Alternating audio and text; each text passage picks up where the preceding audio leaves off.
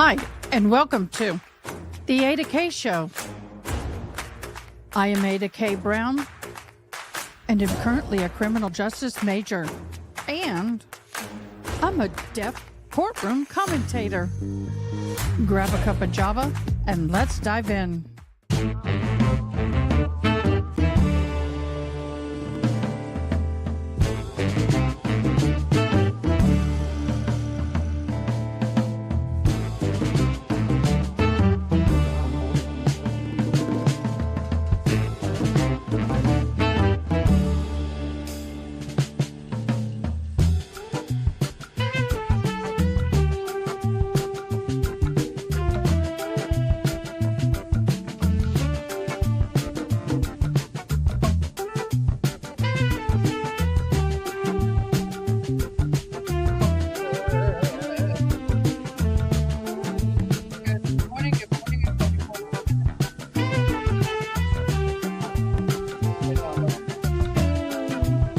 I can't hear myself in my ears.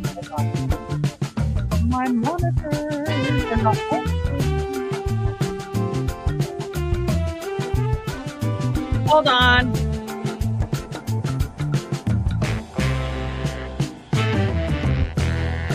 There we go.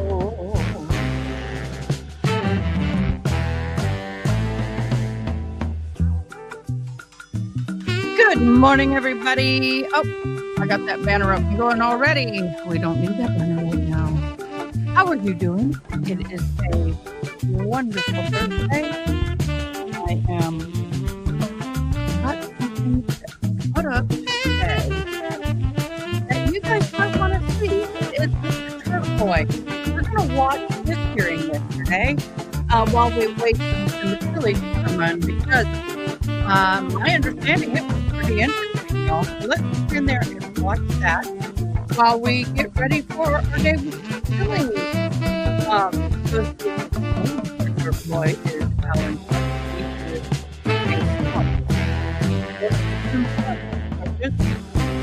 Or a lot of things. Most of the witnessing, tampering, and all kind of conspiracy things. So let's see what was been important yesterday. If you're having a hard time hearing it, no, it is 12 like today. Oh, I got to stop the music. I'll go back. And when did it become a crime? I asked that to Mr. Staff of Aiden Carney. He's here in my and Mark Federal, Mr. Carney. Good afternoon. Okay, so I got the motion and I got the response. Why don't I do this? I've got some questions, and then I'll throw out at the beginning, maybe both sides can answer. Why don't I start with the defense and then I'll go to Mr. Cosgrove. So, Mr. Carney certainly a journalist. He's a savage. Mr. Bredlow, where's the line? How far can he go to satirize things?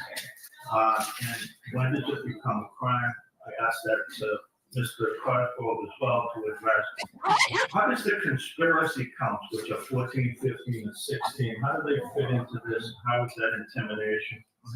Are there people that are mentioned in these indictments who are non-witnesses, specifically as to counts 5 and 15? Tell me, Mr. Bredlow, where you think that the motorcade, how does that fit into this? Where is the intimidation there, Mr. Cosgrove? You can obviously speak to that, but Mr. Bredlow, I'll start with you. Thank you. As usual, Judge, you come right to the point. I appreciate that. We have about 75 pages between counsel and I, and I'm happy to answer those questions. The first, where do you draw the line thing, Judge? Yeah, where do you draw the line? Sure. So he's a journalist. He's got his blog. He's got the website. I'm sure he gets a lot of activity, and he's covering a case. So he's acting as a journalist. But how far can he go? Sure. You know, and I say this to Mr. Cosgrove maybe as well. How about Michael Moore or somebody like that, or somebody who's a satirist in some way? I was trying to bring attention to a certain thing. How far does the First Amendment go in their protections? Go right ahead, Mr. Cosgrove. Thank you very much, Aaron. Judge, it is actually a clear line. It's O'Brien v. Borowski. Okay, Judge, I know you're all over this.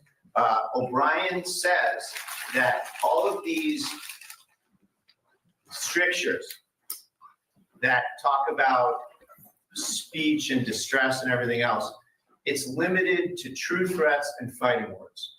O'Brien says that. Watts in the Supreme Court says that. This is just well-settled law. It's unquestionable. So it has to be true threats or fighting words when the issue is speech. And that's what we have here, we contend, is this is just Mr. Carney's speech. How about if he says words to the effect I'm gonna ruin your life? Is that enough? No, it's not enough because it's not a specific threat in terms of No, behavior. And that actually is specifically addressing O'Brien. And it's Snyder v. Phelps, Judge, Snyder v. Phelps.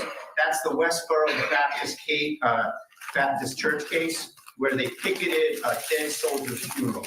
I mean, the most repugnant stuff you can imagine, but it's inflicting emotional distress in public on a matter of public concern is protected. So, and O'Brien specifically talks about that the fear needs to be defined. It's fear of property damage or being a victim of a crime. It's not fear of being sued. It's not fear of being embarrassed. It's not Ms. McCabe in Stoughton District Court saying, is there any way you can get him to stop blogging about me, Judge Walsh? That's not the fear we're talking about. How about prominent phony pizza riders at a pizza restaurant? You know, I'm glad you brought that up too. There's no evidence whatsoever, and he did do that. Mr. Carney did not tell people to do anything with respect to that, but more to the point of our motion here today, there's no evidence of that. You know, I don't want to sound sneaky when when I say, oh, there's no evidence of that. He didn't do it, A, and B, there's no evidence of it, and that's what we're here for, is to look at the evidence in the grand jury. There's no evidence whatsoever that he told anybody to inflict economic harm on the guy. Even if he did, which he didn't, how is that a crime? It might be something he could be civilly sued for, but it's not a crime. But the most important point on that, Judge, is that he didn't do it, and there's no evidence of it. That points up something that we want to address as well, Your Honor, is the idea that there's so much imputed derivative liability infecting these grand jury minutes. It's ridiculous. You know, it's as if the Commonwealth just basically forgot about the notion of joint venture and just wanted to attribute every bad thing that has happened to any one of these complainants to Mr. Carney. I'll give you a ton of examples. Proctor says people drove by and spit on my lawn or whatever. That's got nothing to do with Mr. Carney. They have no evidence. He said, hey, let's get into joint venture here for you to drive by and spit on his lawn.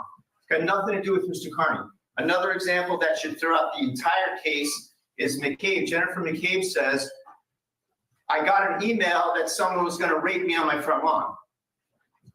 That has nothing to do with Mr. Carney. The fact that there are other people, many of whom are in this room supporting the First Amendment and supporting Mr. Carney, that are concerned about this and that speak out, Mr. Carney is not responsible if they cross some line. It's not his cross to bear, Your Honor. If the government wants to make a joint venture case, let them try, but they certainly haven't here. And that's the most important point, is that all of these derivative liability things, you got to throw those out the window, Your Honor. You can't use them as a basis to uphold an indictment, but also there's no evidence of it. There's no evidence that he did anything wrong. So all those derivative liability things, Judge, I hope that, I know you've looked at everything. When you look at it again, it can't apply to Mr. Carney. It's just not within the law. It's not even, Zanetti, defense lawyers talk about Zanetti all the time, about how broad it's become. It doesn't even come in the galaxy of Zanetti. There's no evidence that Mr. Carney urged anybody to call the pizza man and, order things and not show up. There's no evidence about the Proctor thing. He's got nothing to do with the Jennifer McCabe emails. All these things, Judge, are the government's attempt to just throw enough mud at him so that a judge who's swamped with these things says, there's all these allegations. I know you're not going to do that, and that's why we're here in front of you, is because we have every bit of faith that you're going to look at this in the way that it needs to be looked at, and that you're going to look at it on the right side of the First Amendment, Your Honor. The derivative liability stuff's got to be out the window. Okay. Can you refresh my memory on your next question, Your Honor? I think I had asked a couple of questions, one of which was, where is the line, the conspiracy, which I think you talked about. Yes. And then the motorcade, which you talked about as well. How about the one with people who, in counts 5 and 15, who are at least, it's the same person, but are, it's intimidation of a witness. Is that person a witness? I just don't have it in front of me, Judge, in terms of 5 and 15 is the allegation. Elizabeth Proctor, yes, she's not a witness, but the breadth of the witness intimidation statute, Judge, does cover family members of the witness. Okay. So I'm not taking issue with that, but it just goes through every single one of these. It doesn't rise to the level of threats or fighting words, Your Honor. Okay. It's just, and the other huge issue that the Commonwealth ignores and just wants to look the other way and go after somebody out of their own self-interest, and we'll get to that later, but is this notion that political hyperbole is somehow off the table. So I'm going to rewind a little bit, and that's the Watts case. Goes back to 1969, Your Honor, when a guy who was speaking about the draft, and he said that if they put a rifle in my hands, the first person I'm going to get in my sights is the president, LBJ, Lyndon Baines Johnson. And he was prosecuted under the federal threat statute. And the Supreme Court, they laid it out very clearly. This is called political hyperbole. The context, the distance, the First Amendment aspects of it, it's political hyperbole. It's not really going to happen. It's something that a First Amendment protected speaker says to underline their point, to underscore the force, the rhetorical force of what they're saying.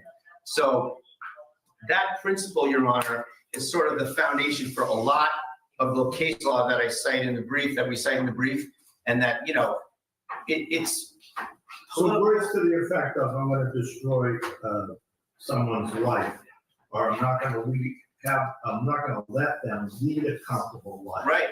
So that's what your argument is, that Exactly. even under that case law, which is obviously Control. different, but yeah. Controlling, Your Honor. That's, I think the word you're looking for. yeah, well, that might be your word, but I'm saying that, It's the Supreme Court, and that's another issue we want to talk about, judges.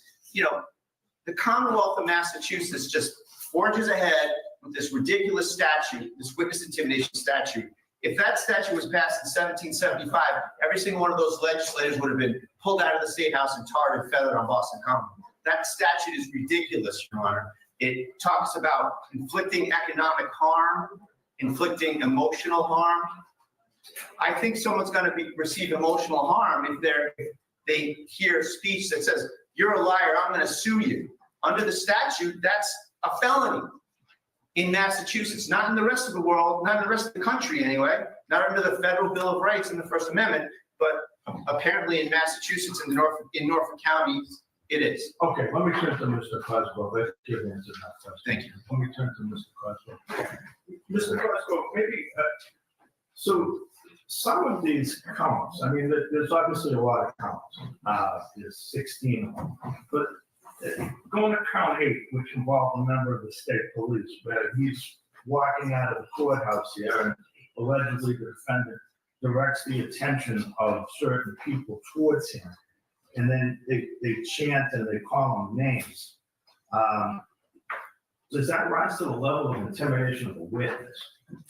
I think that's probably the one closest to the line, Your Honor, Okay. candidly. But if you look at the testimony and if you view the video, you'll see that he's pursued down the street. He's shouted. He's approached by people accompanying Mr. Kearney with cards that they're waving and so forth. And I certainly think he could have legitimately feared for his safety. The fact that he's a rather robust gentleman and there are other police officers around might mitigate that fear, but I don't think it was totally unfounded. Okay, well, but some of my other questions, just, as we get into these specific indictments, as to the indictments that are at the end of the 14, 15, and 16, to talk about the conspiracy with the person who evidently worked for the police department to get license plates and puts them out there. What's your theory on how that amounts to intimidation of the witness?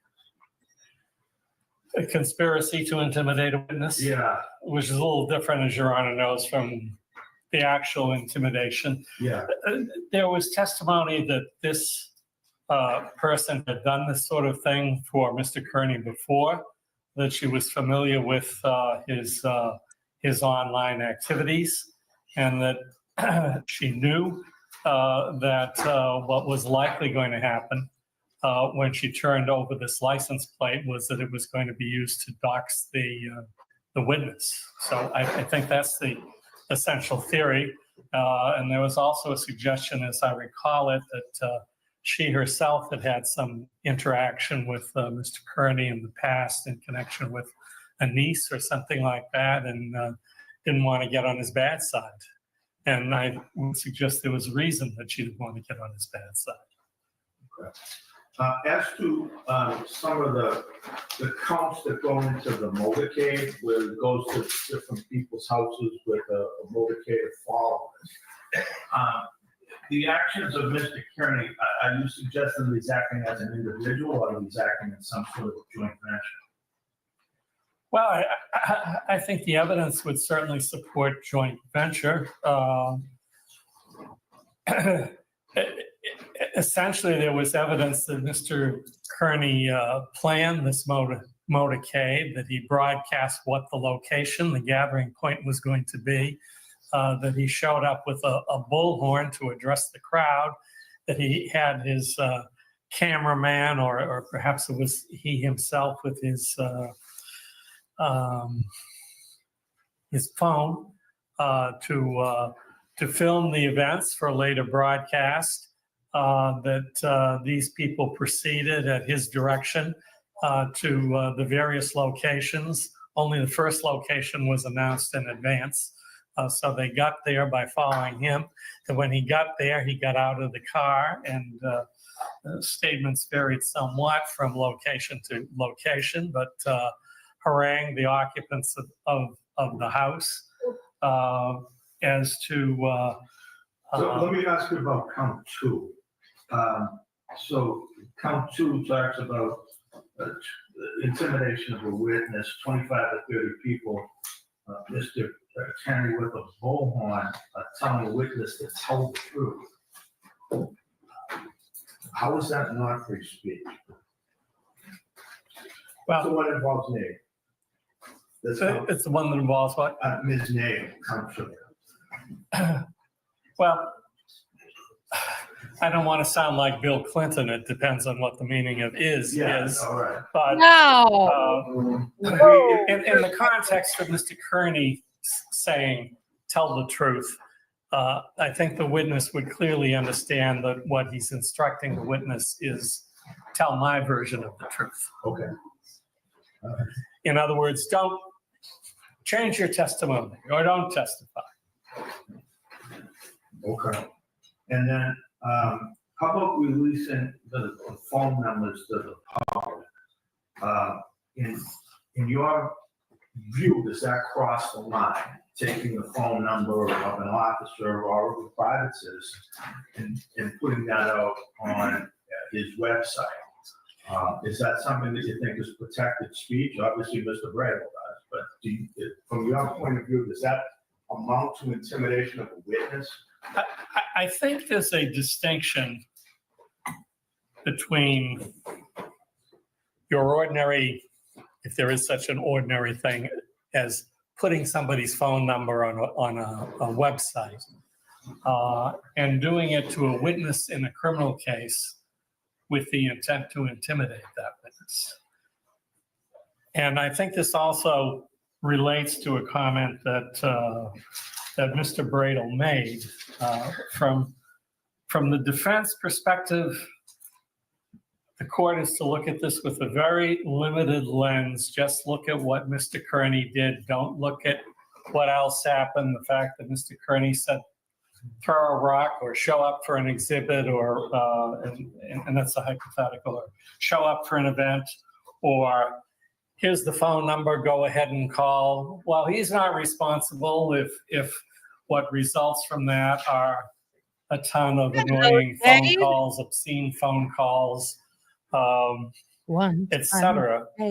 But I would suggest that that's the intent, clearly, that the grand jury could find in posting that, and that's the practical result of what's being posted. And the intent further is to harass and intimidate the witness. Okay. Anything that you want to say that you haven't said already, Mr. Classfield, in support of your position? I know I started off by asking questions, but if you have anything that you want to direct my attention to, Sure. you think it's important, I'm happy to listen, and I'd offer Mr. Bradel the same opportunity. I've read everything that both of you have submitted. Well, let me start with Mr. Classfield, and I'll give you the same. I'd just say a couple of things. First, I heard Mr. Bradel say there was no evidence of this and there was no evidence of that. And with due respect to my brother, I think he's making a layman's mistake in his characterization of evidence. When a witness testifies that I was watching a YouTube presentation and I heard Mr. Kearney urge people to order pizzas and not pay for them, that's evidence. Now, grand jurors can believe it or disbelieve it. Defendant can contest it in court if that same evidence is offered in court. But the fact is, it's evidence of what happened. So I don't think the statement that there is no evidence is accurate. I think in a broader sense, Your Honor, the difference between Mr. Bradel's position on behalf of Mr. Kearney in the Commonwealth is that when you ask, where is the line? Yeah. Mr. Bradel's position is essentially there's no line. The Commonwealth's position is that whatever might be the case, there's two lines of cases. There's the line that Mr. Bradel is relying on here. And he suggests that to be consistent with those cases, which talk about imminent harm and which talk about threats being made to the person's face, threats of bodily injury, and so forth, that this statute must be unconstitutional and that it is to be construed consistent with these civil cases that he cites. And both of the cases that he mentioned are civil cases. The Commonwealth's position is that whatever the position towards the general public, and I alluded to that earlier, the courts have said that restrictions are possible when there are reasonable limitations as to time, place, and means. And we see that in a number of ways in cases that have been approved by the courts. Cases that have recently had an approval of Judge Cannoni's order with respect to picketing in the Karen Reed case. That wasn't held as an unconstitutional violation. We have decisions in 209A orders where judges order, and I'd cite the court to the case that I didn't mention in my brief, Commonwealth versus Butler. What happened in that case, I think it's fairly well known. Your Honor may be familiar with it. Young woman on the day of her birthday went to her door and found some flowers that were anonymously delivered. I think we'd agree that if you send somebody some flowers on her birthday, that communicates typically a message. Hopefully the message it communicates is happy birthday. Unfortunately for Mr. Butler, about 3 months earlier, the court had entered a 209A order, no contact directly or indirectly. They traced the flowers back to Mr. Butler, was prosecuted, found guilty, the conviction was upheld. That sort of thing happens on 209A orders all the time, which ostensibly you could look at on their face and say, oh, this infringes on my right of association. This infringes on my right to travel. This infringes on my right to make witty satirical statements. Nevertheless, But here is a satirist. I mean, in essence, a lot of this is satire. well, I don't mean to be flip, but so what? Okay. No, I mean, that's fine. I don't think there's a special rule for satirists if the so-called satire is made with intent to intimidate. Witness. Okay, that makes sense. Yeah, I see your argument. I'll stop at this point. That's fine. I'll give just a break. I'll give you that in just a minute. You've made your argument pretty well, but anything else you want to say? There are some things, Your Honor. I just invite your attention to pages 9 and 10 of my brief, Judge, where the standard of how this speech is supposed to be judged is set forth. And just a couple of quotes. Speech on matters of public concern is at the heart of the First Amendment's protection. Speech concerning public affairs is more than self-expression. It is the essence of self-government. Speech on public issues occupies the highest rung of the hierarchy of First Amendment values and is entitled to special protection.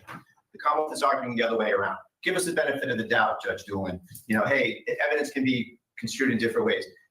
Evidence needs to be linked to a particular person committing a crime. That's what they're lacking here, Judge. And this Janelle Webb conspiracy to run a license plate business, Your Honor. The Commonwealth indicted Ms. Webb, and then for some reason, and I think I know the reason, thought better of bringing the case to court and never arraigned her, never charged her, never did anything with that indictment, which I've never seen in my time.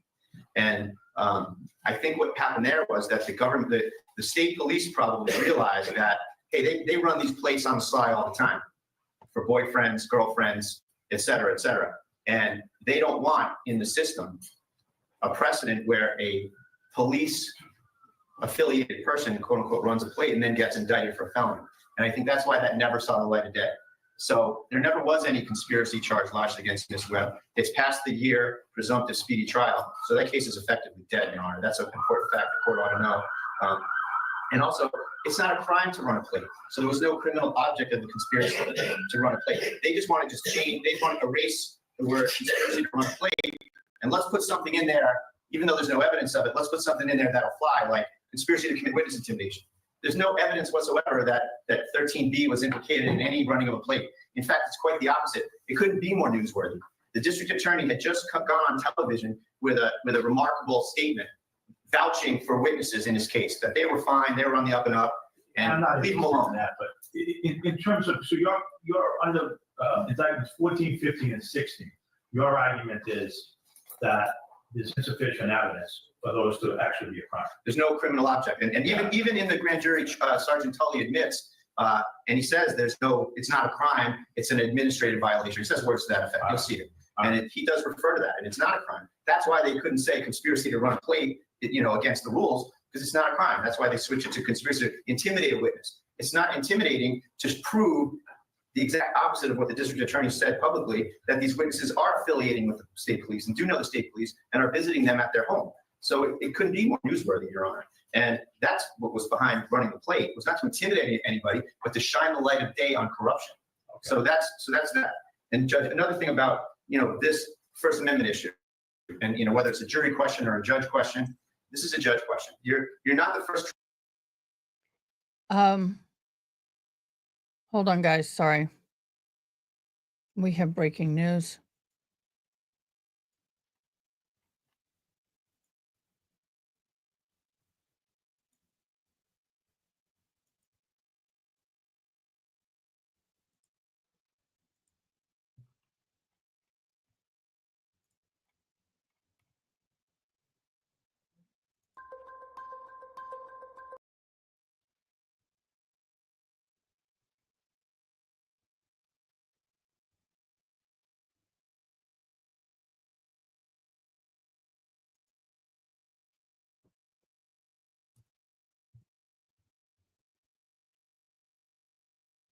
Breaking news.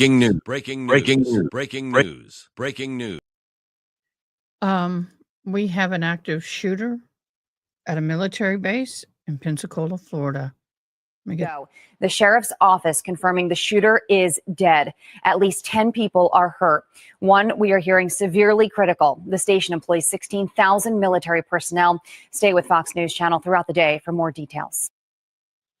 I'm trying to find more information on it, y'all. Florida, 4 people are dead, including a gunman, after an active shooter incident. The gunfire started in Escambia County, Florida, at a naval air station in Pensacola. The first shots fired came into authorities just before 7 o'clock this morning. The shooter was shot and killed by deputies at the base. At least 7 others were also hurt in that shooting, including 2 deputies. For now, the base is shut down until further notice. This morning's shooting comes just 2 days after an active duty U.S. sailor killed 2 civilian employees and injured another before killing himself at Pearl Harbor Naval Shipyard in Hawaii.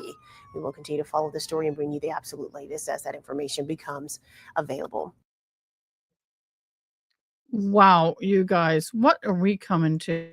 What are we coming to? My hearts and prayers go out. We are staying on top of a news alert right now out of Pensacola. 4 people are dead. 8 others are hurt after a shooting at Naval Air Station Pensacola this morning. The shooter is one of the dead. This is a live look at the base right now. We are told that it will be shut down until further notice. Let's right now go to Naomi Rickham for the latest on what's going on. Naval Air Station Pensacola will remain closed for the rest of the day following a mass shooting at the base. Walking through the crime scene was like being on the set of a movie. Authorities say the shooter is among those killed. It was a member of the Escambia County Sheriff's Office that did negate the threat. I will share that with you. Several people were taken to the hospital, including 2 sheriff's deputies who were shot while confronting the shooter. Their injuries are not life-threatening. My heart goes out to those families of the deceased and of the wounded. They're part of the Navy family. NAS Pensacola is one of the Navy's most historic bases. It employs more than 16,000 military and 7,400 civilian personnel. Certainly, this is a tragic day for the city of Pensacola. NAS is incredibly an important part of our community. For 200 years, this has been a part of the city of Pensacola. A spokesperson says only essential personnel will be allowed onto the base while the investigation continues. Y'all, this is getting horrible. We need to stop. I don't understand this. This is starting to get very much disturbing. You know, these active shooters, there's no reason for it.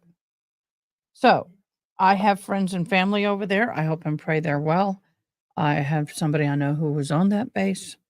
I am assuming, because I've heard nothing, they are fine. But keep them in prayer. Back to Aiden Carney. Trial judge that even in my practice that has dealt with this, and I put this in my materials. You have Judge Walsh and Stowe. Yeah, there was 2 judges, right? Right, and so this Judge Walsh actually did 2 things, Your Honor. He did Mr. Schiffer, who's here in the courtroom today, and I appreciate it. My other client, Mr. Schiffer, is the guy that put rubber ducks all around Canton with political statements about the Reed case. And remarkably, the Canton Police Department did a 37-page investigation that was, if they applied that much work to the Reed case, those folks wouldn't even be here anymore either. But they did a 37-page investigation into Mr. Schiffer putting rubber ducks all around Canton. And that's the Judge Walsh opinion, and you'll see it in there. Denied on First Amendment grounds. It's not witness intimidation. Denied on, and arguably, But there's a difference between that and saying you're going to make it like miserable, isn't there? well, Judge, that's O'Brien v. Borowski. That's foreclosed by O'Brien. Fear of being sued, fear of being yelled at, fear of being embarrassed doesn't cut it. If I just could have one moment. Yeah, no, take your time.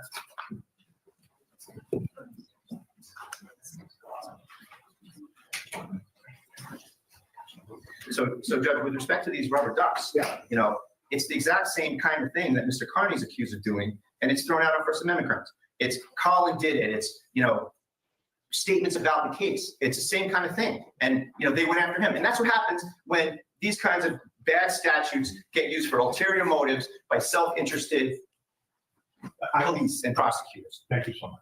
It's been a wonderful argument on both parts. Thank you. Both groups were very good as well. Thank you. I'll take it under advisement, and I'll have something for you soon. Thank you. All right. Thank you. Your Honor. Oh, yeah. Let me just, I talked to the lawyers at side for a minute. Maybe over here. This is last one. Yes. Your Honor. Sidebar. Just a moment. Just kidding. This morning, I was informed that there was an incident last night. Apparently, the defendant and a friend were at C.F. McCarthy's, which is a bar in Canton. It's next door to B&E Pizza, which is owned by one of the witnesses in this case, and his son, who is also a witness in this case, and I should say they're witnesses in the Karen Reed case, works there, and they are both victims listed within the indictments that are before your honor. At the end of the evening, the son closed up at B&E Pizza and went home.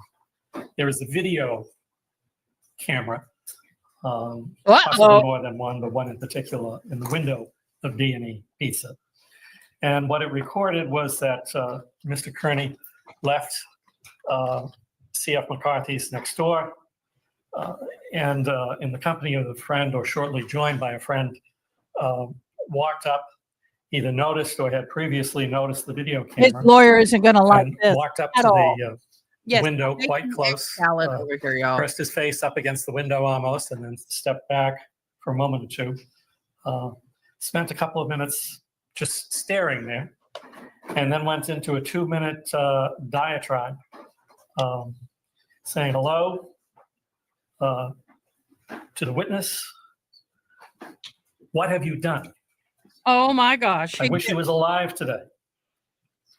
Why did you do that, Chris? He's talking to Chris Albert, the witness. I just want to know. Then he goes on to say, and I have to paraphrase from here, Your Honor, because I didn't get it all down in the brief time that I viewed it. But I know you didn't do it. Colin did it. And then he goes on essentially to ask why he is covering up for his son, assures him that he's not trying to frighten him. He just wants to know. Just wants to know. Now, at that point, he walked and went away, leaving Mr. Albert to find that the next morning when he reviewed his video. Now, we can talk about how many legal angels dance on the head of a pin here, Your Honor. I think I could do Mr. Bradle's argument for him. It's just speech. Nothing's meant by it. It's protected. I doubt I've saved him the trouble, but I've tried. I made egg salad. At this point, I don't think it's an issue whether technically it meets the standards of intimidating witness. I think certainly the attempt, at least in the colloquial sense, was to harass and intimidate. And we always talk about these in isolation, Your Honor, but there is a drumbeat every week of verbal attack after verbal attack on the witnesses and the officers in this case. So at this point, I am going to ask the court to set bail on Mr. Kearney. He's been released on his personal recognizance. And I am also going to ask the court to set conditions. And those conditions will be no contact, direct or indirect, or through third parties. And I mean no contact in the broadest possible way with any of the witnesses or officers testified for the Commonwealth in the Reed case, the witnesses or officers testified for the Commonwealth in the Reed case, or any of the alleged victims in this case. And I'm going to ask that Mr. Kearney, as a condition of his release, be prohibited from approaching anywhere within 100 yards of the victim's residence or within 100 yards of a victim's place of work. Okay, thank you. Thank you very much, Judge. Judge, this is not how incursions of someone's liberty are done in Superior Court or in any court that I know of in the Commonwealth of Massachusetts. I don't have a shred of paper. I don't have a shred of documentation. I don't have anything on this issue. You want to continue? I'll give you one. Yes, I mean, certainly. look at it. Yes, absolutely. Come back tomorrow. I don't think I can come back tomorrow anymore, but you know, the government should be sent out to go get their ducks in a row. No pun intended. And Maybe we can borrow Mr. Kearney's. if they have an issue, then they should come back for it. But you don't say, hey, I heard this thing happened and I want to. do this? Why don't I do this? I'll give you 24 hours so that I will absolutely have a right to review the video. We have a right to see any reports that were written. I'll see you both back here at 2 o'clock tomorrow. that work? Today. I was going to suggest noon. How about noon? Does that work? That's fine, Your Honor, and I don't mean to prolong this unduly, but I just want to say I became aware of this incident that happened last night at 10 o'clock this morning. That's fine. So That's great, but the government should do some investigation and, give me a chance to say something. We'll address it tomorrow at noon. In the meantime, Mr. Kenny, just stand up, stay away from that piece of place, okay? What was the name of it? it's, I'm sorry, Your Honor, it's D&E Pizza. Okay, just stay away from that and then we'll address it tomorrow, okay? So matters continue to March 6th at noon. Mr. Carney, you are ordered to stay away from D&E Pizza. Do you assent to this condition, sir? Yes. And you're hereby notified if you're charged with a crime during the period of your release, your bail in this matter may be revoked in accordance with Mass General Law, Chapter 276. Okay, Thank you. thank you all. Thank you, Your Honor.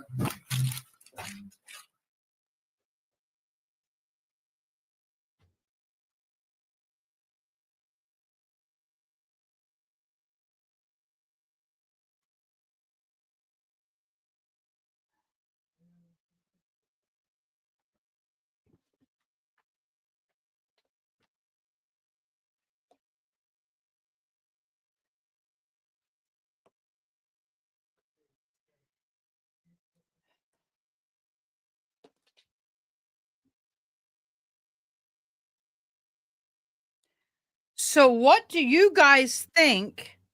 Hi guys, I don't know if you can hear me. I just But Tommy, if you can unmute your mic. I'm not going to zoom. Give you the idea, They're- Aiden. So what you put out there, I can't say enough about your content and how amazing it is. And I mean, The thing is, oh my God, pay me $20. Thank you. so very much. Okay. Well, okay. Elena, thank you so very much, beloved. I greatly appreciate any and all. Y'all did get to see my backdrop back there. I do have a real pretty background, actually.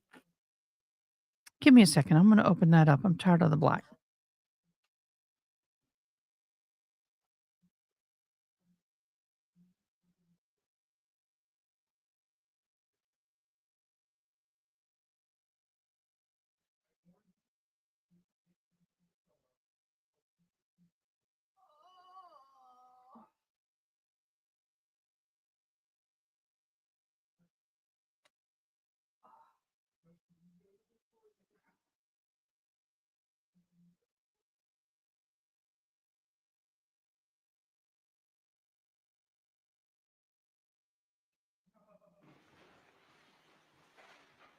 The jury and also now rejoined us, or have joined us, I should say. Good morning. Mr. Austin, you're still under oath, and the defense may continue with their request examination.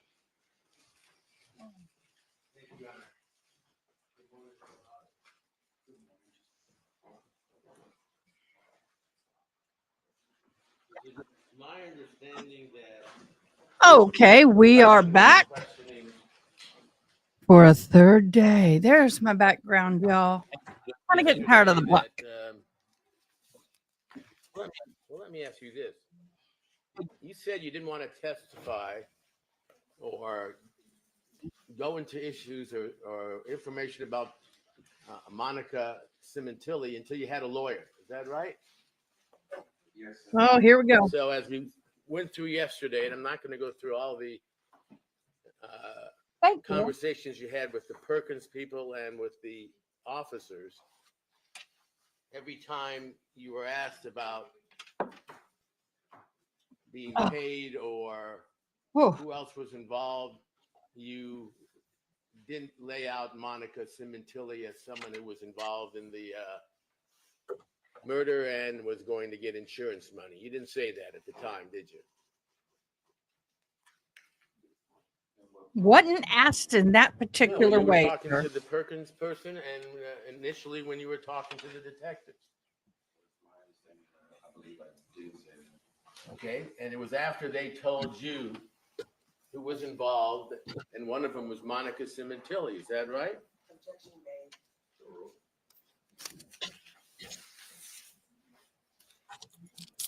Isn't that right? They asked. They didn't tell me anything. They came up to you. And I said yes. First thing that was told to you by anyone Trying to after get you were comfortable. arrested was that there were 3 people involved. They knew 2 of them, and they were going after the 3rd. And they gave you her name, Monica, correct? Yes. Okay. Is that the first time you'd heard the word Monica Sementilli? The last name? Yes. The first name? You No. didn't even know her last name, did you? No. So you knew at that point that the reason you were there was to give them information about Monica Sementilli's involvement in the murder. Is that right? I knew I was there because there was a fugitive warrant out for my arrest. Okay. But I mean, the contacts you had with the Perkins individual and with the police officers all involved your confession to committing the murder. You went through that, right? Yes, sir. And the next thing they were interested in is who was doing it with you, correct? I would assume. Yes, sir.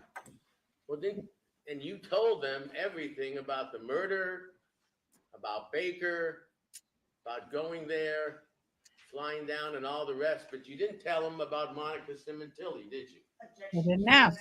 In fact, you said you didn't want to. They did not ask. You didn't want to bring in Monica or insurance or anything like that until you had a lawyer, right? Sustained.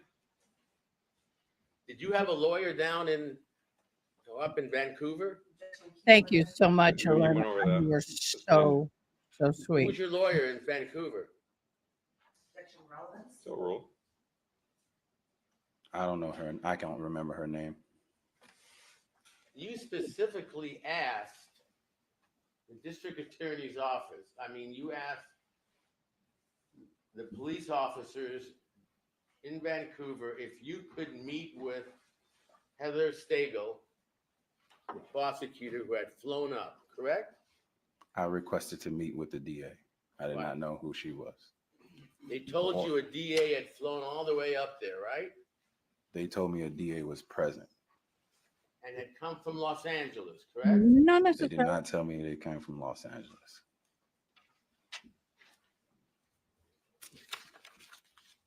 They told you she was from Vancouver?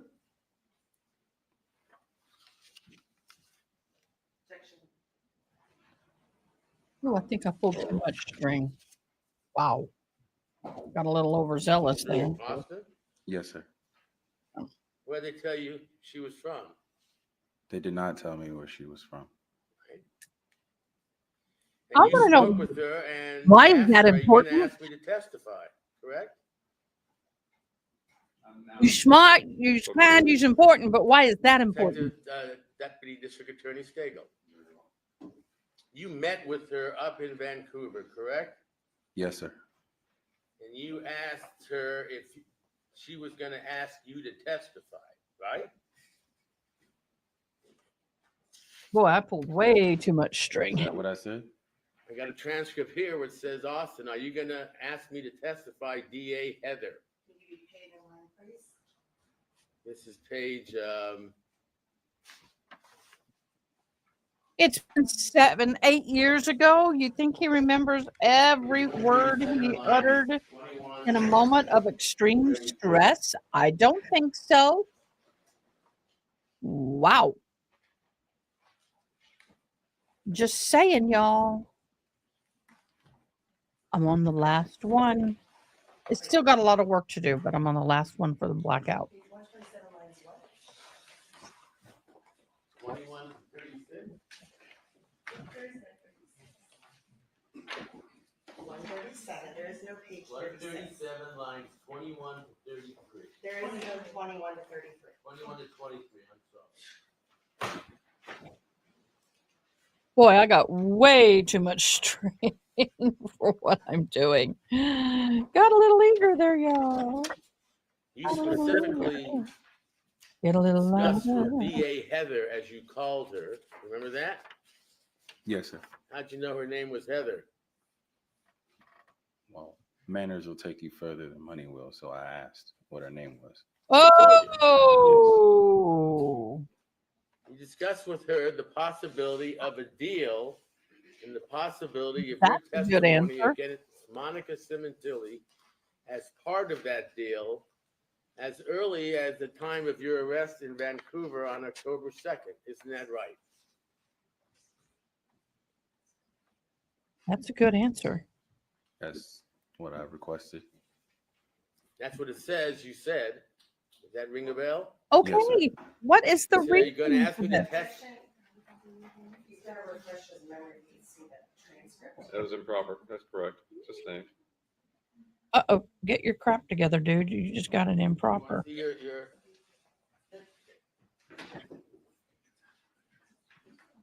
You do not ask appropriately, sir. Let you read that to yourself. All the way down here. We'll see that, because it's not the transcript. Relevance?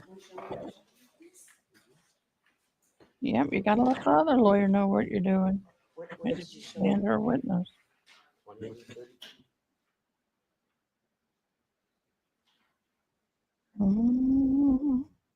Y'all, I've got that big concert tonight. I gotta be honest with you. I just freaking spilt 100% of my beads all over my legs and all over the floor. I'll be back.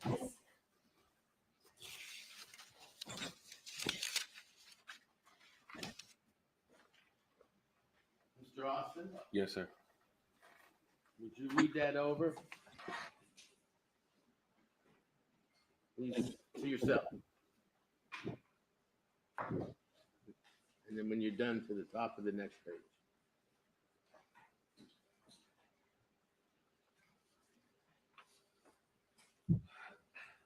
Oh.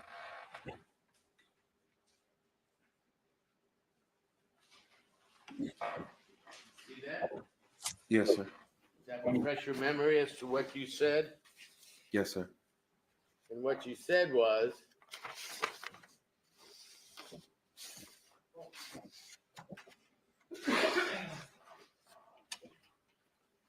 are you going to ask me to testify, DA Heather?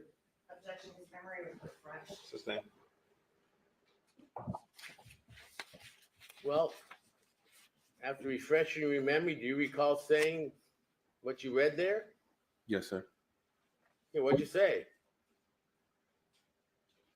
I asked her if she wants me to testify. He said, are you going to ask me to testify, DA Heather? And she said, I don't know yet. What is your feeling on that? I think I know. And you say, if I can talk. And she said, you've already told me I know. He said, if I can talk to an attorney and that attorney can talk to you, we can work out some type. And she said, that's how it works. He said, I'm not going to lie to you. I'm looking for some type of deal to go home to my girls, right? Yes, sir. And she said, right, I understand. And you said, I don't know what to do, but if you need me to do something so I can go home to my girls, whatever you need, I'm being One moment. accused of. I'm sorry. One moment. I didn't know you were saying 1 moment. I don't know where you're reading from. It's still page 137, line 21 to 30. You're gonna jump lines, so what line are you on now? It's not the transcript, so I don't know.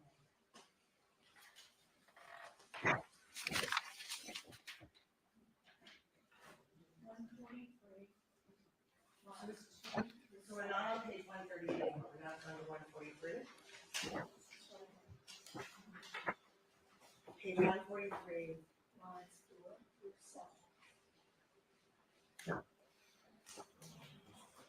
I'm sorry. I'm not objecting to reading 143 this. lines 4 through 7. I'm objecting to reading. Well, do you recall what saying to her about what you need to testify to if you can go home to your girls? You remember saying that? I remember being in that emotional state. Yes. Well, I know you were in that emotional state. Your emotional state was you would say anything you had to be able to go home and see your girls, right? I didn't say anything. I told her the truth when I got my attorney present. Okay, so but you asked to see Miss Stagel, remember? Yes. This was after you said you testified yesterday that you didn't want to work out any deal unless your attorney was present, right? Yes. You knew Miss Stagel was an attorney from the DA's office, correct? She informed me of that. Pardon? She informed me of that. Yes. Well, you knew that beforehand. They told you that a DA had come down and flown up from LA and was here in Vancouver, right? Yes, sir. So if you were going to wait till you got to LA and meet with an attorney before you worked out any deal, why did you ask to see Miss Stagel?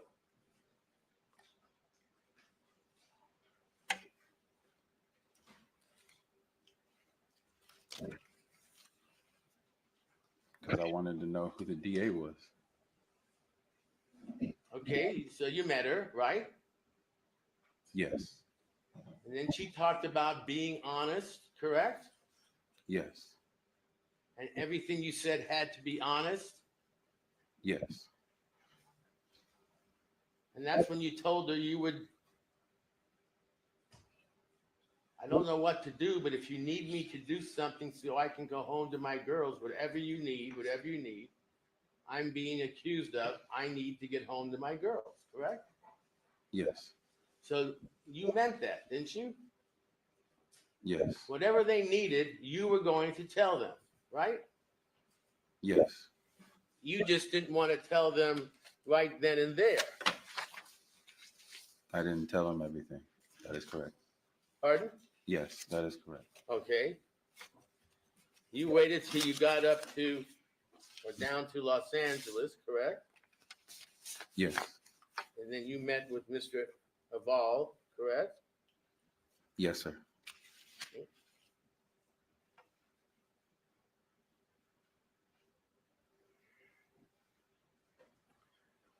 Now, before you left Vancouver and went down and talked to Mr. Aval, you told Heather, I think this is on transcript page 83, lines 22 to 23, and 84, lines 1 to 2. I'm just telling the prosecutor the lines. What was the question? Question is, did you tell Heather that you wanted to talk to her because you understood everything depends on her? Possibly. What page, counsel? Page 83, lines 22 to 23. Line 84, lines 1 to 2.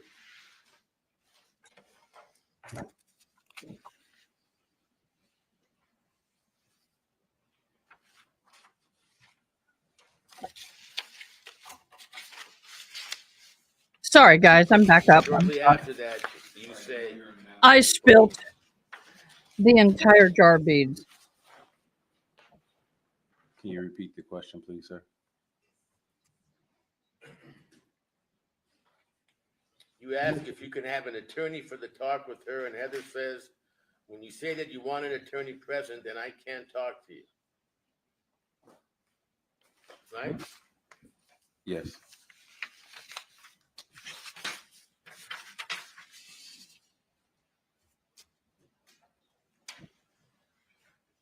And she says, I'm not asking, you may not remember everything, so if he's talking about insurance money related to Baker or collected a few weeks before, now you may not. Okay, I'm cleaning out the beads, but this guy's irritating me because what is he doing?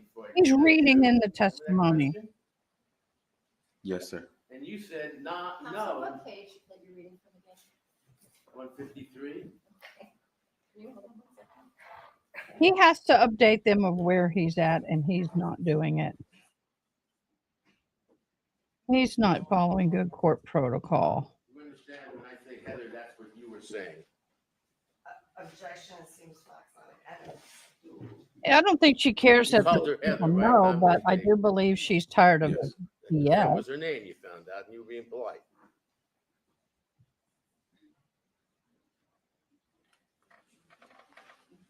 So when she asked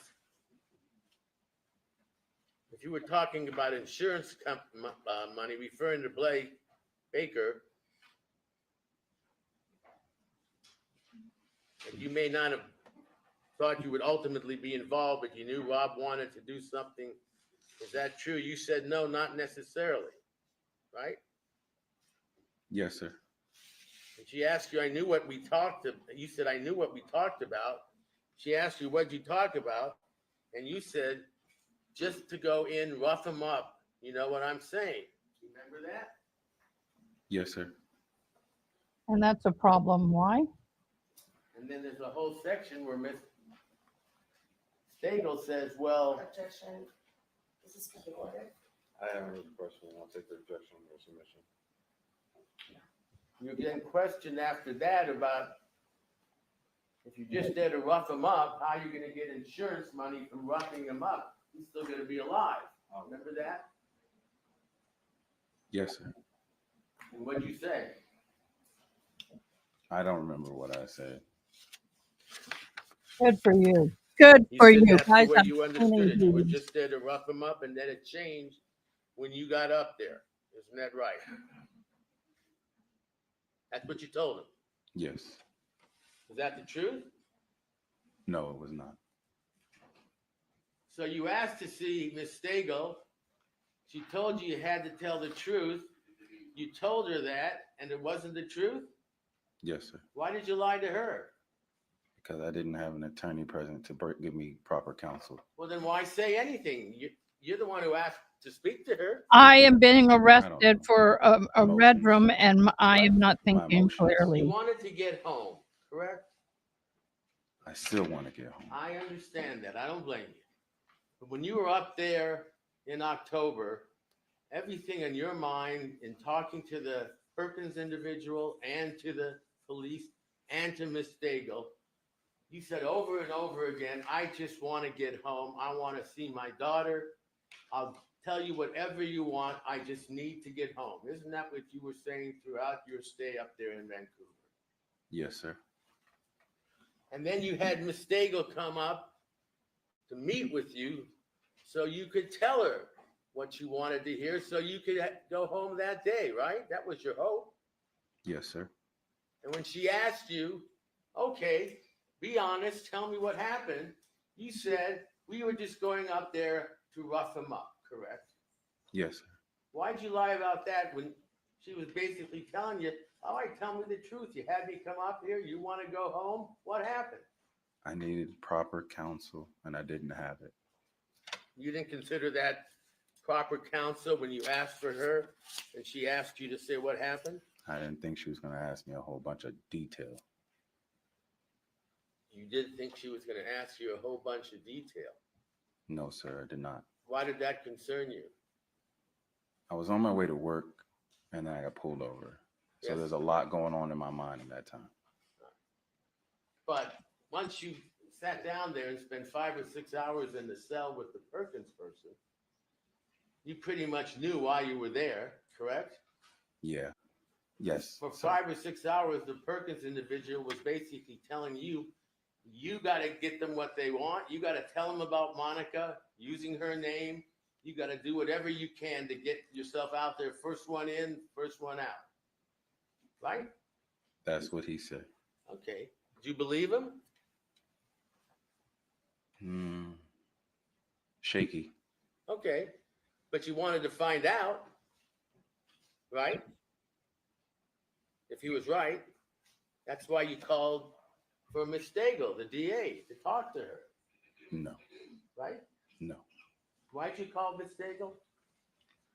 Objection, Your Honor. Sustained. Asked and answered. He's done answered. Sorry for the side view. I am cleaning beads. I dropped them on the Then you floor, and you asked can Miss imagine the Stengel. mess I have. You specifically discussed with her the possibility of a deal and possibility of your testimony against Monica Sementilli as part of that deal, right? Objection assumes facts, not evidence. It's a question. 137 lines 21 to 33. Thanks for sharing that information. Do you remember discussing that with her, the possibility of a deal if you testify against Monica Sementilli? Yes, sir. Remember what she said? That's not how this works. Well, you asked, are you going to ask me to testify, DA Heather? And she said, I don't know yet. What is your feeling on that? I think. Objection cumulative. It is. And you say if I can talk to her. Objection cumulative.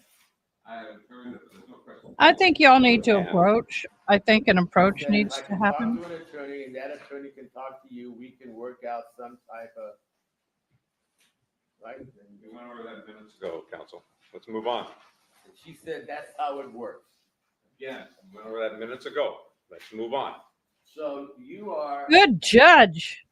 transferred up to or down to Los Angeles. Is that correct? Yes, sir. That judge has a First, very you meet authoritative with- voice. An attorney that is provided for you. Is that correct? Yes, sir. And then you meet with the DA, correct? Two DAs, Ms. Silverman and Ms. Stagel.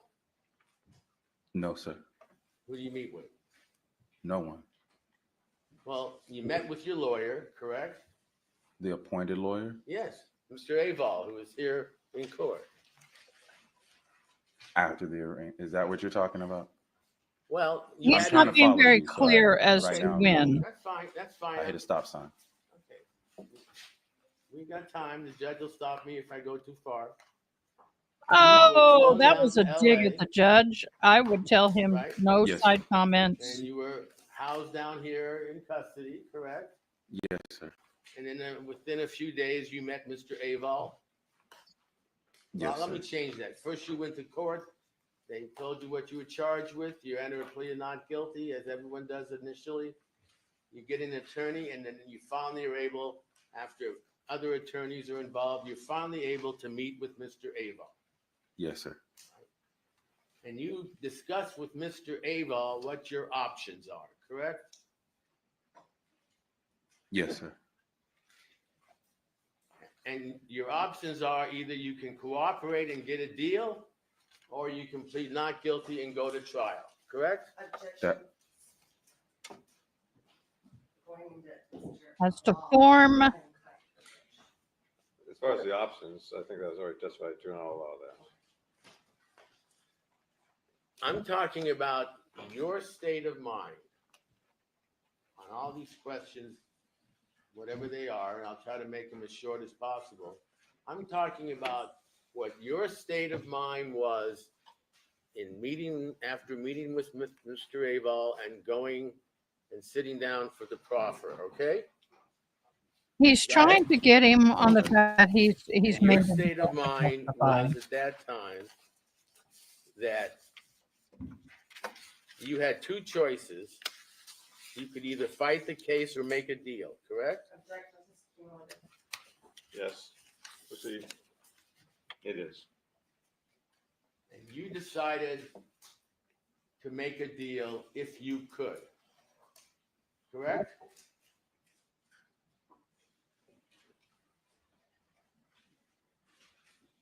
I was advised by my counsel after he explained to me what a proffer agreement was. Okay. And without going into that in too much detail, a proffer is when they ask you questions and you give them answers, right? Yes, sir. And if they're satisfied that those answers are the truth and are valuable to you, to them, if the answers are valuable to them and they can use them in their prosecution, then they may come back and make you an offer, correct? Yes, sir. It's totally up to them. You understood that? Yes, sir. When you understood, it wasn't just that they were asking you to tell the truth, they were asking you to give them information against Monica Sementilli that they did not. I'm not ignoring y'all. I promise. That is not correct. I spilled a shit ton of beans. You had said down up in Vancouver had been a confession to the murder that you committed and Mr. Baker committed, correct? Yes, sir. You were already clear about that. You had told that to Perkins, to the DA, to everyone, to the police and everyone, right? Yes, sir. That the one thing you hadn't told them is that the third person was Monica Sementilli or anything about insurance money. It's my understanding. I believe I brought up the insurance money in Vancouver.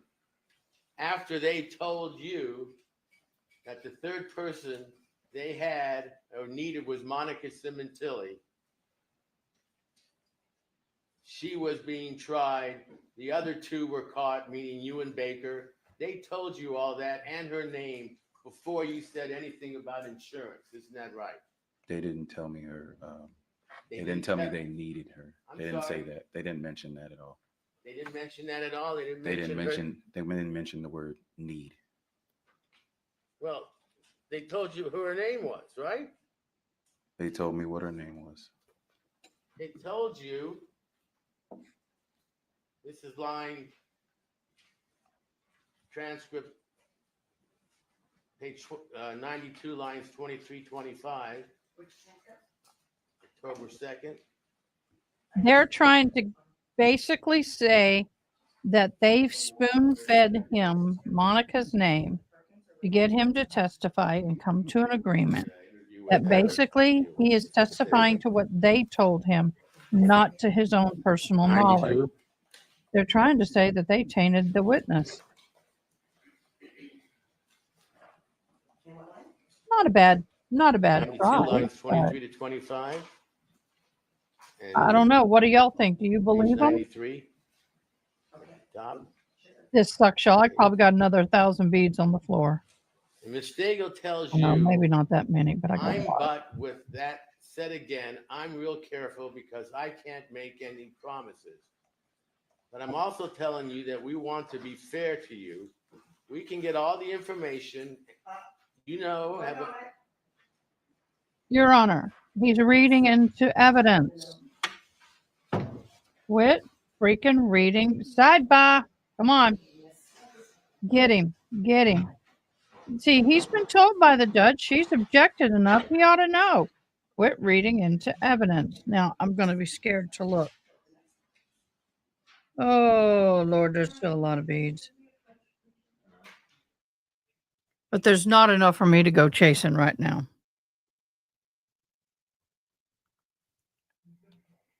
That's the bad thing about doing this, is when you lose a bead.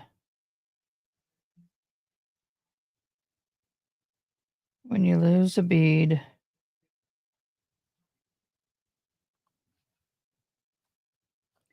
But one of your best friends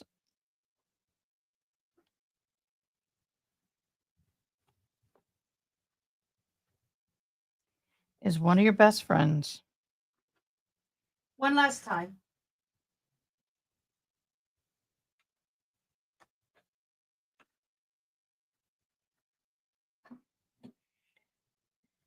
Didn't pick it up. Okay. Do you know what's interesting? And I hate it. I have a wonderful carpet in here. Absolutely love my carpet. But where my rolling chair is and where I sit every day, it is so compacted and packed. And then when you go out to the other side of the desk, it's all fluffy. So that is probably a little less than half of what's on the floor.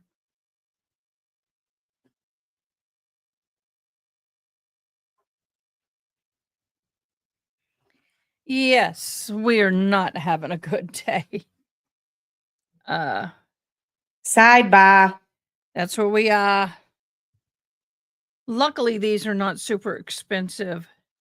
I know. I didn't expect him to be on the stand. Well, I did after yesterday, but nobody, I think, expected him to be on the stand for 3 days. That's how long this guy has been up and on the stand. Now I got to find my needle. I got to find my thread. Got to figure out what the heck I'm doing. That's why you don't overdo your thread, and I did it too long. Because you can easily pull your beads on the floor, which is what I just did. You guys, I'm on the fence about going to this concert. I just have this gut feeling that I shouldn't be going, but could just be I'm just not wanting to go without my sister. And that's probably all the truth of the matter of it is. I was going to go with her. But anyway, it's $100 ticket, so maybe I should go. But I'm not kidding. I'm not really in the mood to go today. Just not feeling it really, honestly. But later this afternoon, I'm going to start getting dressed and start doing makeup and hair.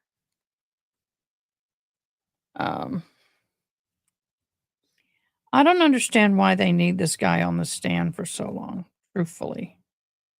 I really don't. I think the defense is a big part of it. I know, but I just not in the mood to go. I'm just feeling kind of down and I just don't want to do anything. I don't want to go. I know it will be wonderful.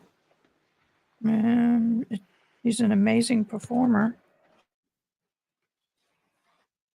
My son said, go, it may help you. I don't know. Austin. Yes, sir. I'm gonna come forward here and see if I can refresh your memory. It's been well, in your case, it's been a couple of years perhaps. I don't like how this particular Is there something you don't remember? lawyer. Austin? Let me ask a question and see if you remember. Do you remember Ms. Daigle talking to you about what's going to happen if you come down to Los Angeles and what they want from you? I remember her saying something along the lines of, you're going to have to be extradited first. Okay. But my question to you was, if you remember, is did they tell you they had Monica Sementilli and she's the one they wanted you to testify about, that they already knew about you and Baker? I was informed that she was going to trial. Okay. So to my knowledge, that meant she was either already in custody or out. And they told you you wouldn't be you where you were sitting there without Monica. Excuse me? They told you you wouldn't be you without Monica. You know what that means? No. What do you mean? There wouldn't be a you without Monica, so we believe you that you got brought into this. We do believe you. What? No. That's what they said to you, right? I don't understand. I think everyone believed you.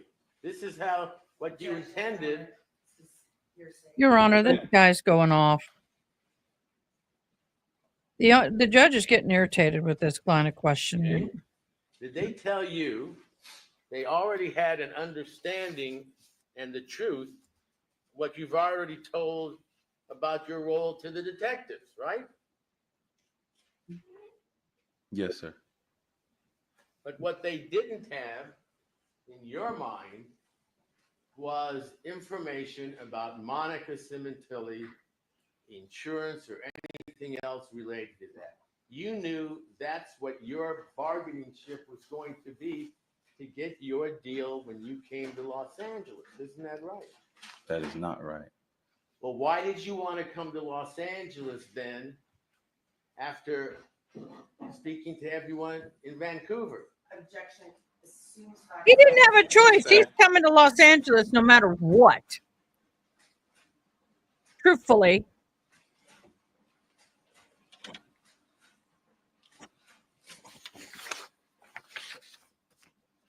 You come to Los Angeles then, and you realize, Mr.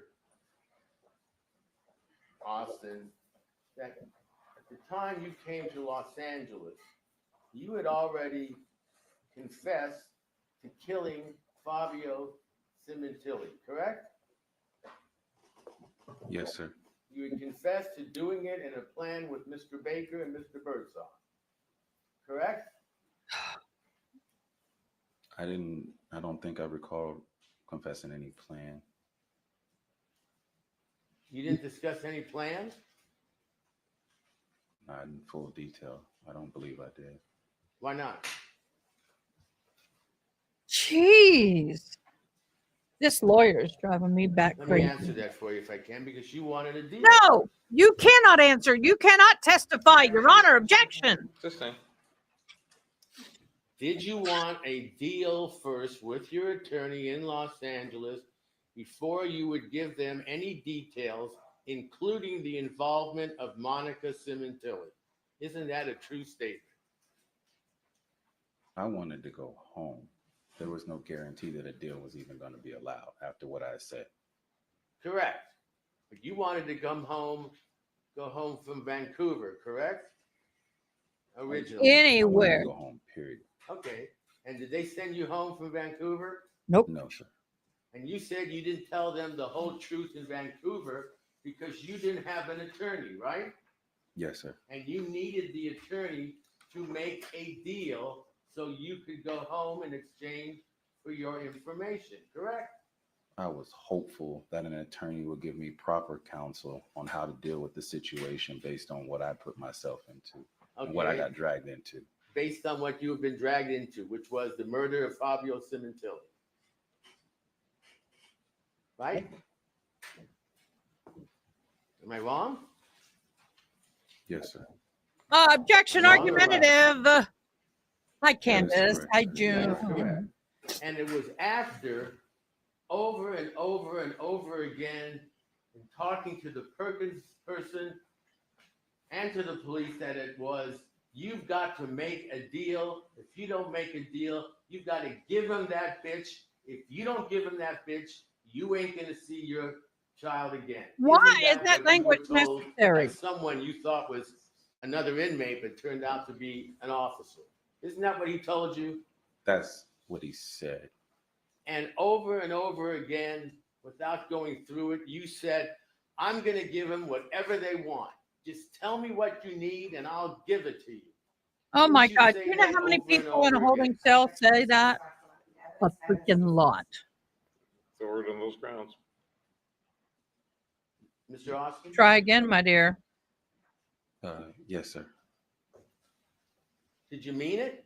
That you were going to give them whatever they needed to get out of there and get home? When I said that, I meant I was going to give them the truth of everything that I knew that I could recall from that day. Okay, but you weren't telling the truth you're saying and recalling anything while you were up there. No.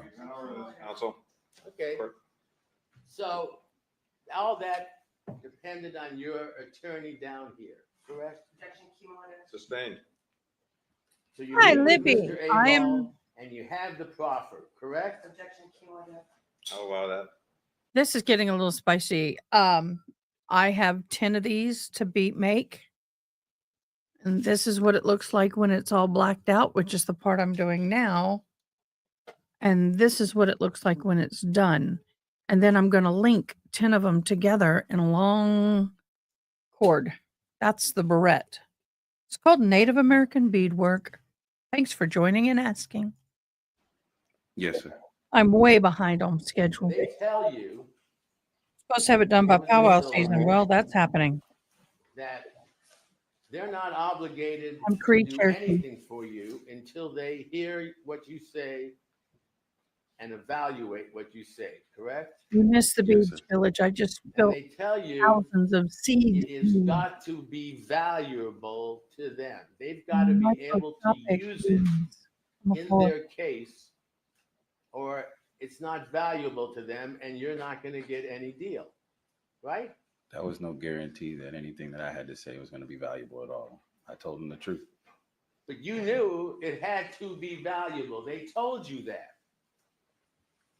right? No. That's You what want me was to said. quote from? That's what was said, I believe. Yes. Okay.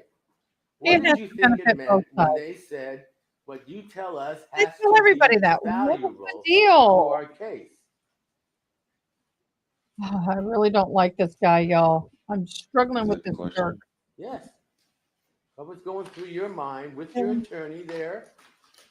Whatever conversations you had, I don't want the details, but what did it mean to you after discussing it with your attorney that what you gave them had to be valuable to their case beyond what you'd already said? You'd already confessed to the murder and copped out on Baker. So what do you think they needed that was valuable? They needed me to go back as far as my memory would allow me to and remember any details and tell them what I could remember About Monica.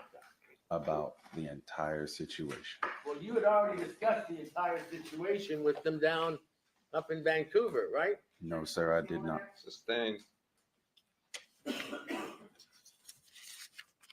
Oh,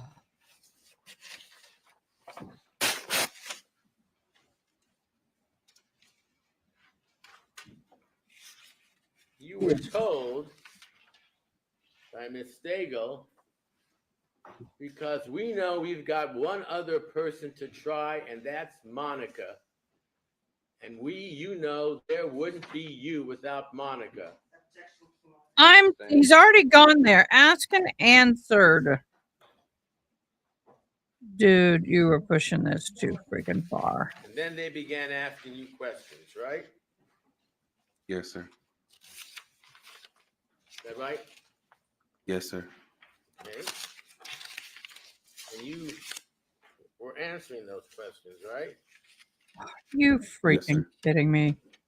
They asked you about gold coins. Remember that? Yes, sir. Remember what you told them? All right. Well, I'm just asking now if you remember what you told them. That I was given a row of gold coins. All right. Was that the truth? Yes. Okay. You remember where they came from? Yes, sir. Where'd they come from? Baker handed them to me when he dropped me off at the bus station. Okay. Had you ever seen him with the gold coins before? No. Okay. So you don't know if he got them from Fabio's house or anywhere else, do you? I know what I was told. You know what you were told? Yes, sir. By who? By Baker. When did he tell you that? The car.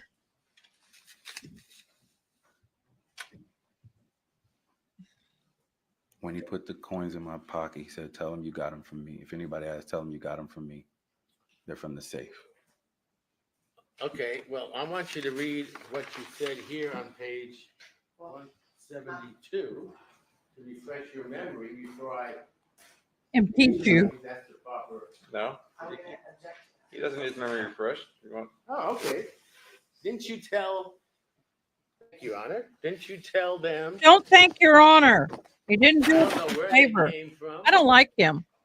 I don't like his luring. So you don't know where they came from? Answer, no, I don't. Question, have you ever seen him with gold coins before? Because that's kind of an odd thing to be making payments in. You said no. Okay, so you don't know if he got them from Fabio's house.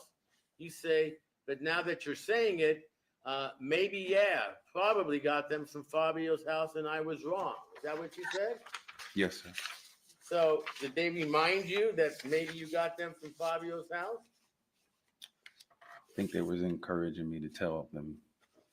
Pardon? I think they was encouraging me to tell them the full truth.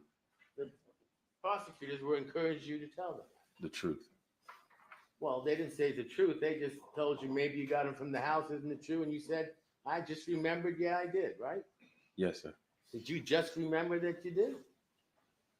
No. You didn't know before that question where you got the gold coins from?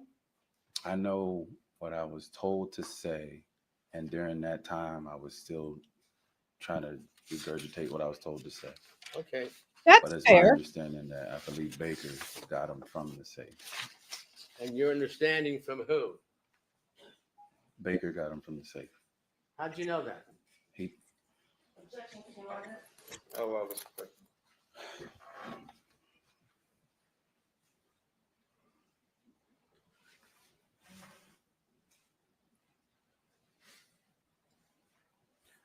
When I got dropped off at the airport, he put coins in my pocket. If anybody asks, tell them you got them from me. I had regurgitated that to tell them, but I had never actually seen Baker collect any gold coins. And then I had remembered that he said he's going to get her to leave the safe open, or she's going to leave the safe open, or he knew the code, something along those lines. And that's when I remembered that he more than likely got them from the safe. It was a roll of gold coins in a stack.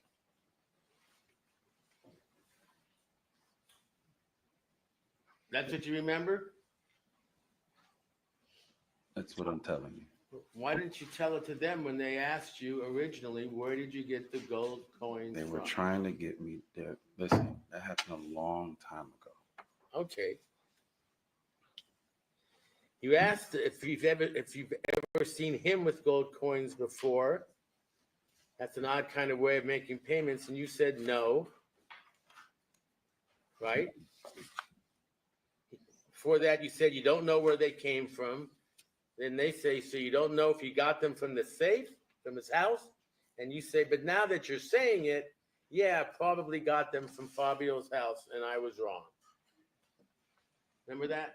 I told them I was wrong. Yes, And you told them you were wrong because I was wrong. they were making it clear to you that just I saying you was got wrong. him from, hold on, just getting him from Baker wasn't enough. They wanted you to say it came from Fabio's house, and you told them that, didn't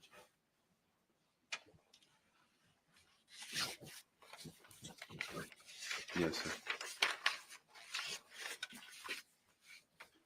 Now, previously you had said that there was no discussion of you getting any money until the day of the incident, right?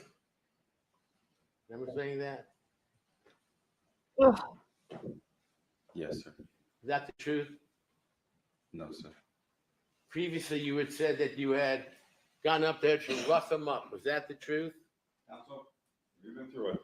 That was my understanding in the beginning.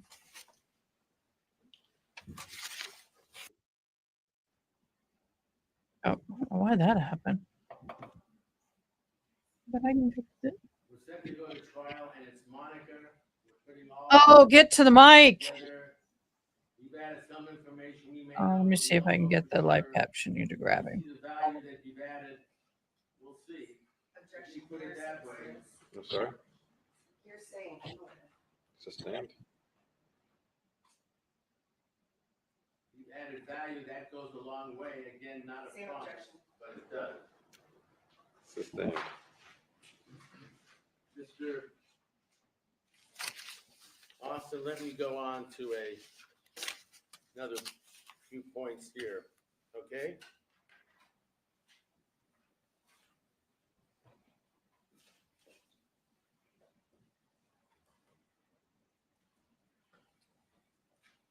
Did you previously say before your testimony today that the insurance came up in conversations with Baker prior to flying to LA, that you were to receive insurance money?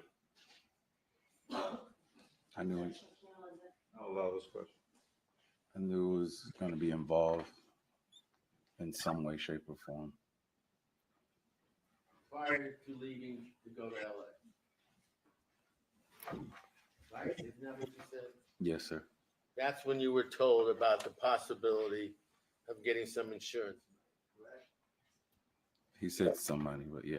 That's correct, right? Yes, sir. And how long was it before you left for LA? Same day or on the flight or before or what? What are you asking me? Well, before you left for LA, you knew you were coming down to LA, right? Yes, sir. He told you that, what, a week before or 2 weeks before? Was your birthday? He asked me to fly down on my birthday weekend. Okay. And that's when he told you about the insurance money. Right? What I just read to you.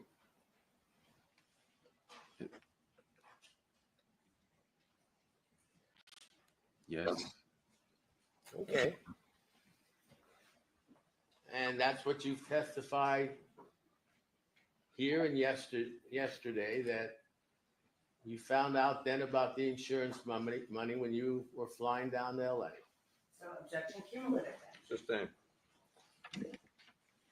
I don't know why he keeps circling that. And you came to LA and then, as you said, you were paid with the gold coins, right?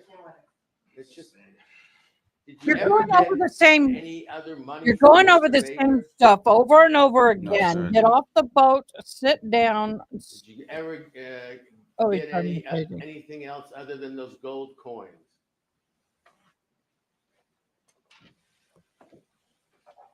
Gave him a few dollars out of his pocket to help him fly home. You did? Mm-hmm. What? A mental complex of suicidal ideation. What? A mental complex of suicidal ideation. A mental complex to suicide ideation? I didn't understand. I was suicidal after that. And? Oh, you're saying that's what you got out of it? Yeah, that's what I got out of it. Okay. You testified to that yesterday, and you've told us how horrible you felt about all this. You were going to commit suicide and all the rest, correct? Yes, sir. Okay. Obviously, you didn't commit suicide. Obviously, you spent the money on the coins, and obviously, you never turned in your co-conspirators. You say were your co-conspirators until you met with your lawyer here in Los Angeles. Isn't that right? Sustained.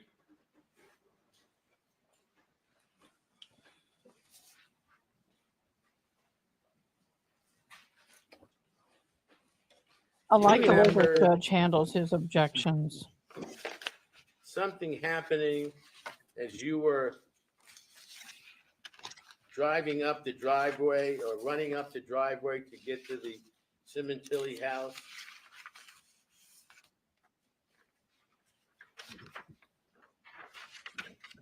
You remember that? Something about having to hurry.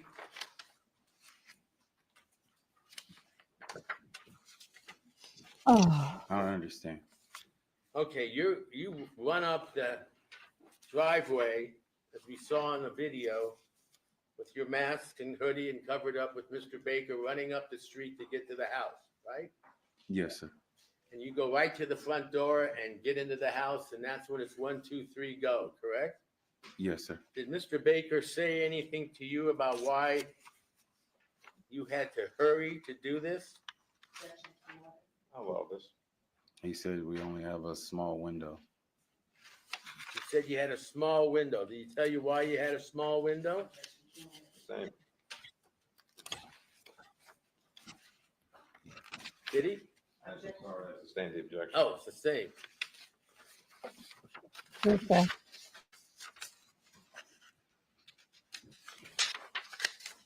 Oh, this paper flipping Did he hurts tell me. you at that time that Monica was at Target and she would be coming home and you had to finish that before she got home? Said she was at the store. She At the store. He didn't say He Target. said this prior to us even going. Okay, and he said she I was bent my at knee. the store and you had to get this done before she got back from the store, right? Right. She's gonna go to the store. We only have a small window. We have to go now. Put this on. We went. put me in the trunk. He drove there. I was in the trunk for a little bit. He I- opened the trunk. I He ran up understand, the Mr. hill. Nelson. He said, "You with me?" And I didn't say anything. And he started jogging, and I would lag behind him. Then when we got to the house, he said he should be on the patio. The front door was open, and that's when everything happened. Okay, you told us that before. I appreciate that. My question is, he had told you sometime while you were jogging up or in the car or when you got there, he had a small window because she was at a store, correct? Yes.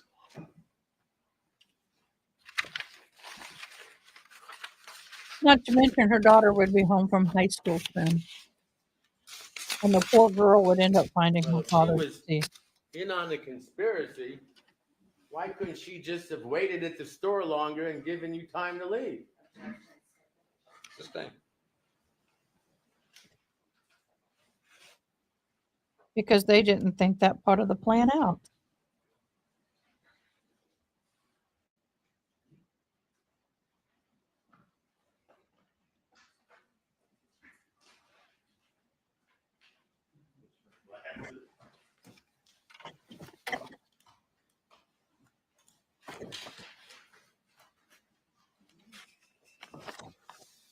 Mr.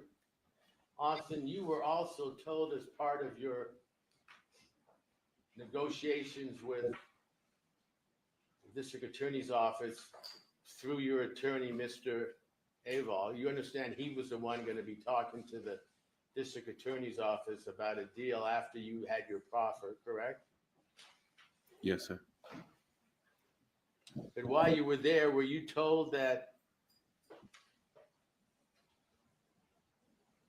if any disposition is offered to you, it'll be, assuming one is, it'll be contingent upon you testifying at any and all court proceedings, whether trial motions, and as many individuals are as involved in the conspiracy as we're able to verify and put together. You understand that? They asked you that. Did you understand that? Yes, sir. In other words, you were naming throughout your interview that someone who was conspiring with you and Mr. Baker to kill Sabio Sementilli was Alfred Birdsong, right? Say that again, please.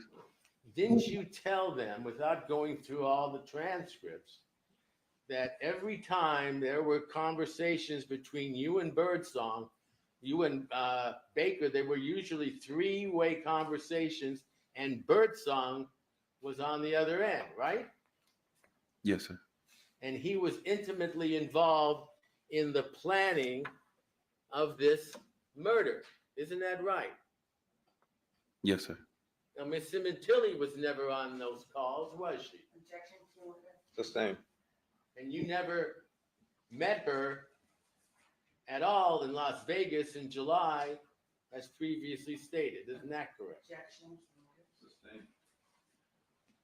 So any three-way calls were always just between you and Baker and Birdsong, correct? Sustained.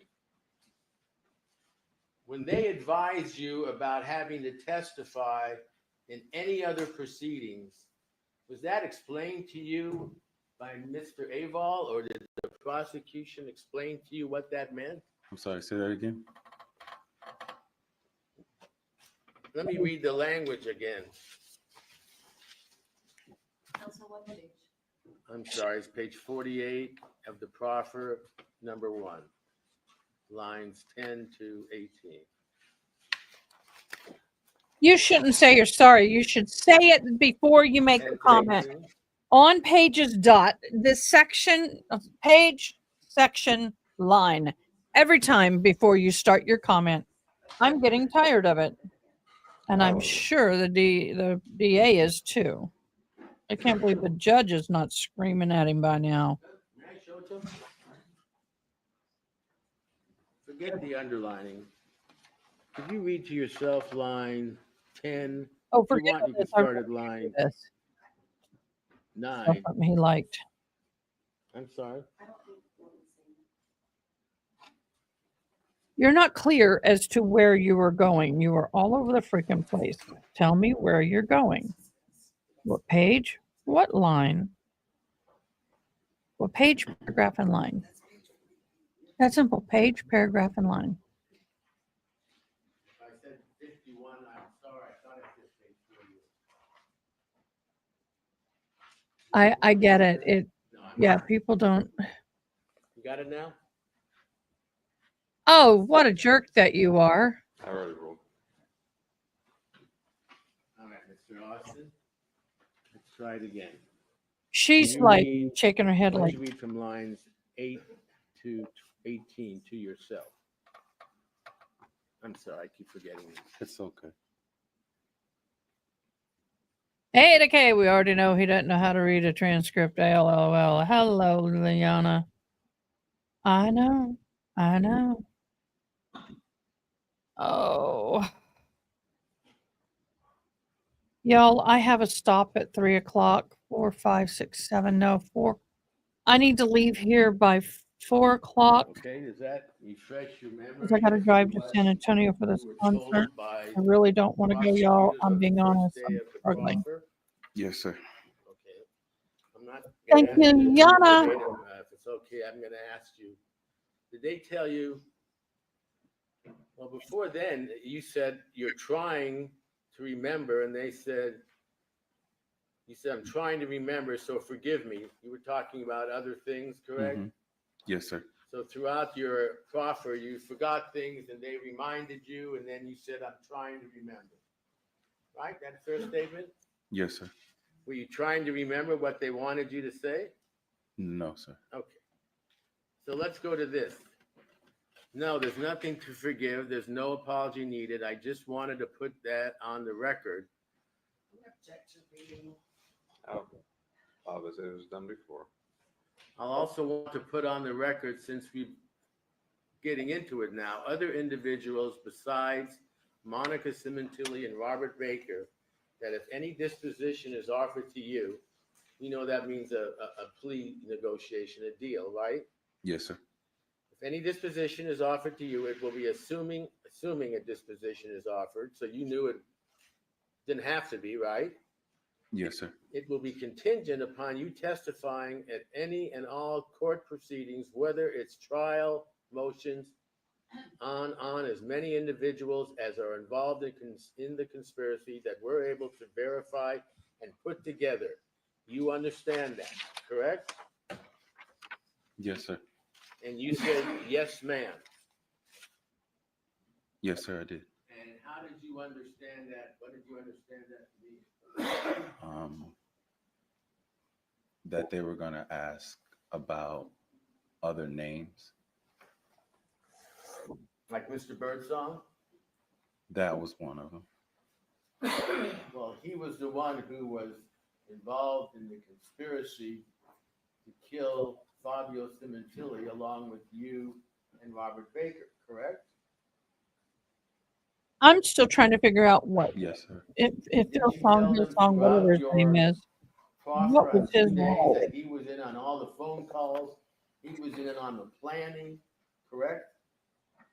I told them, Was I he the believe I remember hearing mastermind? him on the three-way calls. Yes, sir. He was telling you about whether you should use a knife or a gun, remember? That was a He conversation was the amongst Baker and Birdsong. consultant. Ah, I get it. And you, Yes. and how to do it quickly and whether you could do it quickly, remember? Objection. Sustained. So you understand then that if Mr. Birdsong is ever here, which he's not, Good song. you may be called to testify against him like you've been called to testify against Miss Sementilli. Is that right? That is my understanding. But with Mr. Birdsong, you never left anything out when you were talking about him to the detectives or anyone else. You told them the whole truth from the beginning, right? No, they Yeah, asked I me love if I your knew who flower. that was, and I told them yes. And they asked you more questions about him, correct? I told them that he knew about it. Yes. Well, I'm not going to go through everything I just said. You told him that he was part of the 3-way calls when you were discussing with Baker how to do it. He was part of the planning. He was part of everything, right? Objection to 11. Sustained. And even after the the murder, he kept in touch with you. Isn't that right? Objection, cumulative. And again, you don't see him here in court, do you? Objection, relevant. Sustained. Argumentative.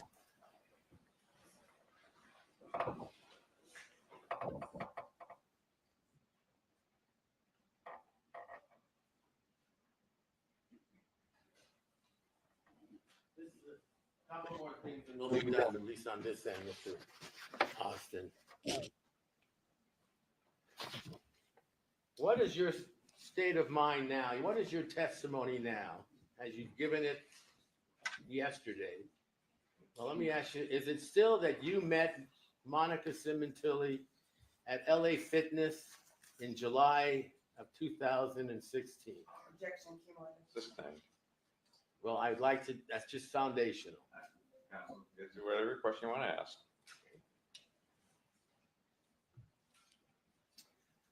The judge is getting a little edgy with him, and And I'm that kind you of met for it. her at LA Fitness in July of last year. Objection, cumulative. Sustained. Did you testify or state in the proffer, were you asked, and when, I'm sorry, this is page 6, Hellyborn. lines 13 to 24.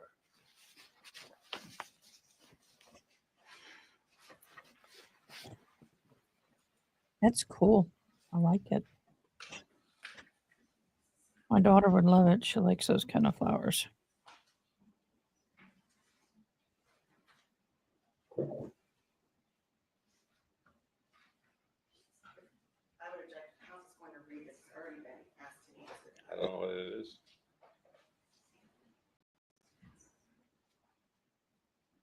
This is from the proffer. I'm asking if you told them, or you were asked when you first met Monica prior to the murder, for the first time at LA Fitness, and didn't you tell them it was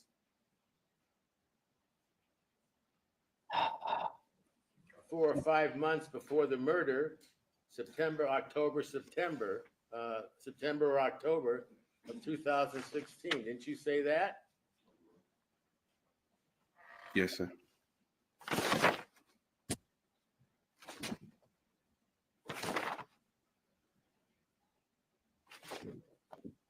So at some He point in this September or October of this particular lawyer 2016, you seems to went be to kind of LA all over the place Fitness for with me. Rob, and you met Monica there in person, correct? That's what I remembered. That was the first time you'd met How her. many times do we have to talk about how you met Monica? So you didn't meet her in July at the Aria Hotel in 2016, did you? Objection, cumulative. Sustained. Not that I'm aware of.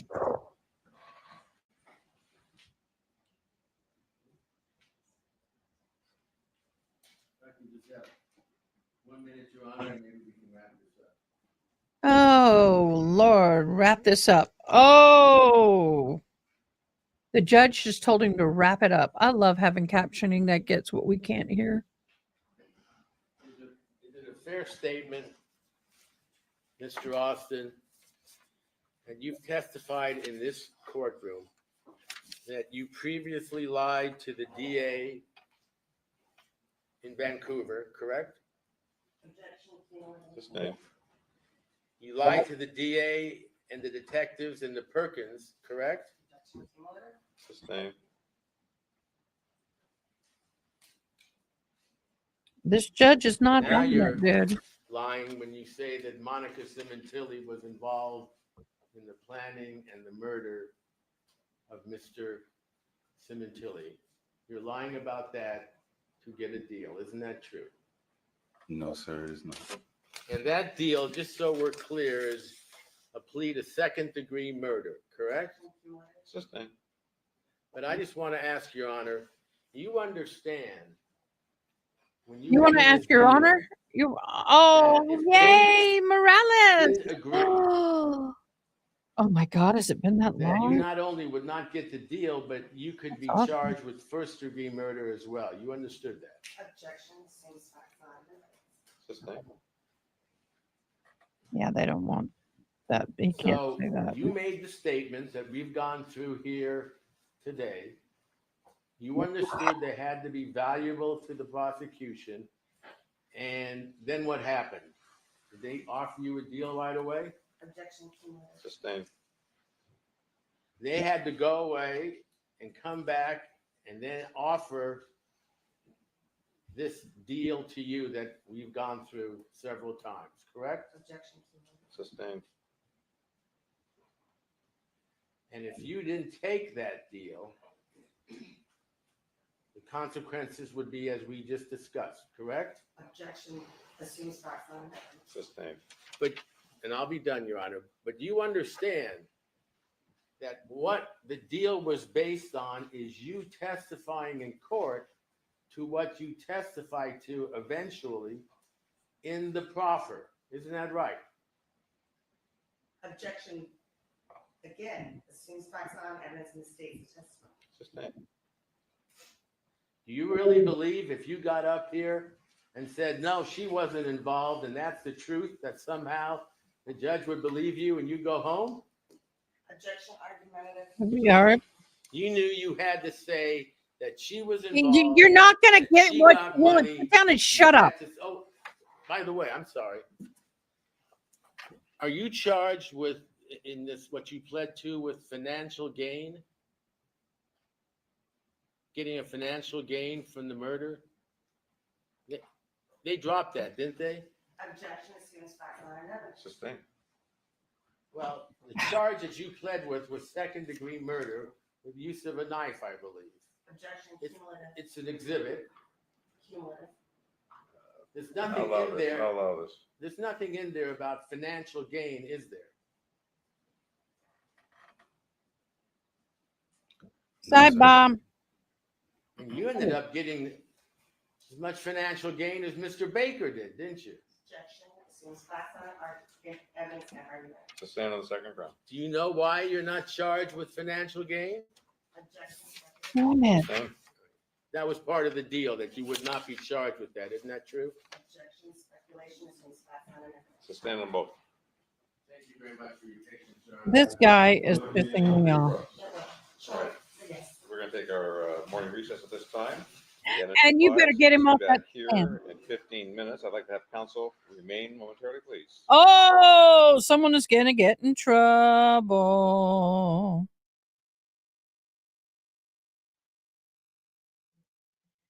This judge is so not having the way the defense has been asking the questions.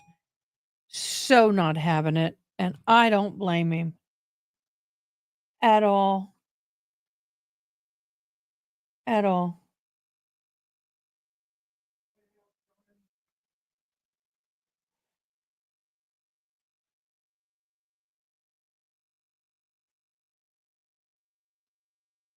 Aw. I guess you can, Doug. Okay, so. Oh, I got to take that call.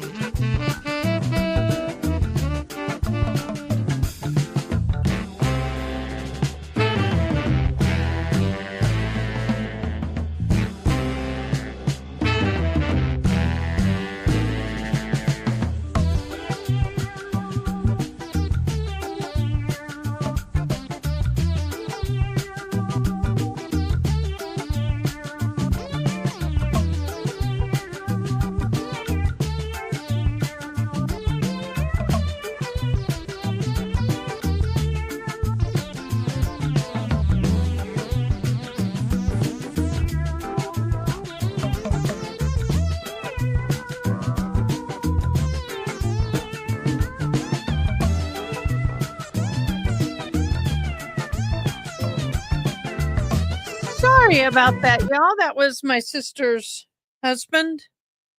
And he's going to be at a conference this weekend, and he needed me to watch the El Cato. He goes, I forgot. I said, of course. So he's doing well. He's doing well. Some of y'all asked about him. So we are on a break. For those of you who don't know, we did watch a little bit of Turtle Boy's hearing yesterday that happened, and luckily, I think it went well for Turtle Boy. We'll have to wait and see on that. Let's see. Vinny, closing arguments.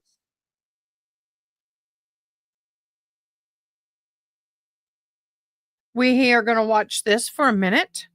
This is Vinny. Keith was found unresponsive outside the home of a fellow Boston police officer in Canton, Massachusetts during a severe snowstorm. Officer O'Keefe had suffered multiple injuries, including head trauma and hypothermia. His girlfriend, Karen Reed, had reportedly been searching for him after a night out with friends. Prosecutors later charged Karen Reed with second-degree murder, claiming she struck John O'Keefe with her SUV on purpose. No. Go back. Watch that again. Claiming she struck John O'Keefe. Look at that light. There's nothing wrong with it. Look at that angle. And that reminds me, we have a lovely exhibit to show you. Thanks to our fabulous Angela, who sent it to me this morning. And let me get to it. I think it was at Member Chat. Oh, Member Chat. This just came in.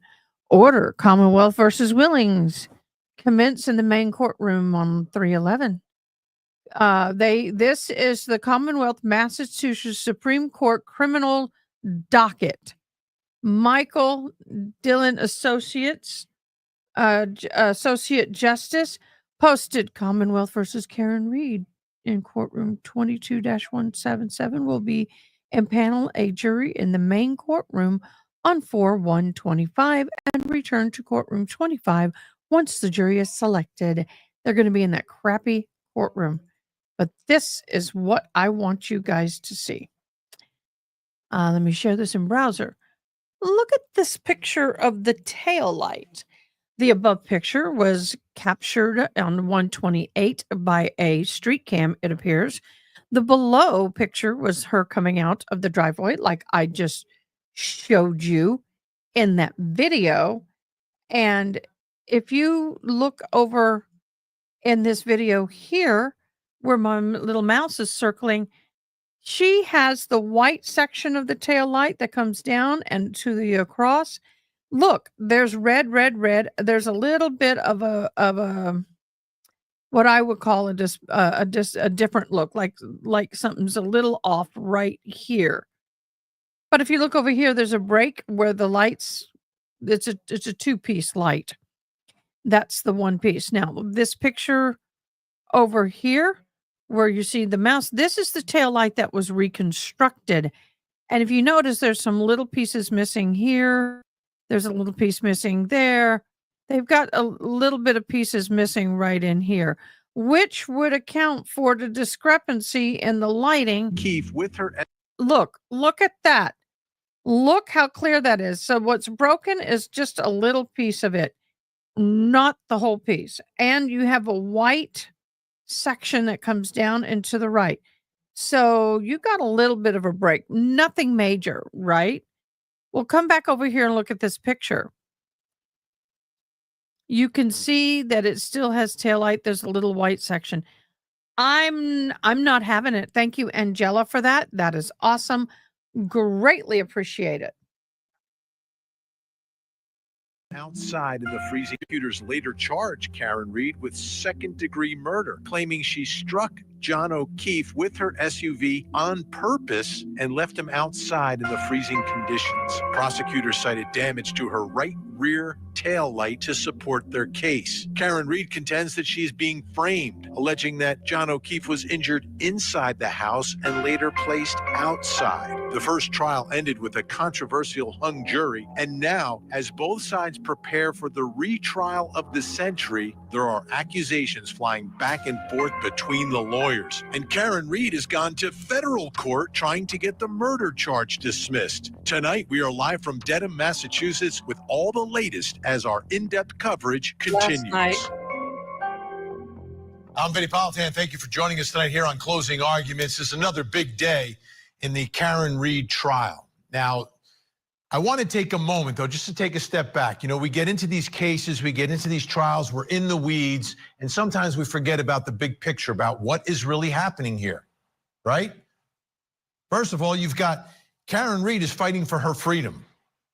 Her boyfriend, John O'Keefe, died, was killed. She's the one who's been accused of doing it. She says someone else did it, that she's being framed. And she's fighting for her freedom for really the rest of her life, potentially, in all of this. I mean, everything is at stake for her. And she's someone who was a professor, a professional, nice family. I mean, she never, I can't imagine, ever imagine being in a criminal courtroom facing murder charges and facing the potential of living the rest of her life behind bars. But that's the reality of what's happening here.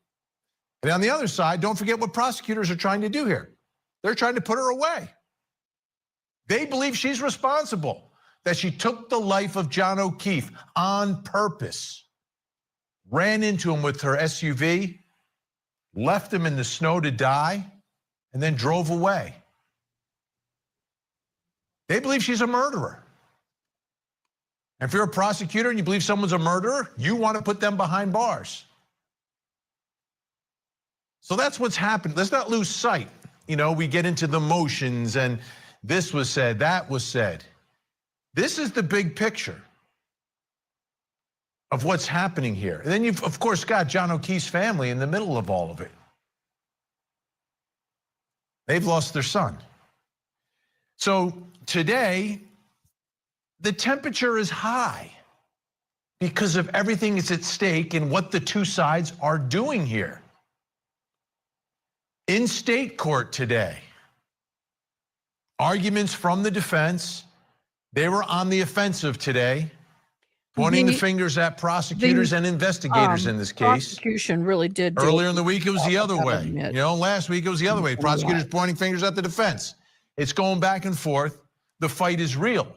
But the fight is real for the reason that Karen Reed is fighting for her life and prosecutors want to put her away because they believe she's a murderer. And that's why things are getting the way they're getting. So what happened in court today, extremely significant, but there was action in another courtroom, in the federal court. Karen Reed went to federal court today. And this is all connected to the issue involving the first verdict or non-verdict, the deadlock jury. And they believe that Karen Reed's rights are being trampled over here. Again, she's fighting for her life. So she's fighting in federal court, she's fighting in state court, and prosecutors are trying to put her away. So today was another huge day in Dedham, Massachusetts. Joining us live outside the courthouse in Dedham is Court TV crime and justice correspondent Matt Johnson. Matt, I just wanted to kind of remind everyone that the battle here is real. Like, this is Karen Reed's fighting for her life. Prosecutors want to put her away. Two diametrically opposed forces, attorneys that don't want to lose on either side, and that's why things are getting the way they're getting. So let's talk about today. Some heated moments early on. Very heated moments because it's very real that we are approaching the second trial, the retrial scheduled for April 1st. Karen Reed looking very somber at times today. Moments in this courthouse behind me in state court, very tense between the judge and the defense and the prosecutor over allegations of jury interference by a trooper associated with investigating this case. Take a listen to these arguments. I can tell you, I'm really not satisfied with your answer, Mr. Jackson. Well, put it this way. Let's say it this way. So, now that you know that he had absolutely no access to the jury. What's the nature of the conflict? How is your client's right to a fair trial jeopardized? Ultimately leading to the exclusion of a very, very defense-friendly defense-friendly juror, or presumably a defense-friendly juror, and knowing at the same time that he was intimately involved in the prosecution of my client. That's the reason. If there is a claim of jury tampering and it's baseless and there's no evidence, it is not only a direct attack on the judicial system, it would seem to be an effort to try to undermine the authority of the system in court before a trial to impede the ability to have a fair trial. It is an extraordinary claim. And it's notable, the defense motion to dismiss is not just a motion to dismiss. It's a motion to dismiss for extraordinary government misconduct. So when you make an extraordinary claim about jury tampering, there should be extraordinary evidence. There isn't even ordinary evidence. There is no evidence. Hank Brennan calling the allegations baseless and insulting on the court. It was quite a moment in court today. What's the basis of this allegation of jury tampering? I know a lot of things were said, sidebar, things were sealed, but what came out about these allegations of jury tampering? You know, the judge asked for those specifics, and we didn't hear them in open court. But again, this was a large motion to dismiss, and what we've seen is the redacted version of the 147 pages that were filed here in this courthouse behind me. So a lot of it is still under seal for at least us, the public. Okay, so let's move on to what else was argued today, because as you said, this was a huge motion. This is kind of like the defense putting together everything that was done that they feel impeded their ability to have a fair trial here. Right, you know, and we're talking about this motion to dismiss that, again, is 47 pages, nearly 150 pages to go through. And it was boiled down in the defense arguments today with two subjects. The first one was the alleged jury interference or jury tampering, however you want to word it. And then the second one was the Sally Port video and whether video is still missing and not turned over to the defense, or about the defense receiving several pieces of video after the trial number one. And they're calling that a Brady violation. Take a listen. We can never obtain the information necessary to establish the validity of any of these videos or whether and by whom they may have been manipulated, if at all. Then at the very least, there is no other conclusion but that Michael Proctor and other investigators intentionally secured these videos. They withheld the evidence from us, and they withheld the evidence from the prosecution team. This was a pattern engaged in by the Massachusetts State Police, by the Canton Police Department, over and over and over again. And now we know through this new revelation that it was intentional. The prejudice the defense has suffered is legally presumed, and it's also factually proven. And thus the only remedy is dismissal. The defense has made a number of conclusions that there was somehow videotape that was tampered with. There's absolutely no evidence whatsoever, none. It's not even speculation. There's no evidence that any videotape was ever tampered with. The defense lodges the idea of bad faith, that there was some type of advantage in that this video was withheld from them on purpose. And again, that is a baseless claim. So again, the defense is still asking for more video. They want all of the video from the Sally Port, from the police department over there when Karen Reed's SUV, ultimately what's being called the murder weapon in all of this, was taken into police custody. But they want a copy that includes the metadata, and that didn't get to be argued today, or at least they didn't get to it. They are going to argue that when they argue all of the remaining motions in limine on the 18th.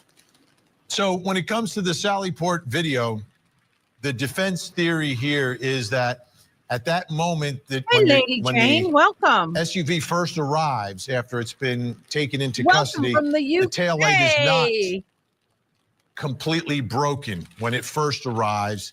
And there are moments where Trooper Proctor is seen towards the back right of the SUV, and they're saying those are the moments where he breaks the tail light. And they're still getting video now, like video that they didn't have during the trial.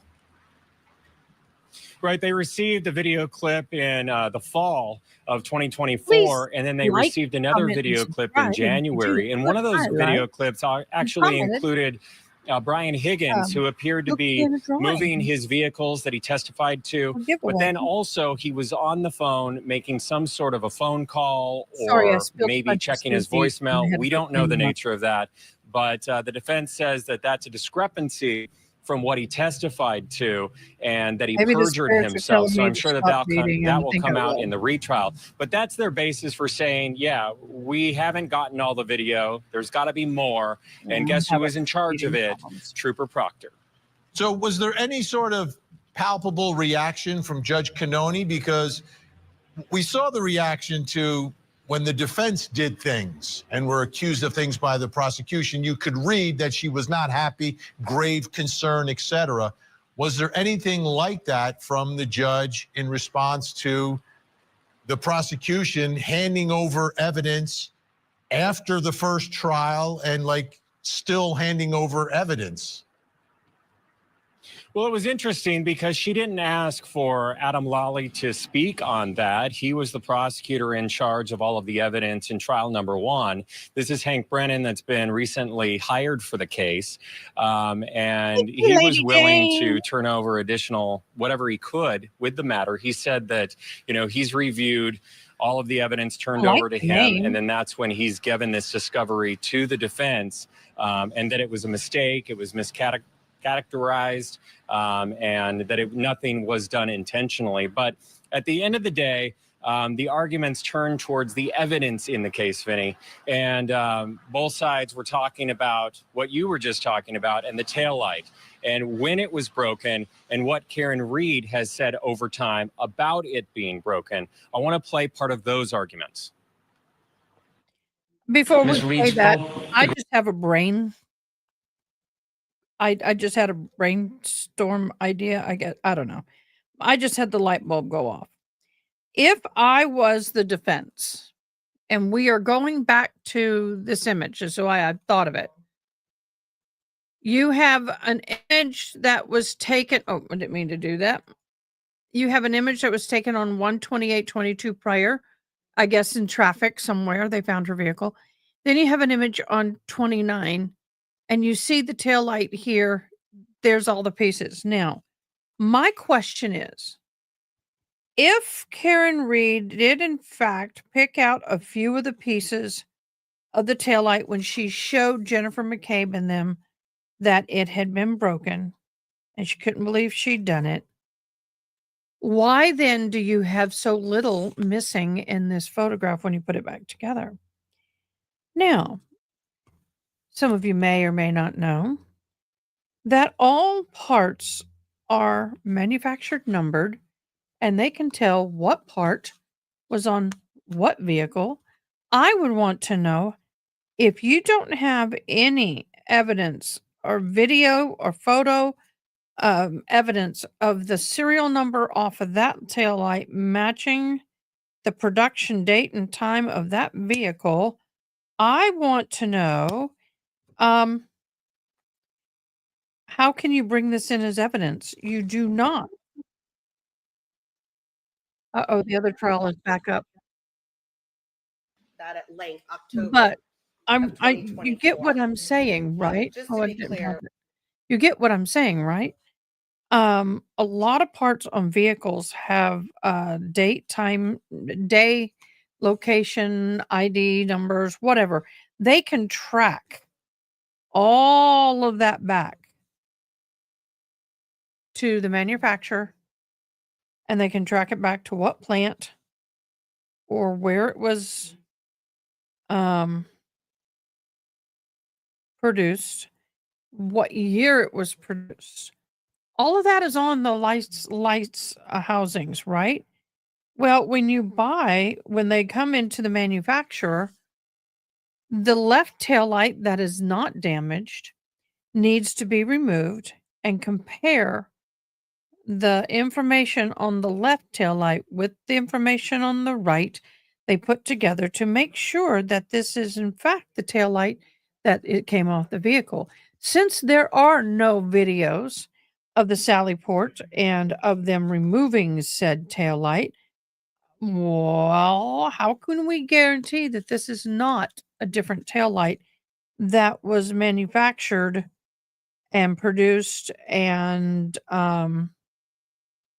what's the word I'm looking for? In other words, how do we know you didn't buy this, damage it, and say this came off of Karen Reed's vehicle? I can buy that piece right now off of Amazon or eBay or whatever. But my whole thing is that where is the chain of evidence on that taillight? And you can see in this video here that they used to try to condemn her. When you freeze it in a different frame, it looks different than when they froze it in their framing. Plus, you put the pieces together, and of course, I'm giving credit for Angela for giving me this information and viewing, but it just made me stop and think, hey, wait a minute. How do we know that that is the actual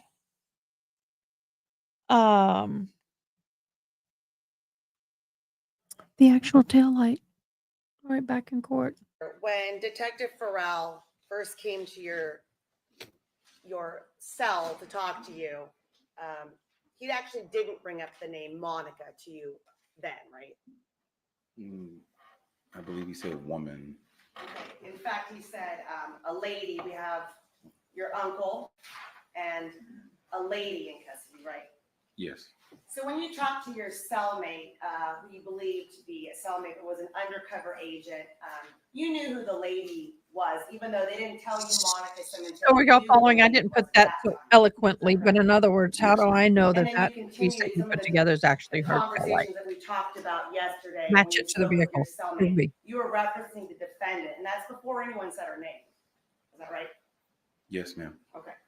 If I had the money when that we I were could up spare, there I'd buy in- the tail light, break it, and put it together for you At right that here in front of time, you. when we were in Couple $100. Vancouver, again, not going through it, you asked to speak to me, but I know there's a lot of questions about it. You did repeatedly ask, said you wanted to go home, if you wanted Again, to see Lady your Jane, girls, is all that of you, right? thank you for joining. Yes, ma'am. Did you go home? No, ma'am. Did you see your girls? No, ma'am. Well, you saw your wife at the station briefly though, right? Yes. Okay. And in fact, defense counsel went through a couple of different transcript excerpts with you when you were asking for a deal. And you did state words to the effect of, you wanted to go home, what kind of deal? And page 84, and this is what defense counsel went through before. 19. I said to you, I can't make you any promises or deals either today, but I can at least, just so you know that, you want to think about it. That was at the beginning of our conversation when I spoke with you. Is that right? Wasn't Luke Proctor the name just of to the be one clear, you had idiot from the already Police Academy interviewed movie? with the detectives at length, and you'd been in the cell Yeah, your I think that may be agent right. for hours. It was the end of the day when all the interviews were over and you were done in the cell that you asked to speak to me. Is that right? Yes, ma'am. And did you ask to speak to me because at that point you still were very stressed out? You wanted to see your family. You've been taken out of your car and you were trying to see through me if I could help you with that. Yes, ma'am. And you asked me if you were being charged. Yes, ma'am. And we went on later in that conversation and I told you again that yes, you are going to be charged. Yes, ma'am. During any of this time then, when you were asking if there's a deal, did myself or the detectives ever say, we need you to come to Los Angeles and testify against Monica Sementilli and tell us everything that she did? Did we ever say anything like that to you? No, ma'am. Did we ever make any promises to you that if you testify against Monica Sementilli will give you a certain deal or you'll get to go home, anything of that nature. No, ma'am. In fact, the majority of the interview, was it even focused on Monica Sementilli or was it focused on your role in what you did? It was- It is. Defense counsel also asked you about wanting to go to LA. Did you ask to go to Los Angeles? No, ma'am. Did you have a choice? No, ma'am. And in fact, did you ask me, am I being, the word was extradited, am I being extradited there? And I told you, yes, you are, correct? Yes, ma'am.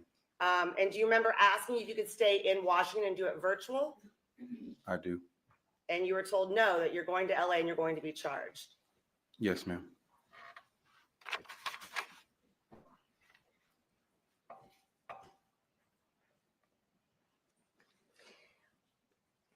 When defense counsel asked you about testifying, there is one time that you asked me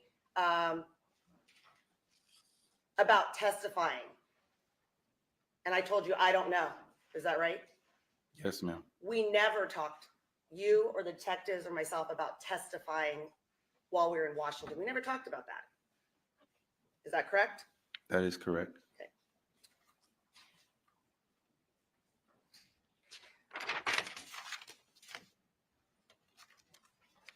Just touching on those gold coins, and I don't want to go back through it though. You testified where you saw them from. When Baker came to the car, he had a pillowcase you testified to, right? Yes, ma'am. Do you know if those coins are in the pillowcase? I did not. Do you remember anything about that pillowcase? What color was, anything? Like a tealish green? Not really. It wasn't a bright color. But on that same drive then, when he came to the car with the pillowcase with items in it, that same course of actions when he gave you those gold coins and told you where he got them from, the safe. Is that accurate? When he got in the car? Yes. He just got in the car with a pillowcase. And then he gave you the coins at what point again? When he dropped me off at the bus station. Okay. And that's when he told you where they came from. He told me to tell him they came from, if anybody asks, tell them they came from me. These come from the safe.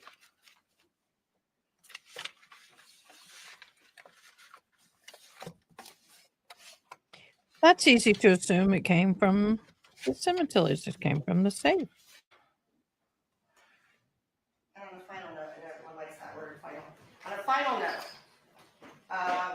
the proffer, defense counsel talked to you about the proffer that you did in Los Angeles when you spoke to the detectives as well as the prosecutors. And do you recall, and defense counsel pointed to some transcripts, and it's the proffer, part 1, which is day 1, page 7, line 1. As your attorney has indicated, this is Ms. Silverman speaking to you, there are no promises. There are no offers on the table at this time. Based on what you tell us today, the value of that information, whether or not the information that you provide to us can be corroborated or verified by other sources, all that will come into play. The term corroborated was used. Do you remember hearing that? Yes, ma'am. And Ms.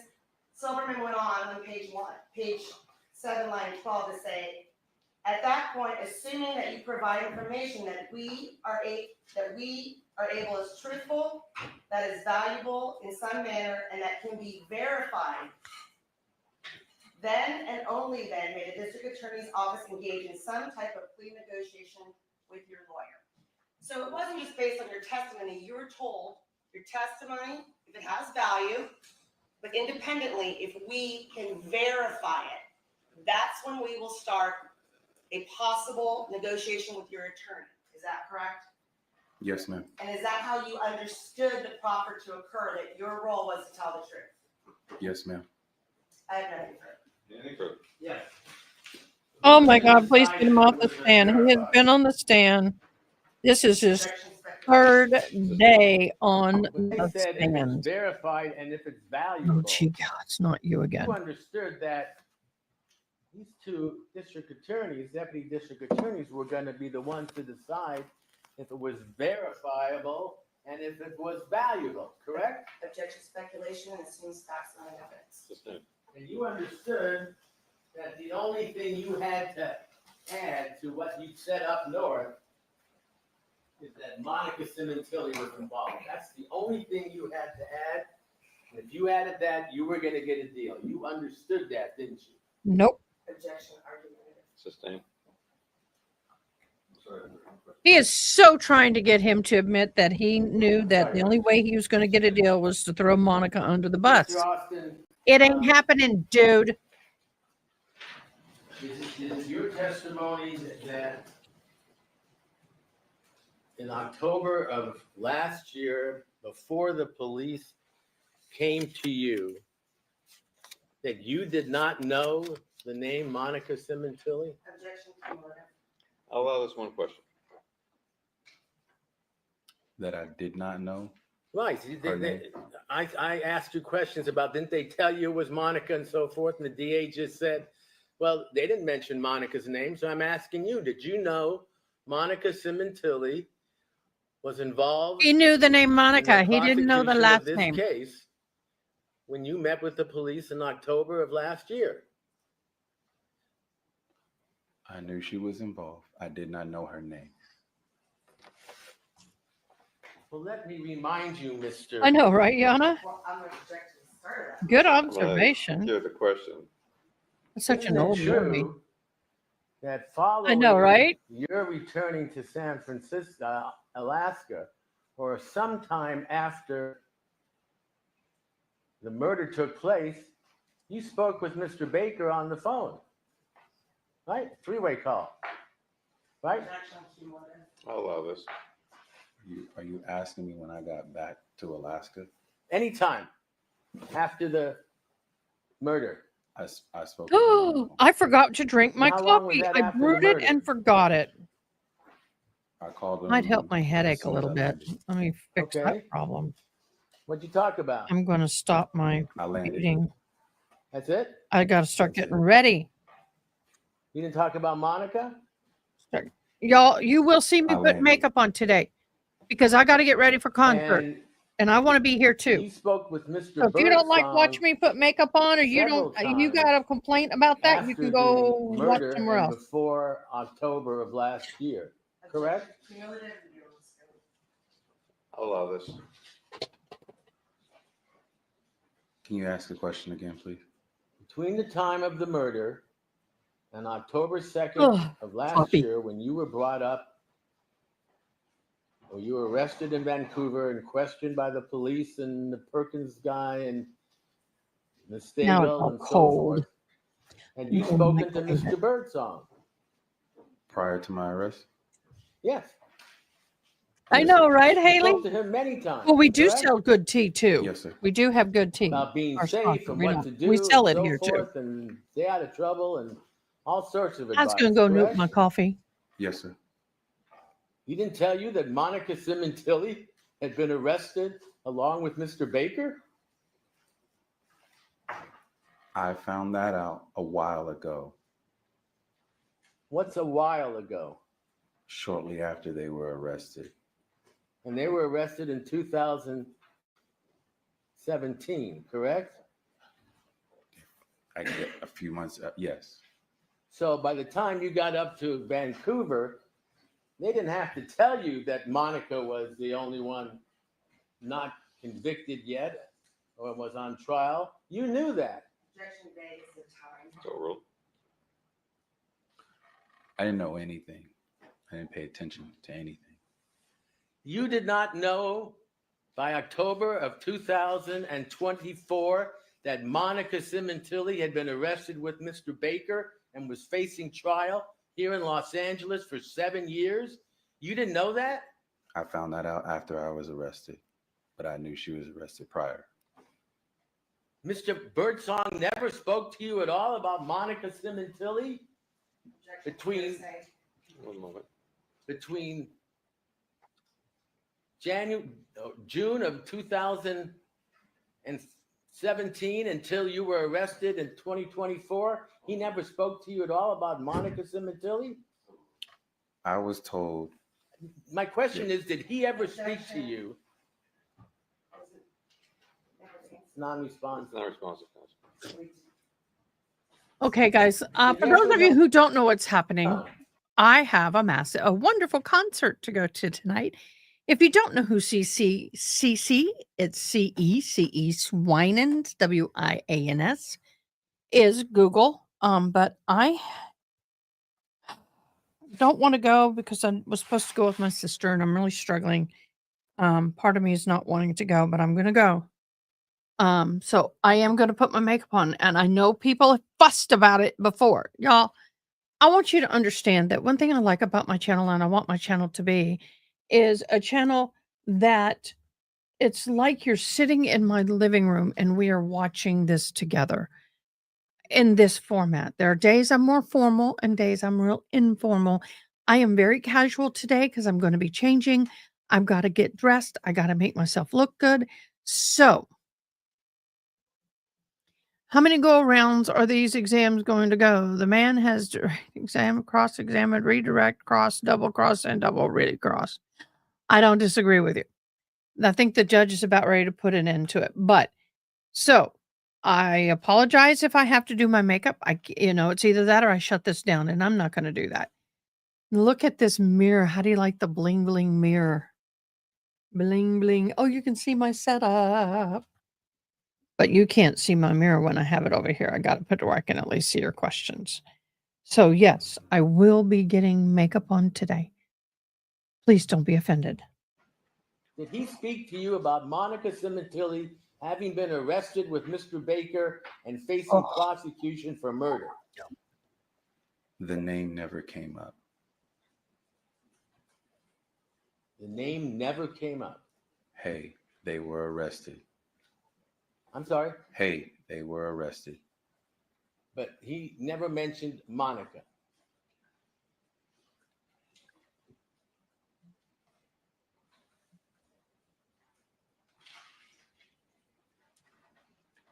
Just so I'm clear, your question is, did Mr. Birdsong ever mention the name Monica? Yeah, before October 24th, 2024, did you know that it was Monica Sementilli who was being charged with Robert Baker? I think the question to you is that your question? Did he mention the name Monica? All right, let's start with that. He did not mention the name. The words were, I believe, hey, they were arrested. But he talked to you, according to you, in recorded conversations, he spoke to you many times between the arrest and October 2024, didn't he? Birdsong? Yes. He called you all the time. That's a little vague. What is your definition of all the time? He called you often to check in on you. Yes. And you're telling this court and the jury that in October of 2024, you still didn't know that her name was Monica. That is correct. Thank you, Mr. Austin. Anything further? Other people? So yes, Mr. Birdsong, based on defense's questions, Mr. Birdsong, when you did talk to him, he referred to them as they got arrested, right? Yes. And during this phone call that Mr. Birdsong had with you, he was upset and told you he was very upset because she was letting Baker take the blame for everything. One moment. This is hearsay, non-responsive, and it goes beyond the scope. Sustain. Well, did Mr. Birdsong tell you he was upset about how the case was unfolding? Hearsay. Sustain. Open it up.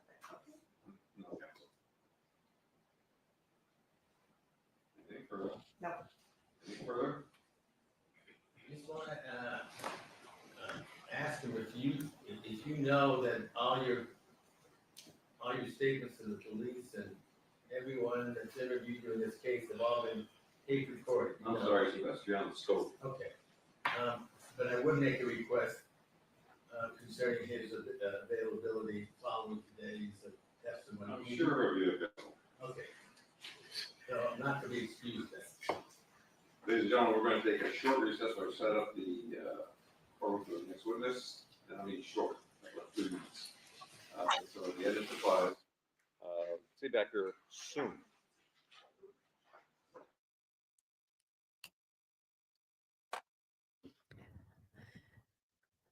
Okay, I'm back. And as soon as I come back, they do something. What did they do? Please don't tell me they are going to an afternoon closing on this case. I mean, half a day. They did a half a day yesterday, which irritated the hell out of me. So are we on a... Oh, the other thing, I've got plantar fasciitis. It's still not going away, y'all. Tried everything. See you back here soon. Let me back that up. Concerning his availability following today's testimony. I'm sure it'll be available. Okay. So not to be excused then. Ladies and gentlemen, we're going to take a short recess or set up the forum for the next witness. And I mean short, like 3 minutes.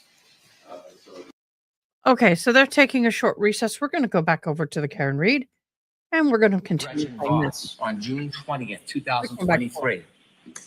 And in that testimony, or in that interview, she said, when my car was seized, there was a few small pieces of taillight missing Oh, we've already talked about that I that had picked out at John's at 5:45 before we drove over to Fairview. I'm showing Jen and Kerry, look what I just did to my light. Yep, I'm on And steroids. I'm That's worried that the it's problem. there's gonna be some kind of electric short circuit. There's like the bulb is showing. I am And already some of the red taking plastic is chemotherapy missing. every day. So I picked pieces out of the light housing that kind of collapsed within the light and dropped them in John's driveway. We've never, ever Yes, Yana, disputed thank you so much. the light That was was cracked rocking your rock. by those Okay, 7 they're or so back. a.m. That's how it got cracked. They're back. Do you solemnly state the testimony you may give with cause now pending before this court shall be the truth, the whole truth, and nothing but the truth? Thank you. Please have a seat where you stand. This is a kind of like a mini microdermabrasion on this bad. It's Cy, S-Y, last name of Ray, R-A-Y. Ray. Sir, can you tell us how it is that you're employed? I am self-employed as a consultant, primarily consulting on criminal cases as it pertains to criminal investigation methodologies. I'm going to and close myself out for a second. I'll be as right back. geolocation involving mobile devices. And you Metadata. testify for both and take cases for both the prosecution and the defense? About 99.9% prosecution and that 0.1% defense. How did you get involved in the area of criminal investigations and tactics and geolocation data? Actually started in law enforcement. I started my law enforcement career in '95 as a reserve patrol officer. Became certified through the state of Arizona in 1996. Started with a pretty small agency, SHOLO, S-H-O-W, space L-O-W, police department. And I stayed there until '99. In 1999, I transferred to a larger department, the Gilbert Police Department, which is a suburb of Phoenix. I worked primarily in an investigations role at Gilbert. I started in child crimes and sex crimes, eventually moved into robbery and homicide, ultimately becoming the sergeant and the supervisor over the robbery and homicide unit. I was with Gilbert PD until 2014, and in 2014, I actually started a company that provides law enforcement with both training and software to map and analyze cell phone records. And what company was that? Name of the company was ZETX, Z-E-T-X. And in terms of providing that cellular mapping and geolocation data to law enforcement agencies, did you build a software program in order to do that? I did. It started through a lot of training and experience going back to my law enforcement days. The first time I worked with cell phone records was in 1997, where I actually got a set of phone records from AT&T. and incorporated them into a criminal investigation. If you kind of think about that timeline, 95 to 2014, my career just happened to align with cell phone technology. So it was pretty obvious early on how cell phones can be used in criminal investigations, and just kind of timed my career with that very well. In the early 2000s, I began receiving training. Back then, it was directly from the cell phone carriers, so Verizon, AT&T, T-Mobile. And I started working almost every investigation I did, we included some type of cell phone analysis with it. That merged into cell phone tracking, of actually going out in the field and finding cell phones. Our agency had purchased very sophisticated, very expensive equipment that would allow us to go into the field and physically find a phone. Like, we know it's in this house, in this particular bedroom. In order to do that, I received an incredible amount of training, both in radio frequency technology, network technology, and analyzing cell phone records. Because our agency was very progressive in doing this, I had a lot of success with early cases that other agencies would call and ask for training. And I started teaching this subject matter in 2007. 2010, I had kind of developed somewhat of a name for both the company and myself. I'm still a police officer at the time. And I was actually asked to go over to Afghanistan to do some work in Afghanistan, kind of in the same field, more on the criminal investigation side, but also exploiting cellular devices. So I took a leave of absence, came back in 2011. And at that point, went back to our police department, pretty much spent the rest of my time at the police department just tracking phones. That was my entire job. When I started in 95, if we got a set of phone records with a dozen phone calls, that was quite a bit back then.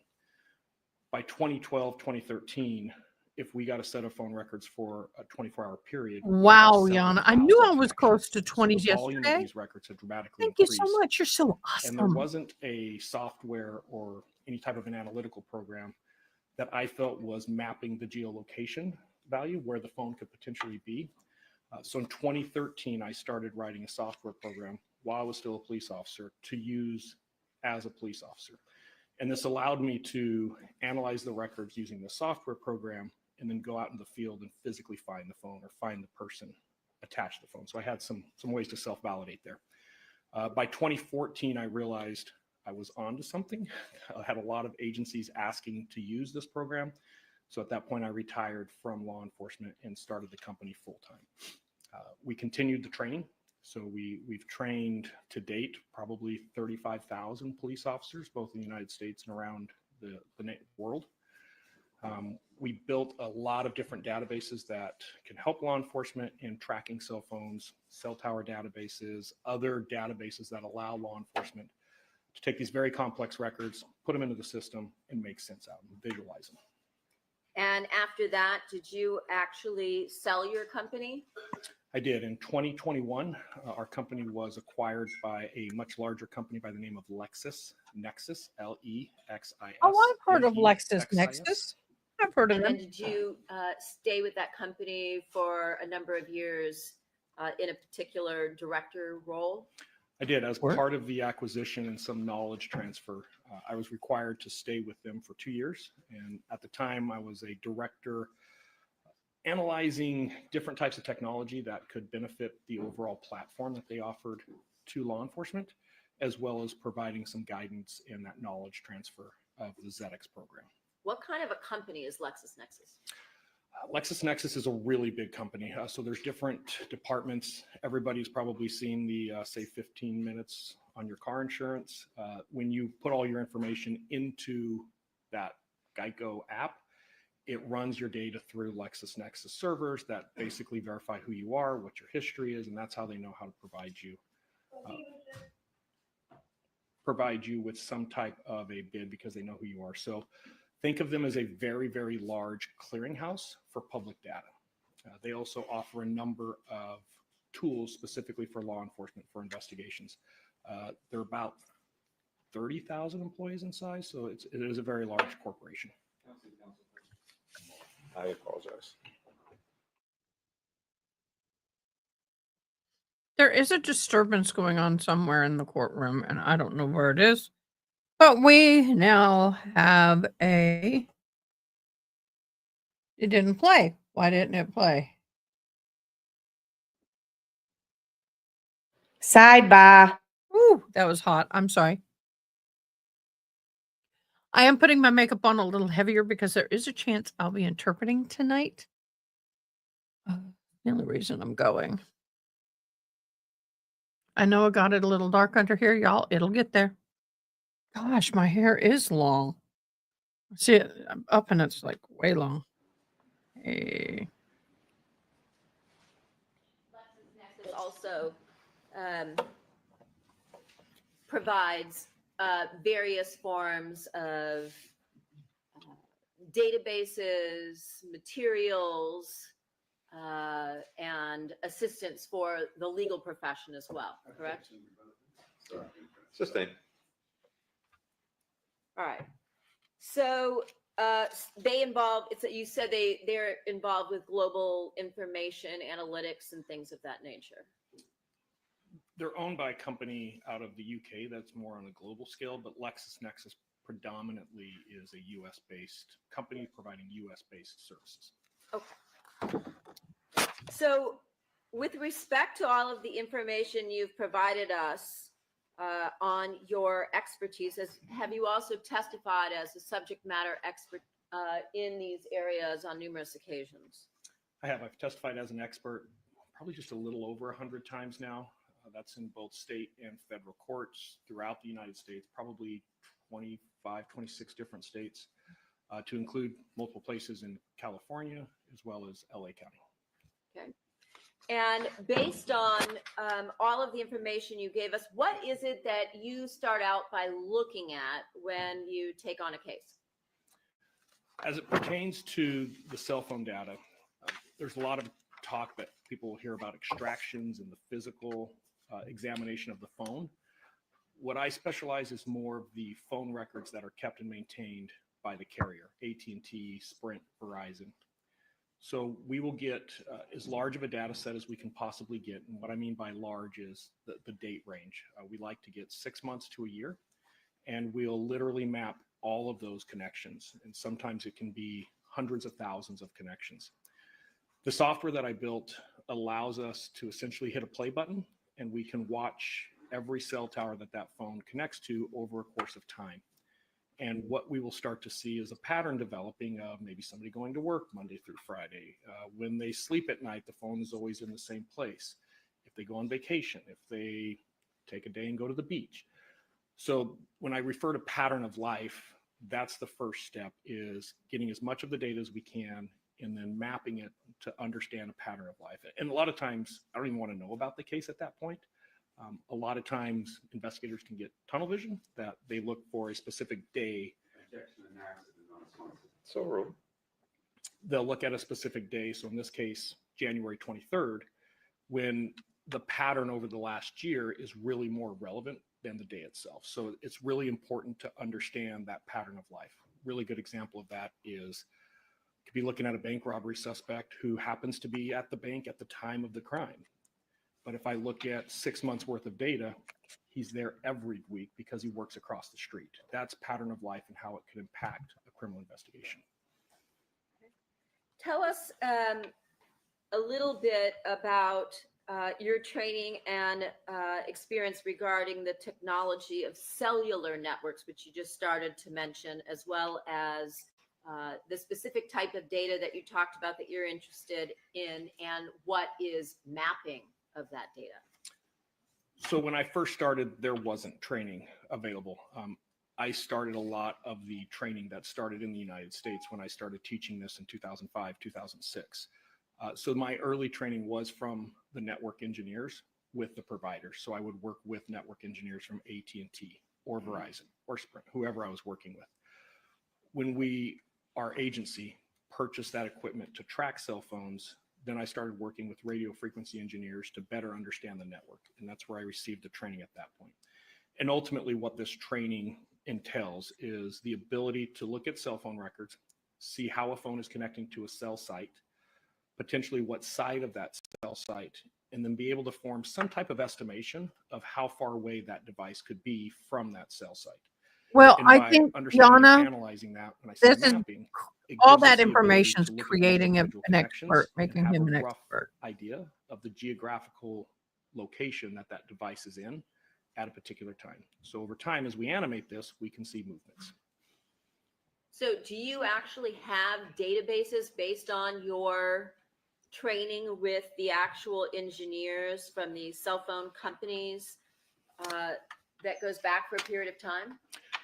We do. That was something that was very unique to the ZX platform, is we support every type of record the phone companies in the United States provide to law enforcement, regardless what it is. So we're intimately familiar with the type of records out there.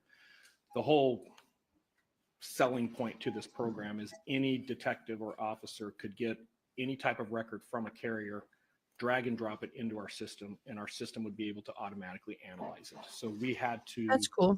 create software that would support all of the different record types. To date, that system has mapped well over 2 billion phone calls in the United States. We have databases with literally hundreds of millions of connections, and we use that to better understand what we're seeing in the records, how we can improve our products, understanding and estimating the distances I was talking about before. It's all used to continue to perfect the product. And you also said that you began training others somewhere around 2005, 2006. Was that within the law enforcement community in order to assist them with their investigations? So, Yes, I was getting more and more requests from other agencies to explain how our agency was showing some success with this type of an investigation. So I created a 3-day class that later turned into a 5-day class. That's the class that, between presentations I've given and the actual students attending the class, like I said, probably 35,000 law enforcement. But it's not just law enforcement. We provide classes and have provided classes to prosecutors, to defense attorneys, as well as defense experts.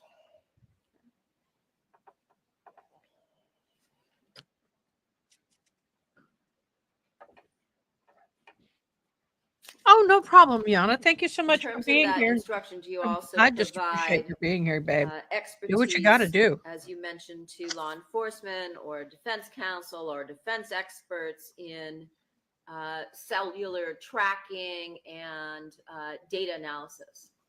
Yeah, very commonly after somebody attends any type of a course or a presentation, I almost always will get half a dozen or a dozen requests immediately following to help them with cases.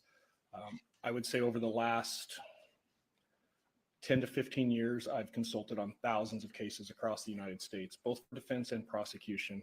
This is probably a really good example. I provided a training course for the Los Angeles County District Attorney's Office, and in doing so, I ended up with this case. So that would be essentially how I got involved on this particular case. Okay. And have you also published, or has your work been published in various sources? We have, and when I say work, there's a couple different ways we can look at that. Obviously, I've testified a number of times. My casework and my testimony has been published for a number of different reasons. It's actually pretty easy to Google. Additionally, we've had some white papers written both on other people critiquing and looking at our program, as well as individuals endorsing the program. So we've had both scientific papers written, as well as we have gone to great lengths to publish our methodologies, as well as the algorithms and formulas we use within the software, right down to actually putting it on YouTube as a training video. When you talk about white papers for individuals who are not in the scientific arena, what is a white paper? Typically, a white paper is where a third party will come in and look at some type of a scientific process, and they will evaluate it based on a matter of different things, depending on what their goal is. We've had that done both for somebody who corroborated the way, and we've had that done with people critiquing the way. We've also had a professor, I believe with Purdue, evaluate the program and include it in a book that he wrote. So we've got several publications that have to do with the performance and the reliability of the program. All right. Now, were you Smart asked to cookie here. evaluate evidence in this case regarding the defendant, her prior co-defendant, Robert Baker, and more recently, another individual by the name of Christopher Austin. I was. And approximately when did you begin work on this case? In February of 2020. Okay. Can you tell us what exactly you did when you started out? The first thing I'll do is ask for as much data as I can get, kind of what I explained earlier. I'm going to refer to some notes I have here just because there's a lot of phone numbers and I don't want to transpose numbers.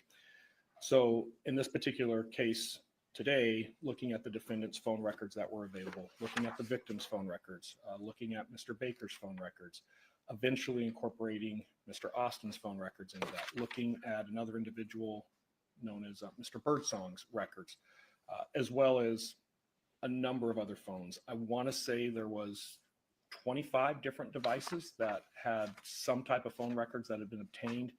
There's over 40 different phone records, so some of those devices have multiple sets of records. I want to say 200,000 locations that I had to analyze through that. So the first part of this was just getting all of the location data, mapping it, and then going through that process of looking at patterns of life. And within that 40 different sets of call detail records and the 25 different phones and the 200,000 plus mapped locations, were you also asked to look at the fact that the defendants in this case used multiple different phones, including burners, and that some of those phones were never recovered? I am very well aware of that.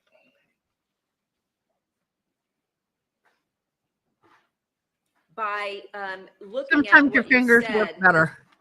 The analysis of the patterns of life or call patterns, were you also able to, by developing those call patterns, analyze the interactions between various individuals involved in this case?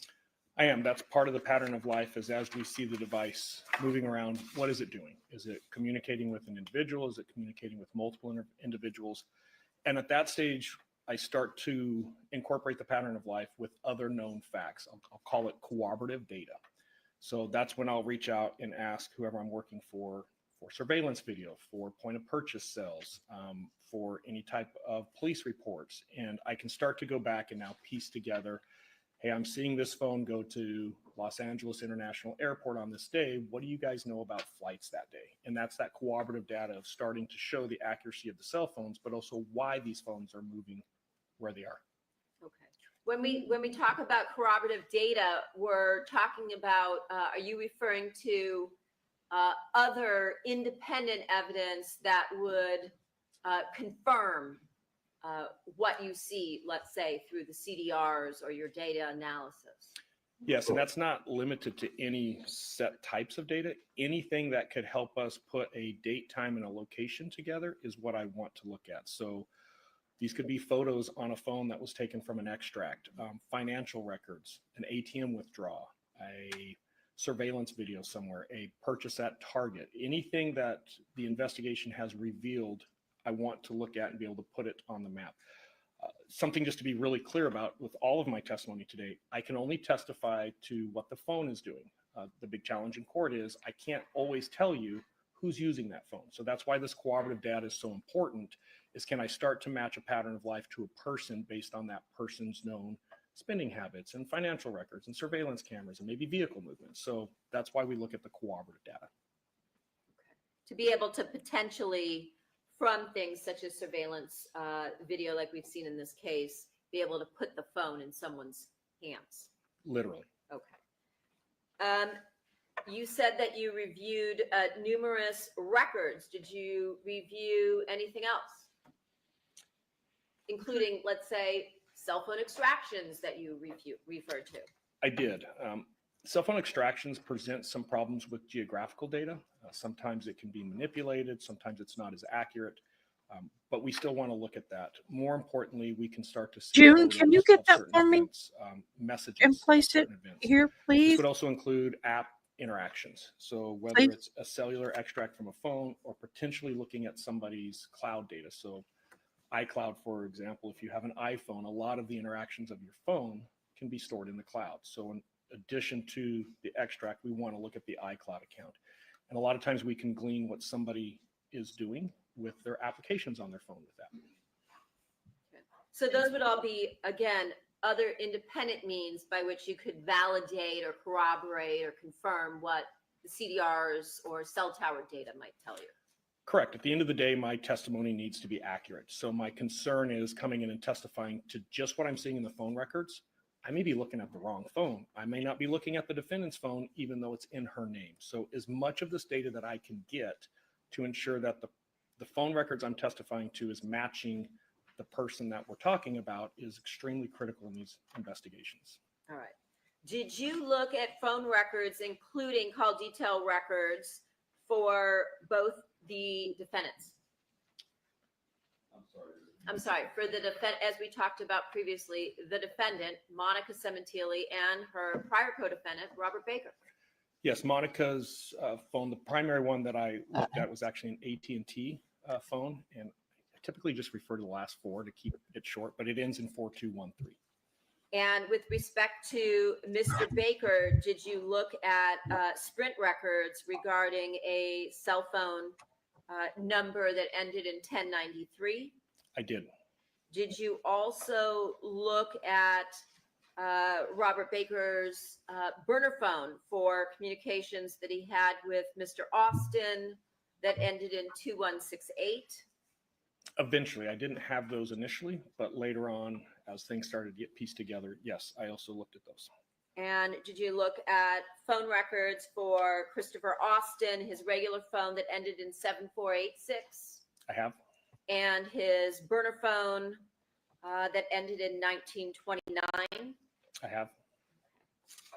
And again, did you review phone records for over 1 year period in order to try to establish, as you mentioned, a pattern of life and connections between individuals? On what I'm going to refer to as the two primary phones, and that would be that of the defendants ending in 4213 and that of Robert Baker's ending in 1093. Some of the other data sets didn't have as much data. Some of them were missing tower information, so we can see dates and time and who's calling who, but it would be absent of tower information. But when we start looking at the analysis of over a year, it was specifically to those two phones that I performed the analysis on. Okay. So the short answer would be yes as to the primary phones. Obviously, when we talk about burner phones, sometimes the whole point of a burner phone is you're using it for a shorter period of time. Correct. The data sets are usually much smaller with those. And why is that? I should probably say it's kind of a false idea that a burner phone hides your identity. Your name isn't associated with the account necessarily, but it's very easy to find burner phones and who's using burner phones. So don't use burner phones. But typically when people don't use burner phone, think of a burner phone, it's a temporary solution to communicate to somebody else with this alleged thought of, I'm going to be anonymous. People aren't going to know it's me. Because it's typically done, in my experience, on a temporary thing. It's rare for us to see people use the same burner phone over a period of time. If for some reason somebody's engaged in some type of behavior that they think that anonymity is really important, we'll actually see them cycle through burner phones because they think that gives them even further anonymity. So every 3 weeks, they're switching to a new phone, new number. But if you have that, again, an individual who is cycling through multiple burner phones, could you also, again, be able to corroborate or validate a particular burner phone or number associated with a burner phone based on the fact that they're calling, again, the same individuals they've used on prior burners? That pattern of life, when you take your burner phone home every night, it kind of makes it obvious where it goes every night. Surprisingly, we can actually get a lot of information on when and how the phone was purchased. With a little bit of work, it's easy to identify burner phones. And I don't want to say burner phones are just something we see with criminals. Burner phones are something you can use just to hide your interactions with your spouse or loved ones. So it's across the board. I hear a lot of times people say burner phones are associated with criminal activity. And I have a burner phone for this. It's probably more to deceive your spouse than commit a I crime. need to start using it though. They are out there. They're used on a very regular basis. And when you were in How does that look so far, law Yoko? enforcement and throughout the years since I need more blush now. regarding this field that you're in, have you found that people who commit crime or are planning crimes Fun time. typically will use burner Eyelashes. phones in order to hide and conceal Which their ones? communications? They will use burner phones. They're usually not very good at Okay. Should I go super heavy glam? I mean, I got some glam. I think I'll go these. My eyelashes, by the way, because I do this professionally, they are natural hair, mink, naturally gotten just by brushing the animal. And they are super light and they are usable again and again. hiding and concealing those communications. But yes, One of the tricks I prevalence use of is burner using an phones eyeliner in the glue course of all committing in criminal one. acts is fairly common. That really helps. How do you like my light? But it won't stay on because it's not charged. Did you also review Viber records in this case regarding Charge it. the defendant and Robert Baker? I did. Viber is a app that you load on your phone. The value of Viber, at least as it pertains to this case, is it's an end-to-end encryption. And what that means Put it on your is eye, then put the it on your content of the latch. message. What I send you, Not a it whole isn't being lot. sent in its full content. It's being sent in an encrypted format. So those Another layer? communications are protected. You can't actually Eyeliner decipher glue what is the the best way communication to go. is unless you have the device that sent or received the message and has that encryption code. Viber itself doesn't even store the actual content on servers. It's only looking at the encrypted content, which technically Viber can't even unencrypt. Start from the So outside, place it's it a way to to the communicate with inside, people by hiding the and then content hinge. of what is being seen. We still see. It's I that sent the easy. prosecutor 6 messages. She You go sent from me the 5 outside. messages, but we won't see what we're If you saying. get it in that outside corner, So, and Then also, hinge. if an individual, let's say, were to delete there we go. Then you take the the glue Viber again and put a little application, over the eyelash. would that This also one, delete, as you said, unless you get the actual phones, I need the to trim that content of those messages? So if I do not delete the content of my messages on my phone and law enforcement seizes that phone and they do an extraction, they would be able to access the content because they're getting it directly from the phone. If I delete all of that content prior to that, then law enforcement would not be able to access it. It just doesn't exist. I should probably throw a caveat just in case there's clarification later. You can also push that content to a cloud service. And in that case, where it may not be on the phone, it would be in the cloud. And You it's can rare, trim but we them. have seen that on occasion as well. Not in this case, and you correct? trim them Not on in this an case. angle. And when, again, you were in law enforcement, have worked with law enforcement over the years, have you ever seen, based on your experience and expertise, where law enforcement's able to recover the content when Viber is utilized? If it's not captured directly from the phone or from a cloud service, there is no other way to get this content. You can serve as many search warrants on Viber as you want. Viber doesn't store that content. So there's no way to get it through a third party if you're not getting it from the physical place that it's stored. And you need to let the glue sit And a second to with get tacky. respect to another application, WhatsApp, is that a similar type of encrypted communications application? Almost identical, different names, different companies, but almost the exact same operating systems. Okay. So therefore, the same things we talked about with respect to Viber would also apply to content with respect to WhatsApp. That is correct. All right.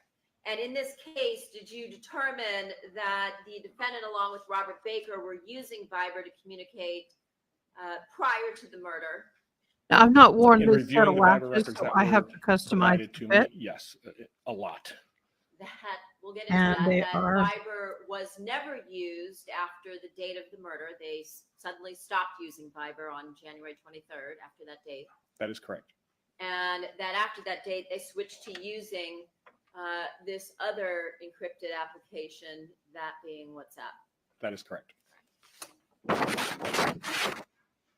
Did you also look in this particular case at location information or data from cell towers and other Then you take sources. your eyeliner and go Yeah, back that to would be work. what we were talking about earlier. Looking at that pattern of life typically is going to come from cell tower connections.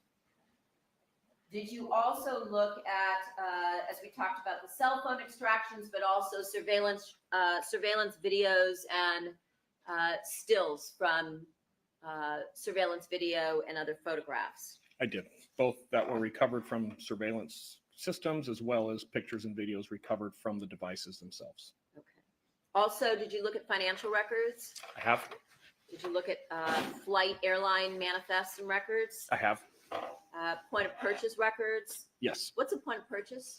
I go to Target and buy some clothes. When I swipe my card at the kiosk there, it's the point of purchase. It's going to capture that on my card and give us a date, time, and amount. So in other words, it would give you specific data like you would get perhaps from surveillance video or photographs, like metadata. Correct. We get a specific location at a known date and time. We don't always get the time. In this case, we have some ATM transactions. We don't capture the time on ATM, just the date and the location, but it can still corroborate what we're seeing in the phone records. Can you give us maybe like the Reader's Digest version of how you get location information from cell site records? And that's how they're done. So when your phone is communicating to the network, and it can be a text message, a phone call, data, or just while you're sitting in court with it powered on, the phone companies maintain records of those connections. By us These are analyzing so those light. They look connections, heavy, but they're sometimes so we might light. be looking at GPS data. It's giving us a physical latitude, longitude with a range of accuracy. Sometimes we look at what's referred to as timing data. I'm cutting and off that some of tells the us long how hairs that far are tickling the me. device is from a particular tower and what side of the tower the device is on. And then sometimes we just have tower connection. We know the device connected to a particular tower and has to be in range of that coverage area of that tower. So when we get these in the records, we can see up to thousands of connections per day of that type of data. We put it Howdy, into mapping y'all. software, and then we can go through and actually look at the movement of the Eyes are device. getting all beautified. And does cell site records differ depending Eyes on getting all the beautified. information that you glean from them? Differ depending on if you're in, let's say, a rural area versus an urban area such as Los Angeles? Yeah, so what we're talking about there is what we refer to as tower density. The more dense the network, the I more teach people that makeup. are in I've the been a area, makeup more artist for cell years. sites. As they put up more cell sites, those coverage areas get smaller. You move to a very rural location, those cell site locations get fewer, the coverage areas get much larger. Some examples in this case is, yes, Los Angeles is very dense.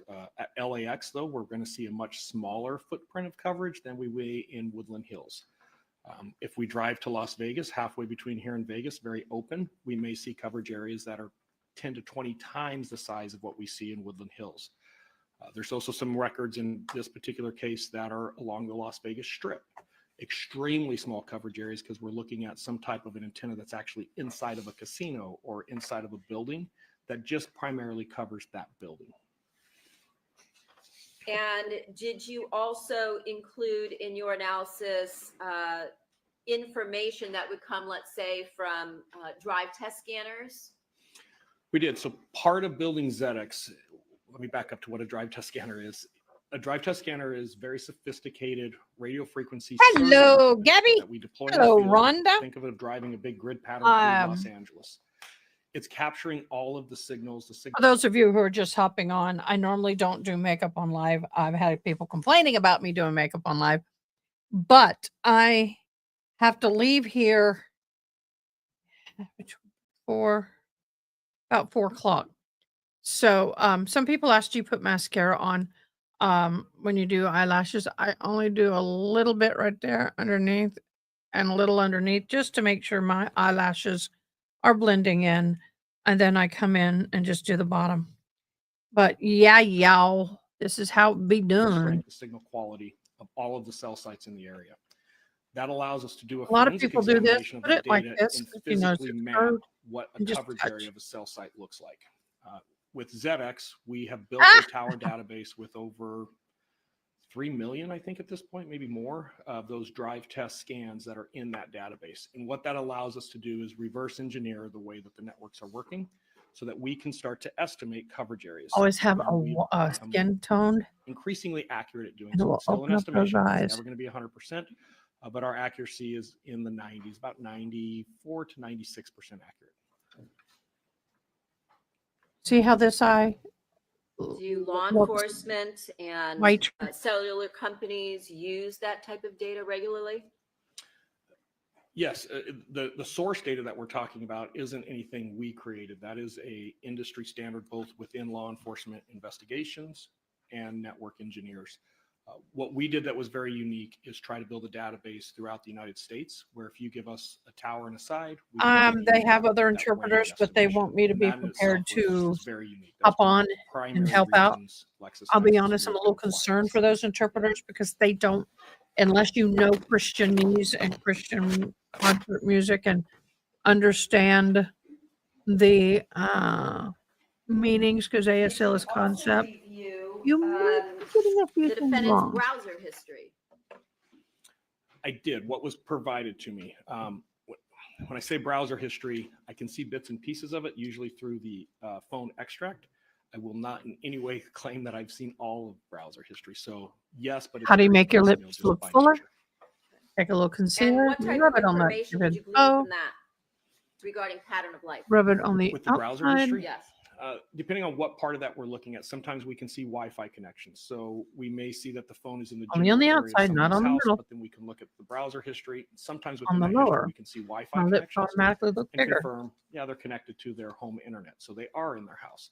We can also see different things that they may A natural search tone? for. So a really good example that'll be relevant to this case is, I don't know what I want for dinner. Hey, honey, what do you want for dinner? And now there's a conversation. We can see a husband and wife at the same time searching for faux restaurants and the address associated with the faux restaurant. So that's the type of thing we'll see in browser history, where we can actually see what people are physically searching for.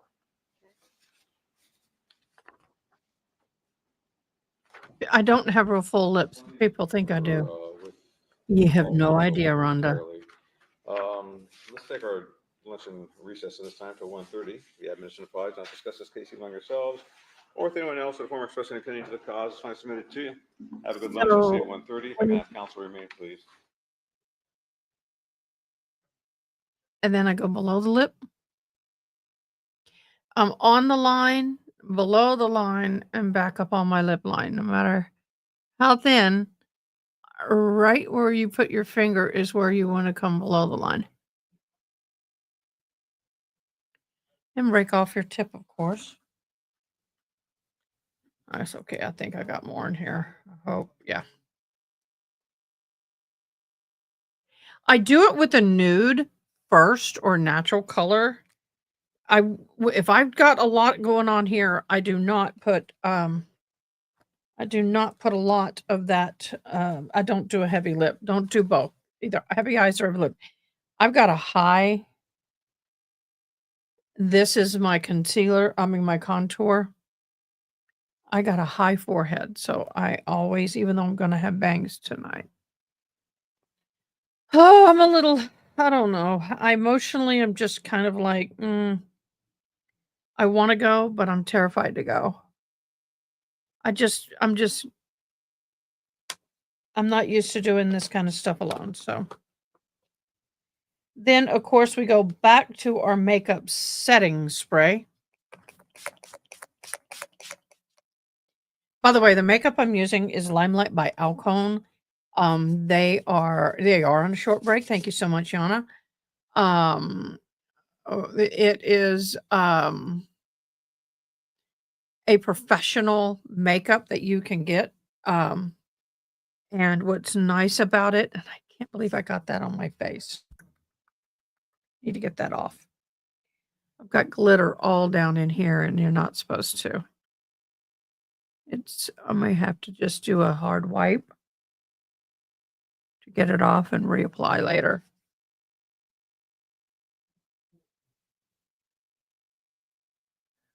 What? What? Yana, you did what? Why did you delete that? Oh.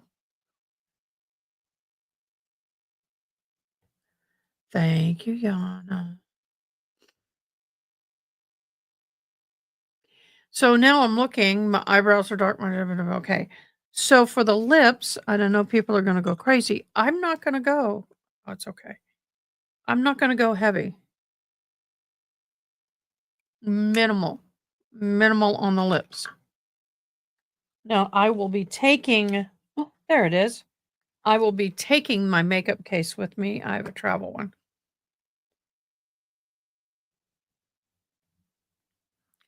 This is only in the crease up here. Do not bring it forward. It is a cream, and I use my hands so I can feel my cheekbones. And one thing you also need to know from me, with me, is I put all this makeup on, and it will dull down. There are my lips. And we done. Done with the makeup.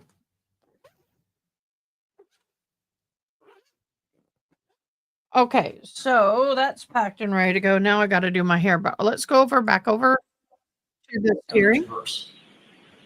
And a piece was missing.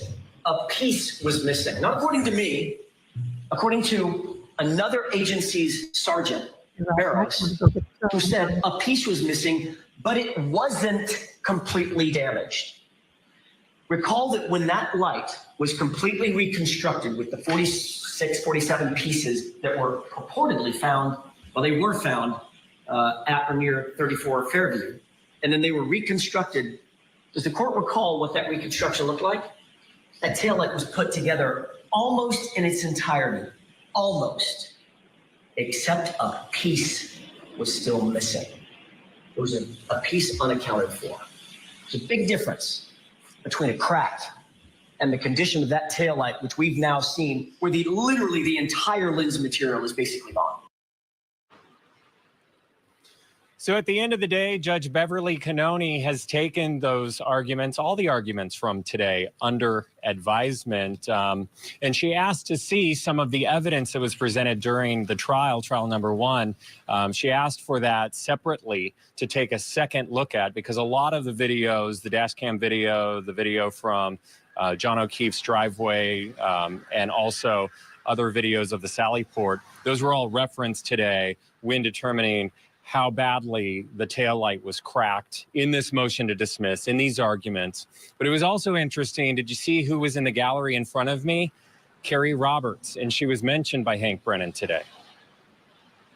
So when Alan Jackson is saying a piece is missing, so they are conceding that there's a piece missing, and what they're saying is that piece goes missing when she is backing out of the driveway on her way to try to find out where John O'Keefe is. And it's that one piece, and the rest of the pieces they're saying are broken by Trooper Proctor and planted at the scene. Correct. And that's what they were trying to explain to the jury in trial number one. So they're sticking with that explanation, and we'll see that in trial number two. Okay, so super tense inside the courtroom. We understand that, right? How about outside of the courthouse? What's going on there? What's the weather like? Who's showing up? What's going on? The weather is changing. It's raining right now. It was snowing, I believe, last week. It's been freezing temperatures.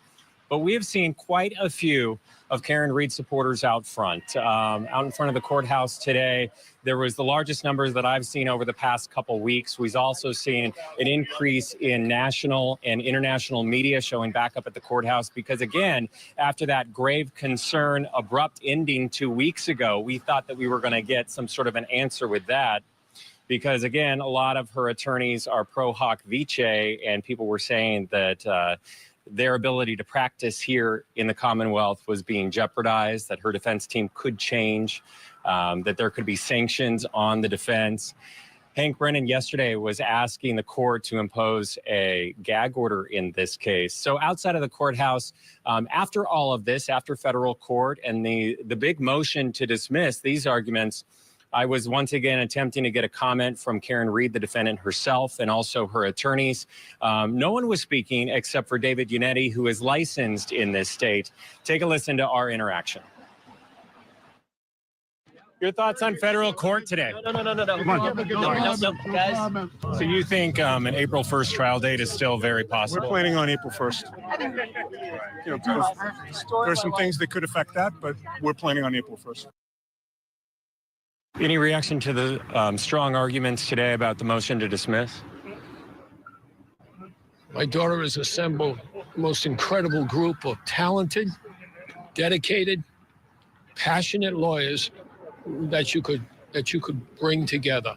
And you can hear it, you can see it, you can listen to them. And they're seriously underpaid by my family.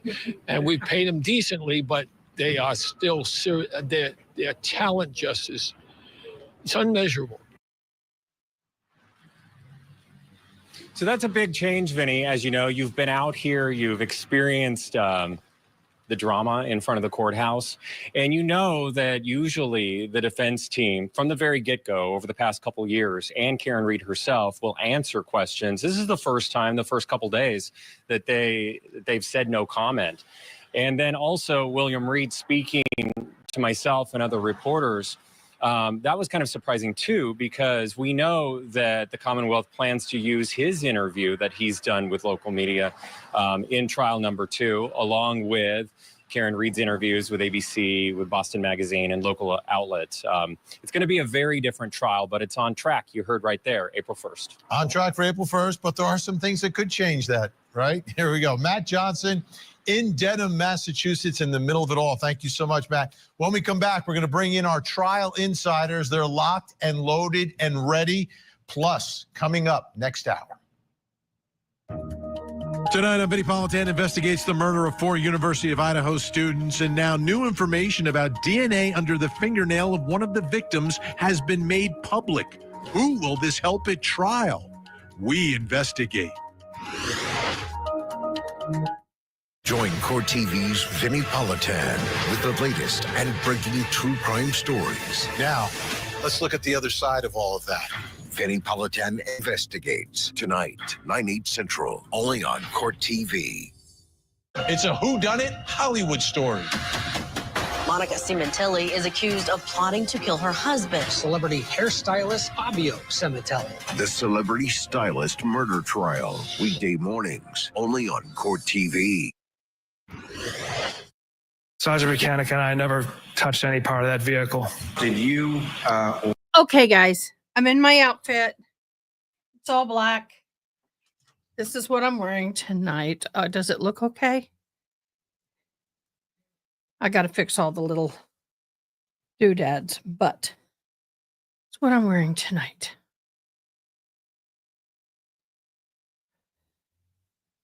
I don't have anything else to wear, but this was my sister's, by the way. It's my sister's. I love my sister. It's an honor to get to wear one of her favorite outfits. Okay. I am going to the CeCe Winans concert. She is one of the most right now she's one of the most popular, but she's a huge global Christian artist. And I'm 99% sure I'll be doing some signing and doing some interpreting. So I will be there. I don't know if I can get video of me doing that. We'll see. We'll see. It is. Try not to cry. Okay, get back to court. Proctor ever go near, touch, manipulates the rear passenger side taillight area or the rear passenger side quarter panel of the defendant's vehicle? We absolutely did not. Troopers Buchanan and Proctor denying that they manipulated the tail light of Karen Reed's SUV. That's the accusation coming from the defense. It's crystal clear. And for them, the best proof would be the so-called Sallyport video or Sallyport videos. And this is a video that in part was shown to the jury in the first trial, but now there's more videos showing up. And Alan Jackson is claiming foul by the prosecution. Take a listen. The Commonwealth cannot deny the untimely disclosure of critical exculpatory evidence. They cannot and they will not deny that untimely disclosure. And they also cannot deny that critical evidence was intentionally, not by some sort of mishap, but intentionally was withheld from us. The condition of that SUV passenger taillight at the time it was brought into the Sally Port at Kenton PD is of critical importance. And that may be one of the most important facts in this entire case. It's important because we know as a fact now that not a single piece of taillight was ever recovered at 34 Fairview until after that vehicle was in the possession of Michael Proctor and the Massachusetts State Police. That is the foundation on which this entire argument is built. And it is an undisputed fact, although it wasn't undisputed for years. Other material facts that are not in dispute. The Sally Port video has been in the possession and custody and control of the Commonwealth since January 29th, 2022.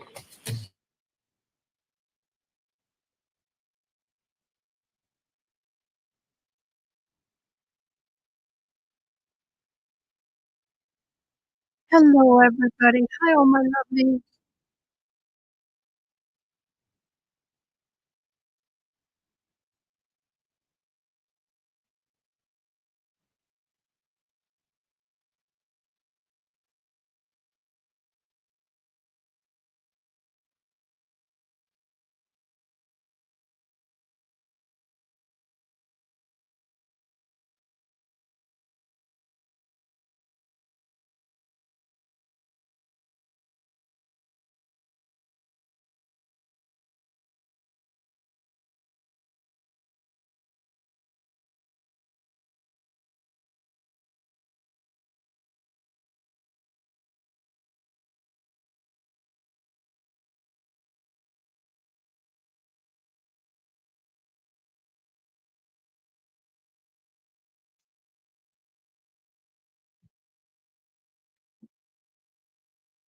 I don't know.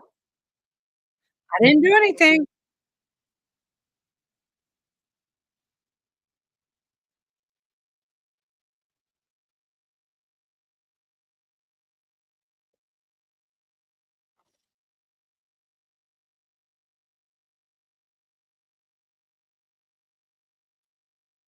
Hi, Jess. Shouting. Welcome.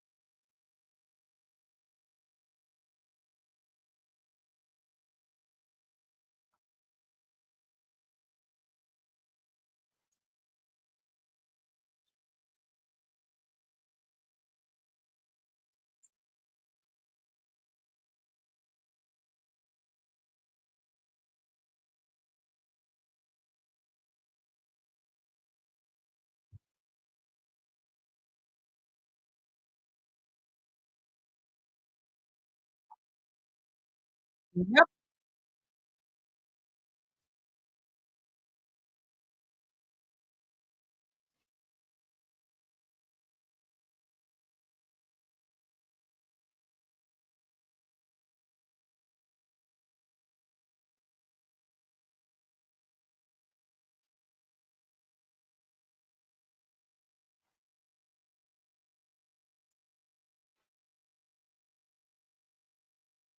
Sorry about that.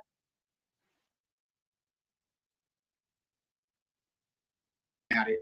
There we go. He actually takes a picture. You can see the flash. He takes a picture of the front of the vehicle. Did he take a picture of the taillight? Nobody knows because none of these photos were turned over. So, I mean, even in this video right here, you have a blue timestamp. The one that Hank Brennan showed us today has a yellow timestamp. So if these were taken all at the same time and from the same camera, it would have the same data on it. So I don't know what to say. Metadata would prove it all, I believe. Okay. Kevin, is there an innocent explanation for any of this? Yeah, it was provided. We got the video from a month before, and it showed that the inverted video was inverted a month before, and the grainy video was grainy a month before. So this is just how they recorded. And this whole Sally Port thing is really the dog that don't hunt. We're supposed to believe that Michael Proctor, for some reason, it was unusual that he was looking at the damaged taillight. What else should he be looking Never at? done my And hair then he this handed early it off the before, but we'll pieces, see. cracked it, even though it's not evidence.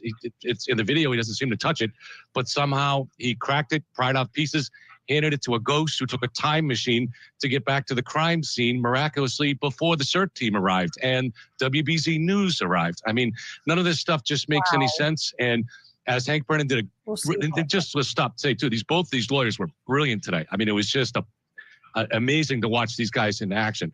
But Hank Brennan made clear that taillight was broken all day, starting at 5:08 from numerous images and in Karen Reed's own words. She describes it plucking pieces out and missing pieces and thinking it wasn't going to work. So this is really the dog that doesn't hunt. All right. I've got great lawyers here, too, as well. Wayne Dennison. Absolutely. Yeah, I'm setting it up for Joseph Krowski Jr. because he's like, I can see him. He's getting riled up already. But Wayne, I don't understand this. When I practiced in New Jersey, we were prosecutors before the trial. You get all the discovery. Here's everything. Why is the defense in this case getting stuff during the trial and after the trial? That's insanity. They shouldn't be getting stuff during the trial and after the trial. And I think there was a frank admission by Mr. Brennan today that this was a mishap. This shouldn't have happened. The question is this error, and it is an error, is this error going to be ultimately deemed harmless by the judge? Thank you. And my expectation is that she will deem it harmless. Joseph Krowski Jr., is it harmless? The defense is saying this is exculpatory. So yes, it's harmless. Just to be clear, really the point of contention is an external camera that captured some. Okay, are y'all hearing it? Because I've got major sound coming through my end. I don't see anything turned off or blocked on my end at all. Do I need to just re-enter? Are you hearing sound now? I need some feedback. I'll leave it running. Some footage at the moment that Karen Reed's vehicle was brought to the Canton Police Department. The Sally Port video was actually produced, and it was produced at trial. To answer your question, Vinny, you've tried cases, I've tried cases. The crime scene was at 34 Fairview. And the defense theory of the case was that Karen Reed may have hit John O'Keefe, but didn't intend to do so. I've tried homicide cases, and I will get surveillance video from the crime scene. In relationship to the police department, maybe I'll get surveillance video of the booking procedure, of recorded interviews of witnesses, of them processing evidence, but you don't get every single camera from every single vantage point of the police department, hallways, exterior, interior. Trooper Proctor, to his benefit, was the one that brought it to Alan Jackson's attention at the first trial that there was exterior footage. And I guess the argument is, if you were trying to hide the ball, you just hit the delete button. You wouldn't bring it up in your testimony. That's true. But the real question is, and the analysis the court has to take is, A, whether or not it was exculpatory, and B, whether or not it was intentionally withheld or destroyed. It certainly wasn't destroyed. Some portions of it might have been negligently withheld. But to get to Kevin's point, Attorney Brennan went through video footage at Meadows. It showed that taillight essentially damaged. Karen Reed, through her own mouth, said the taillight was damaged so much so she could see the bulb. This is all before getting to the Canton Police Department. They had video footage from William Reed's house of that car being put on a wrecker. The taillight was damaged. They had video footage from 8 o'clock in the morning of a well-being check. The taillight was damaged. All of that took place while Trooper Proctor was home eating Cheerios long before it got to Canton. So there's not going to be a showing that it was exculpatory. All right, that's state court. When we come back, we'll move to federal court, and we'll also take a listen to what one of the jurors from the first trial had to say about whether or not they reached a verdict on counts 1 and 3. Judge Cannoni, despite our rigorous efforts, we continue to find ourselves at an impasse. Our perspectives on the evidence are starkly divided. Some members of the jury firmly believe that the evidence surpasses the burden of proof, establishing the elements of the charges beyond a reasonable doubt. Conversely, others find the evidence fails to meet this standard and does not sufficiently establish the necessary elements of the charges. The deep division is not due to a lack of effort or diligence, but rather a sincere adherence to our individual principles and moral convictions. To continue to deliberate would be futile and only serve to force us to compromise these deeply held beliefs. I'm not going to do that to you folks. Your service is complete. I'm declaring a mistrial in this case. I'll be in to see you privately in a few minutes. So thank you so much for your service. That's how the first trial ended. That final note came from the jury, and then she finishes reading it, the judge, and within 2 seconds is dismissing the jury and declaring a mistrial. Now, Karen Reed and her attorneys going to federal court on a habeas motion, trying to get some of the counts dismissed here because they believe the jury reached a verdict on 2 of the 3 counts. Here's Karen Reed's father after court today. What are your thoughts on federal court, how the arguments went today? I thought the arguments were very thorough. The judge seemed to be invested in the arguments, so we're very hopeful. I didn't sense anything that was problematic. I thought he was trying, and he will make every attempt to resolve what is a conflict in this case, that Karen Reed was acquitted of the 2 serious charges, and we need some type of remedy of that. And it's the federal requirement against the double jeopardy, and double jeopardy with murder is just, it's something that needs to be resolved. So we're hopeful, we're prayerful, and we thank everybody for being with us on this long journey. Let's take a look at the charges again.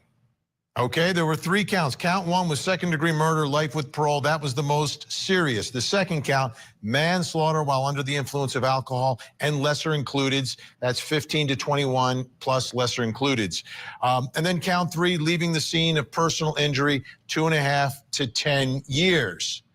Now the defense is saying they reached not guilties on counts 1 and 3, and we're debating counts 2 and the lesser included.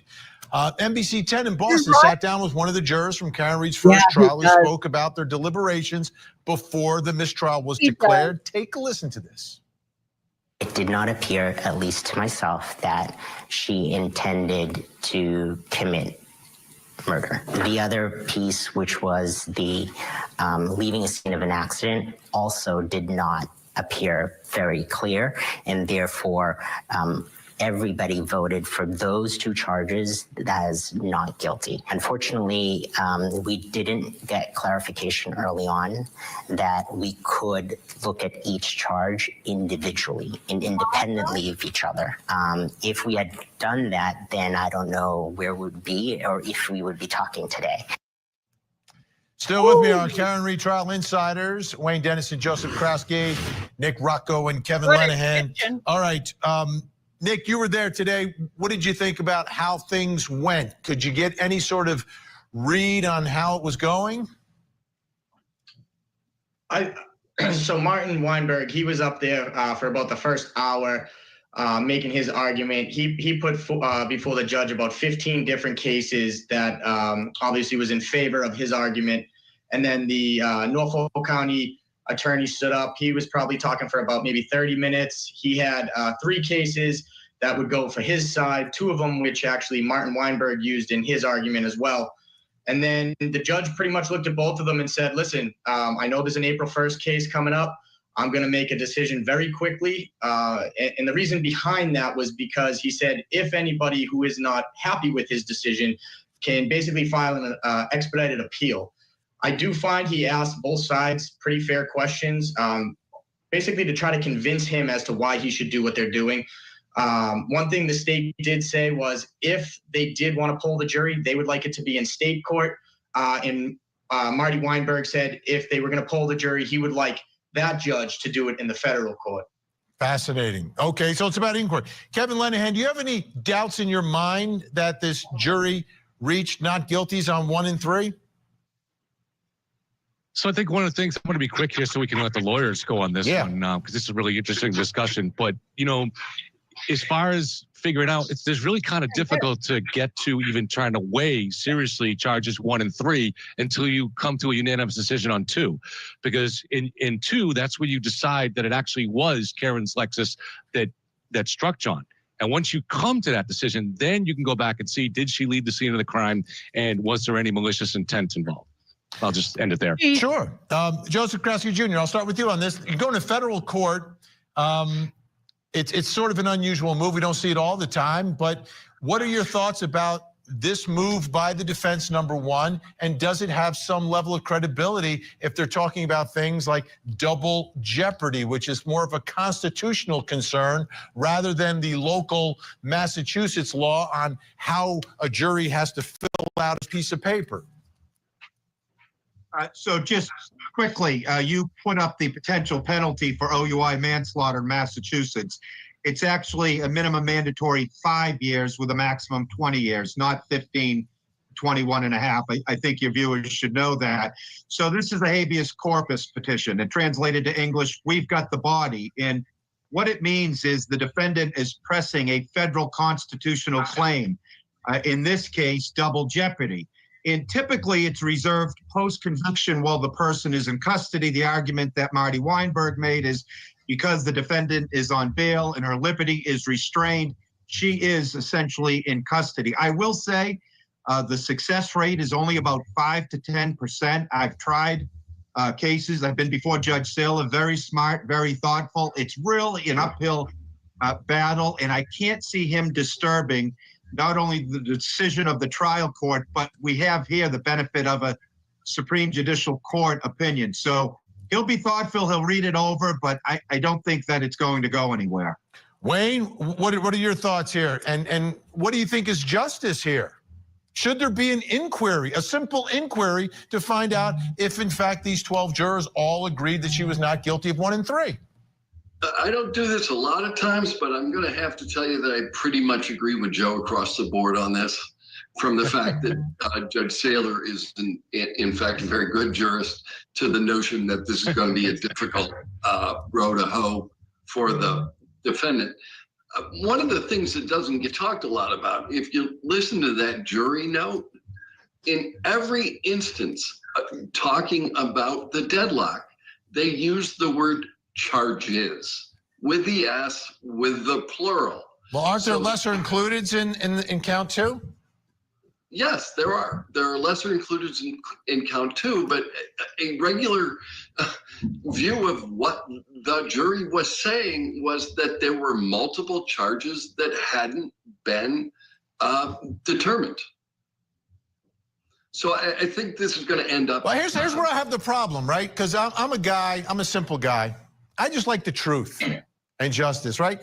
Like I'm so shocked that in Massachusetts there's no mechanism to or wanting to know, like the inquiry. Let's find the facts first, then we'll decide what to do with it. Because you've had 4 or 5 jurors saying we all agreed, but nobody cares. Like nobody cares about it. I'm just shocked. No. Anyhow. No, I am, Joseph. I'm sorry. I can't agree. We do care. I don't know. They care if there's an allegation of racial prejudice. They care. They'll reopen it. But if there's potential double jeopardy, they won't. I think that's silly. But we've got to do this another time, like Friday. Let's do it Friday. If it's extraneous. Gotcha. All right. Thank you, gentlemen. They agree. When we come back, something else you need to know. Tonight on Vinnie Politan investigates the murders of 4 University of Idaho students in the middle of the night. The crime shocked the nation. Tonight. Alexander and Tanner, who in 2010 went missing while in the custody of their father. I want you to take a listen to the judge's ruling in this case.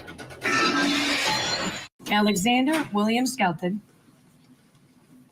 Andrew Ryan Skelton, and Tanner Lucas Skelton have been missing since November 26, 2010.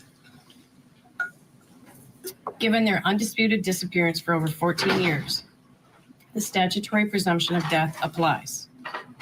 The presentation of evidence, however, does not present clear and convincing evidence that John Skelton murdered these children. It is with the gravest of condolences that it is ordered Alexander William Skelton, Andrew Ryan Skelton, and Tanner Lucas Skelton are presumed to be deceased as of November 26, 2015, in accordance with MCL 700.1208, subsection 2.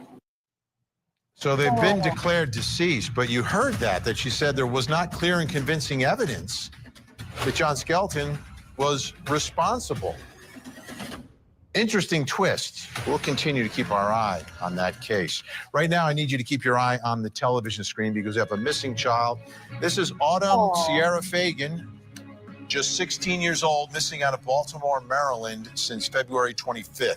Right. If you see Autumn, take a look at her picture now. If you see Autumn, pick up the phone, make a call, make a difference. You can call 911, 1-800-THE-LOST, or you can call the Baltimore City Police Department in Maryland. That phone number's on your screen right now. Let's see if we can get Autumn to a safe place tonight. Don't go anywhere. We've got another hour of live true crime. Vinnie Politan Investigates is next.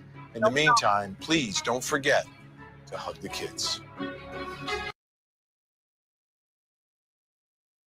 That is so true. Always hug your children.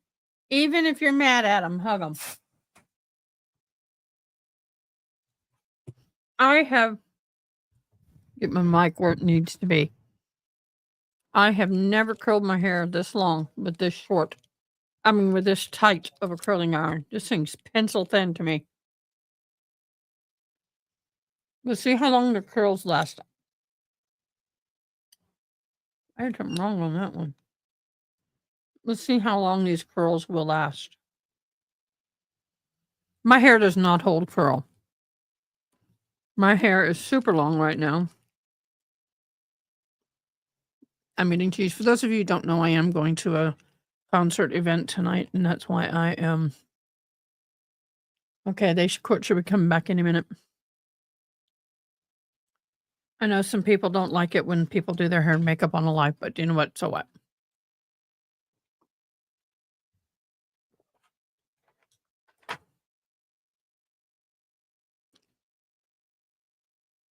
Never leave anything on a crossover with anyone. Don't know what to have. That's the last memory of. Yeah.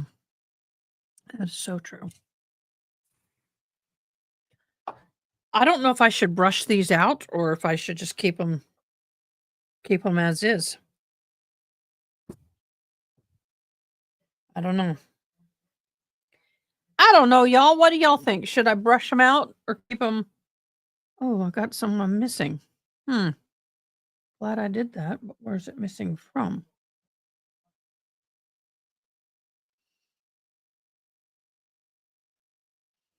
Ah, come on. Come on.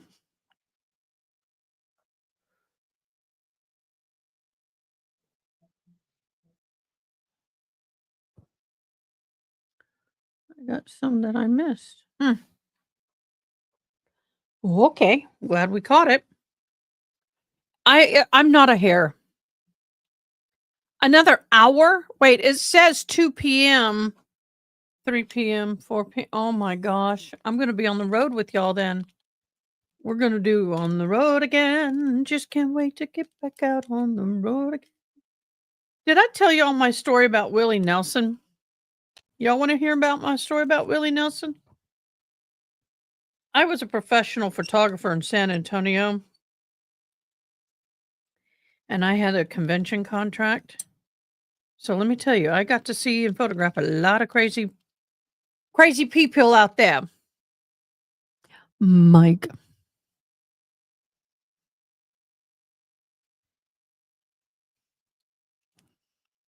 I wish I could play the CC Winan music and be able to interpret it and not get a copyright, because I would love for you guys to see me interpret her stuff.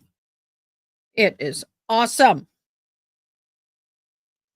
But everything's copyrighted. I actually have a phone number to her to one of her production, not a phone number, an email to one of her production managers. I might reach out to them and see if I can get in writing that if I interpret her music and I don't monetize it, I have the rights to use her stuff. Let's see if I can get that baby. That'll be interesting. Okay, let me see what we can find in a minute after I get this section up here done. Oh, that does not look good. Let's redo that one. The ends did not get curled. We need the ends curled, y'all. Okay, here's my Willie Nelson story. Get this mic close enough to me so I can do everything. Willie Nelson had a big concert here in town. I think it was rodeo time. I did a lot of rodeo photography way back in the day. We're talking early 90s, early mid 90s. And he had come in and he was here. And another very famous person, because I don't want you to know where they live, so I'm going to be careful, lived in San Antonio at a place called, he had a house in the Dominion, which is the $10-20 million mansion area in San Antonio at the time. That was that and Almost Park were some of the two most hoity-toity places we had at the time. And anyway, they had this huge party, and Willie said, "Hey, come photograph it." I said, "Okay, it's part of the convention thing. I'm going to get paid. Why not?" So I went, and I arrived, and everybody under the sun that is a famous Western singer that was at that event was there. I kid you not. Every single one of them was there. Not lying. And I walk in the door, and the first thing Willie Nelson does, can anybody guess what Willie Nelson did as soon as I walked in the door? What did Willie Nelson do as soon as I walked in the door? Does anybody guess?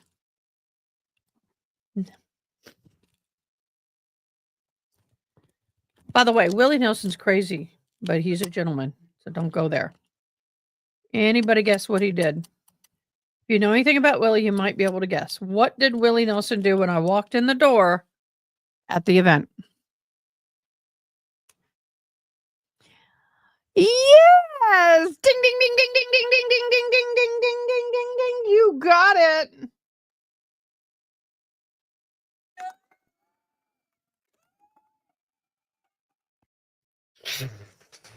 I said, I can't do that while I'm working, but thank you very much.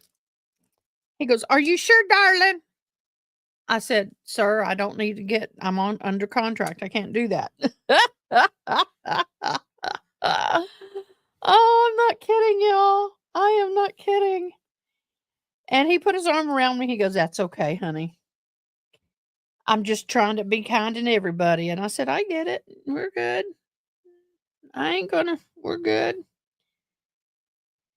So anyway, I walked into the door and I continued to move around and take pictures. And I got to tell you, the people some of the Western, I have to tell you, I've done rock, I've done Western rappers.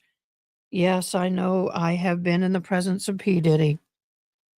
God, that's another story for another time. But Mr. P. Diddy was there, not there, but at another party. There's some people that you think are the kindest on TV are the meanest in person. But I have to tell you, Willie Nelson was such a gentleman. He was so kind. He took care of everybody, not with the pot thing, but not with the potted plants, but he was just a gentleman. And He still is because he's still alive. Kenny Rogers, I spent a lot of time in his presence. Of course, I've talked about Dolly, and that's frustrating as hell. Hard to see when you got hair in your face. One person stayed really quiet and to themselves. I can't say who. So yeah, it was real cool. Gosh, I haven't done my hair like this in years. I'm not kidding y'all. I have not done my hair like this in like ages. I'm gonna have to go ask my son, did I get it all? My daughter has gorgeous hair like this too, but hers has a natural curl to it. Mine does not. I can sit here and curl this and spray it and mousse it and gel it and do everything you're supposed to do to it. And in about 2 hours, it'll be straight as a board. So we'll see how this lasts. I thought about, do you know those caps that people wear at night to keep their hair from splitting? I'm thinking about possibly putting that on until I get there. I know it's funny seeing a woman driving with a hood, a little hoodie thing on, but I need to try to keep this curl because and I'm pretty sure it will be a yes. I am up there signing. I will be under those hot lights and sweating my butt off. Y'all think those? I mean, people have no idea how hot it is on stage with all those lights. So anyway, oh, this is not working. Ooh, got hot. Let me get this one curl and then we'll find something. Or can somebody, Yana, can you find something for us to watch? I drive to special occasions with rollers in my hair. Yeah, you know what? Rollers for my hair work perfectly. But the problem is with my hair, it is so long, I would have to double roll them. And they're so heavy and expensive. I mean, it is difficult. I tried one of those Dyson things, and yeah, it wraps, it looks cool, but it doesn't hold for me. And I'm hoping that because I'm spraying this and I'm rolling it, I'm curling it really tight, and I got an old brush because my good brush is at home. That I'm hoping that it will have some curl when I'm done. By the way, I will have to one day do something. I have a full makeup studio, facial studio in the room right next door, where I actually do people's hair and makeup. Yes, I do. I actually do people's not hair, their makeup and their faces. But anyway, let's find something to watch. Let me see if I can find something. Let me put this down. Oh, this is the Morgan. Oh, the Slender Man trial. Yes. We're going to go do this.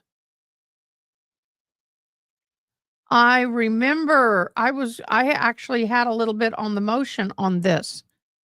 So let's do this one. Who is calling to authenticate it? Why? There you go. Thank you. Please be seated. This is one I wanted to follow. So we'll follow. This is day one. So when Court will call a matter of we State can of do this one. Wisconsin versus Morgan E. Geyser, case number 14 CF 596. Appearances. Good afternoon, Judge Abby Nicolai appears on behalf of the state. Good afternoon, Judge. Morgan Geyser with Attorney Anthony Cotton. She's here in person. All right, thank you, and good afternoon, all. We're here on the review of the court's petition, the order conditional to release hearing, proceed with day one? conditional Okay. release, and then the petition filed to revoke that order. So how is the state calling a witness? Or how should we proceed? Judge, given today's scheduling was primarily based around the 3 doctors' schedules, I would suggest that we perhaps start with their testimony because I know that they were all available today, and I believe they're all on Zoom. And I know that the court had questions for the doctors, so that would be my proposal. Well, should we introduce the petition though, of why we're here? Sure. We have the petition that seeks to revoke the conditional release. Right. Is there a witness here to testify about that? I have several witnesses on the state's burden, none of which I anticipated including any of the doctors. All right. Well, I think we should put the petition into the record officially so we can have individuals comment on it. So who is calling to authenticate it? Well, I have, this afternoon, I plan to elicit testimony from Nicole Whitaker from WCS, who helped author some of the information, as well as Kathleen Martinez from the Department of Health Services. And then there's also a witness on Zoom who is part of the defendant's treatment team from Winnebago, Lisa Portman. I was going to have testimony from all of those individuals in regard to the information that was filed in document 655, the petition to revoke conditional release. What did she do? Oh, thank you so much. If you can find that, that would be flawless. I'll give Was you extra signed entry by the amended for the gift petition card. that they This month filed I'm going to most do a big recently one was because signed it's by my birthday month. Nicole Whitaker. Is she available? Yes, she's here, Judge. Well, we should have her then be the one that introduces it so we have it in the record. Okay. She did sign that memorandum. The actual petition to revoke the conditional release is signed by Aaron Graff from the Department of Health Services, who's also here. The WCS memo is included underneath that petition as a factual basis. Ms. Graff is also here, as is her supervisor, Ms. Martinez. So however the court would like me to begin, I can do that. Well, I'll allow you to decide how to begin. I just wanted to get it in to the into the process. I'm just looking for it. I have the statement of probable cause for detention and petition for revocation of conditional release. That was filed in court here on February 27th.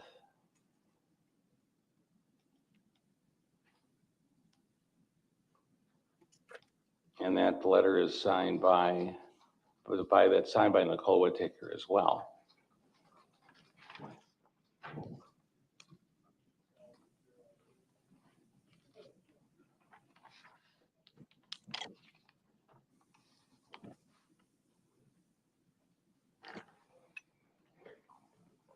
The reason we're here is they filed a petition.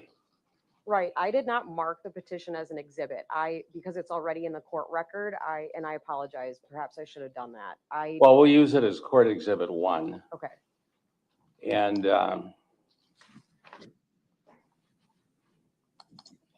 who, I guess, should Ms. Whitaker be the witness that comes in? She will be one of my witnesses, yes. Well, let's call her and she can identify it so we have something to proceed with. Sure. I'd call Nicole Whitaker. Ma'am, if you'd come forward, have a seat behind the court reporter. We have an exhibit tag for that. The judge ruled Morgan could be And then, ma'am, if removed you from the mental health stand, remain facility, but standing, raise concerns your were right hand. raised Do you swear that for everything you're going to conduct of a man testify to outside today of the is the truth, facility and nothing but the a truth, so book help he you was God? reading. So All right, release thank you. this You may clause. proceed. Is that the result, or is that what this is about today? And then state your full name and I spell your gotta last tell name. you, you are Nicole simply Whitaker. My last amazing. name is Whiteaker. No, we're missing, excuse me a moment. We're missing sheets.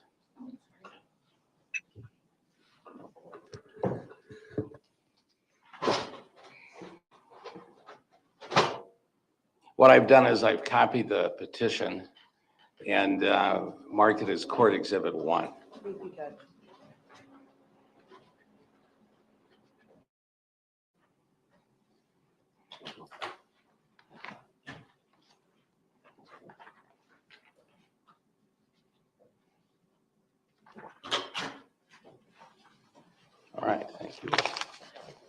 I'm just gonna give you now what's in Marcus. I have a lot of hair, y'all.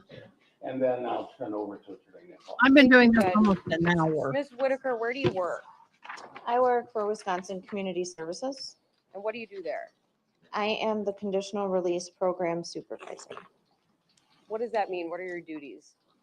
I oversee a team of people who are overseeing participants who are released into the community under conditional release. Did you become involved in preparing a plan for Morgan Geyser in this case? I did. And did you begin to prepare that plan in this case? I did. Ultimately, did you write a memorandum with some information in it that was filed with the court? I did. And you've been handed court's exhibit number 1, is that true? Yes. Is that a multi-page document? Yes. What's the date of filing on that document, please? February 27th, 2025. Okay. And do you recognize that document? do. What is it? This is the 5177 petition for revocation. Is there information in that petition that you generated? There is. What information is that? I generated a portion of this that are numbered, and that comes out of case notes that were done after meetings with Ms. Geyser. What Could is you Morgan refer go the by court now? to a Is she page number where transgendered now? your content begins? Wasn't she Mine is not numbered, but I'm on the fourth self-identifying as page. Okay. a man or boy now? Is there a WCS logo at the top left corner of that page? There is. Okay. Thank you, Toxic. On the final Hello, page of that love it. exhibit Yes, is I'm getting your ready for electronic concert. signature there? Yes. I've never Okay. done my hair this tightly curled before. Why did you I will. Hold compile on. the information in this memo? My hands are a little full. We, as a treatment team, I'm going to object to her testifying as a treatment team when she's asked what she was tasked with. doing. Sustained. That judge is like done sustained. Sustain the objection. Can we go ahead? Sure. When, I want to back up a little Hold bit. on.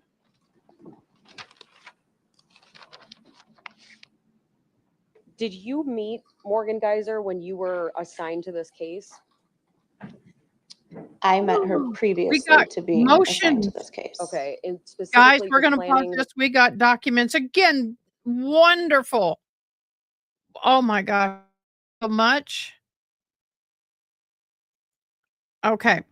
We got document drops. Thank you so much. As the gavel drops, you are so amazing. We love you. I want you guys to know that we are partnered with As the Gavel Drops. They are fabulous. If you want to be able to see the documents that we are getting ready to show you, go over to As the Gavel Drops, join, then validate your account.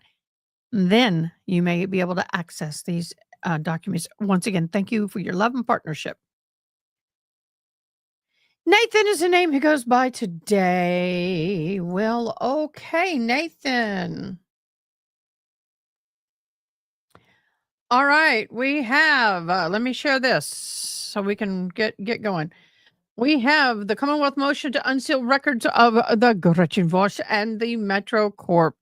The Commonwealth moves to amend the court's December 5th order restricting the dissemination of all audio recordings produced by Gretchen Voss and Metro Corp. On February 11th, the Commonwealth moved without objection by the defense. And I don't know where I put my, oh, there are my glasses. I might be able to wear them because I got the eyelashes on. Oh, I can. Oh, that's so much easier. To amend the order to audio recordings to be shared with the members of the prosecution team and prepare for trial. The Commonwealth obtained a certified official transcript June 20th, 23, interviewed between reporter Gretchen Voss and the defendant. Attorney Yeti, Attorney Jackson, Attorney Little, and a certified official transcript of July 13, 2023, interview between the Gretchen Voss and the defense's Attorney Jackson. In anticipation of trial, the Commonwealth moves to unseal the entirety of both audio recordings transcripts for the use of the Commonwealth case against Karen Reed. Alternatively, the Commonwealth moves for partial unsealing of the June 20th, 2023 transcripts. Without the Commonwealth references, statement may be made to the defendant about the damaging of her taillight in order to effectively rebut the defense's allegations of egregious governmental misconduct. I said it right. And the hearing is scheduled for March 5th and generally, okay. That'd be interesting. The next one, Commonwealth update of exhibits to motions to dismiss hearing. Transcripts. Okay, this is just, we don't need that. I'll have that. See, that just, this is a Commonwealth's update of exhibits to motion to dismiss hearing. Transcripts, video, main driveway, exterior. These are just a list of the, oh, it's not sharing. These are just a list of stuff, but we will have it. You can access in this as the gavel drops. Affidavit of support to the Commonwealth's motion for the records from the docket 2482 CR 00043 and 2382 CR 00313 and a Special Assist District Attorney Robert Cosgrove. My name is Hank Ben, and I am a special counsel assigned to prosecution for the Karen Reed. I am moving to proceed records to above captioned matter pursuant to M period R period C period P period 17 period. And I know I look like crap while I'm reading this, but I don't care. I'm doing my hair. On June 9, 2022, the defendant was indicted by the Norfolk County Grand Jury for the second degree redrum in violation of GLC 265.1 manslaughter. So we're getting into the actual, this is one of the charges while operating a vehicle on, grand jury for second degree manslaughter. The second charge is manslaughter while operating and while under the influence in violation of GLC 265.1 manslaughter, 13 and a half, leaving the scene of a personal injury or death violation of GLC 390.24, parentheses 2, parentheses A and a half, parentheses 2. The defendant's second trial is scheduled to begin January 27th to 25. No more. It is not anymore, y'all. The Commonwealth alleges that on January 29 of 2022, while intoxicated, the defendant struck John O'Keefe with the rear of her Lexus SUV and left him to die in a blizzard. Conditions. Paramedics transported the victim to Good Samaritan Medical Center, where he was determined to be deceased. He was already deceased on scene, I guarantee it. Canton PD. Number 5, Canton police began to search for evidence in the immediate area around where the victim had been discovered.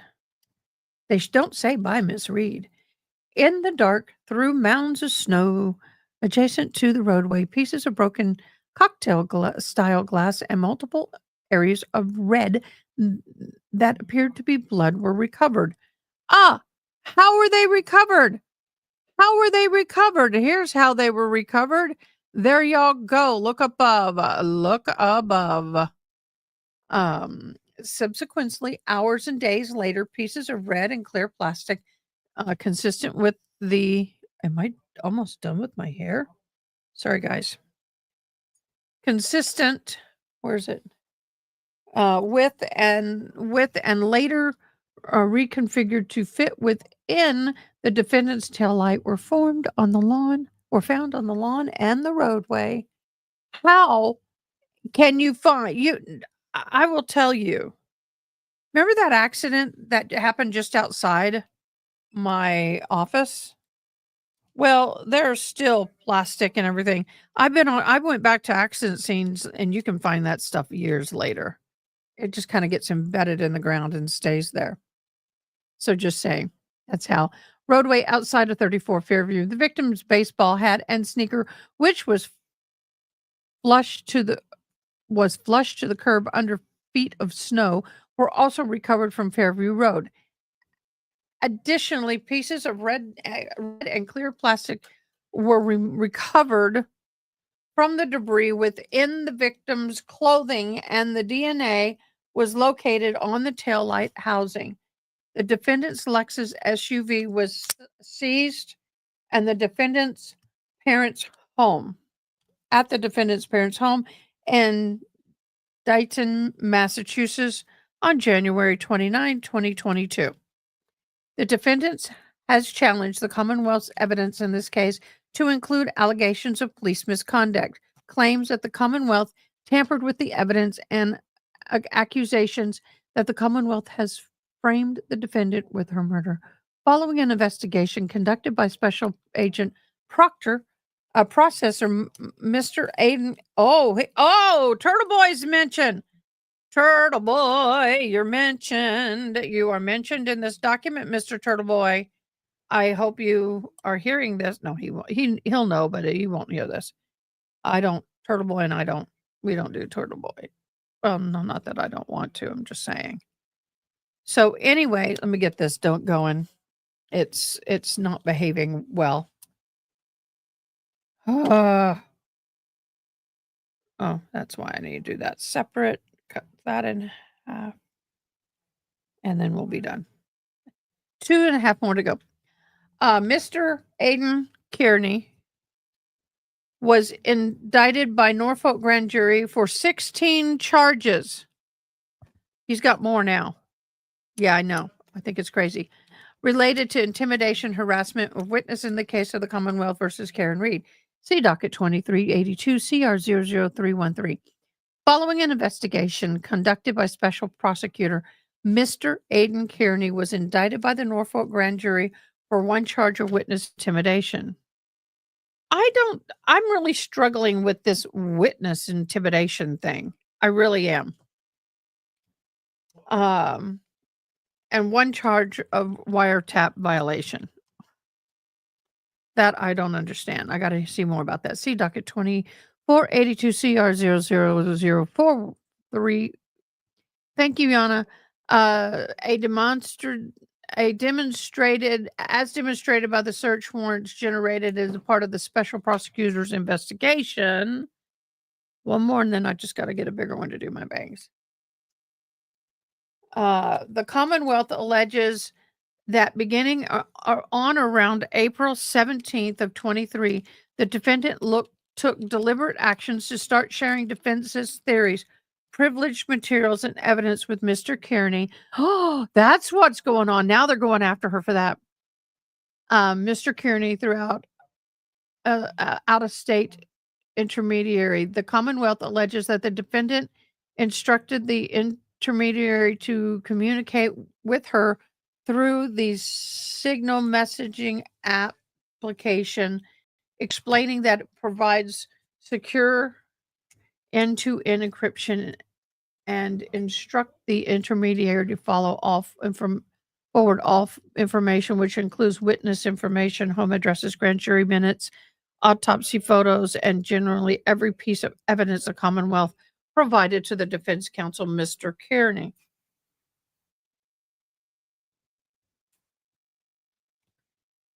I hope I got it all. Looks like I did. No, I'm not going to leave it like this. I think it looks too... Nah, I'll have to do something to it in a minute. Let me unplug so I can get the other one going. I got to do my bangs now. I have a nice plug strip that literally clamps onto a desk and it expands your outlets. It's really nice. I highly recommend it. I'll have to hold this one. Get it. And put it over here. Okay, sorry guys. I'm doing 20 things at once right now. I should be getting on the road very shortly. The concert's at 7, but with traffic, and I'm driving all the way to San Antonio and then all of that. So it's going to be a little cray-cray. The beginning of this, let me see, where was I? Mr. Kearney Commonwealth alleges the defense would put disclaimers and directives in certain pieces of the evidence, such as denoting do not share, urgent, do not publish anything from report, and make it clear he, Mr. Kearney, didn't just get it from us. But don't show the exhibits, just read them. Please tell him not to share the title. It has Yeti's initials in it dry, referring to Attorney General R. Iannetti, sorry. Beginning of the summer, I don't burn myself. In the beginning of the summer of 2023, the Commonwealth alleges the defendant, Mr. Kearney, would directly communicate on regular basis. Called detailed records from Mr. Kearney's phone revealed that the defendant's phone number and Mr. Kearney had 189 phone calls between June and December of 2023, communicating for excess of 40 hours. This reported to be in addition to frequent text and phone calls. Hold on.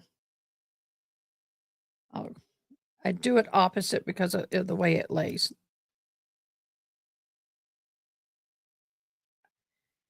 I love my eyelashes, but boy, if there's a hair, it drives me nuts. This reported to be in addition frequent text and phone calls communications. There it is.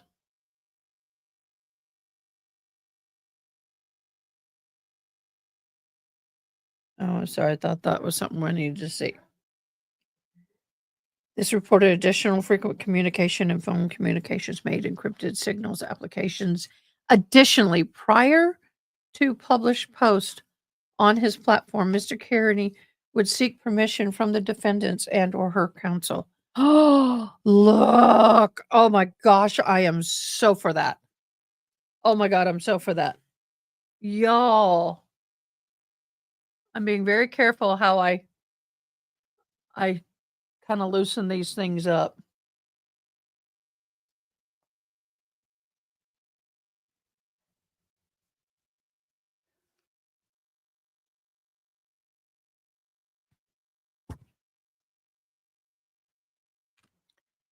Let me see.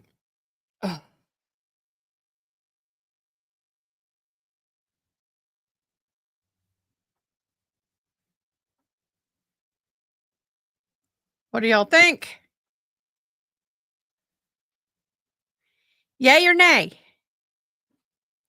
Let me turn that off. Okay, July 14. Wait. December 24, communication. Okay. Mr. Kearney would seek permission from the defendant or her counsel.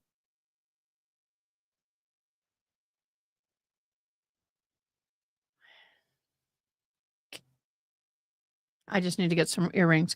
If I interpret, I usually don't put a lot of earrings on because they can be very distracting, so they'll be minimal. On July 14, 2023, the defense filed an affidavit. I got to turn my head this way. This is not working for me. Let's see if that makes it easier for you guys to read. Let me switch places here.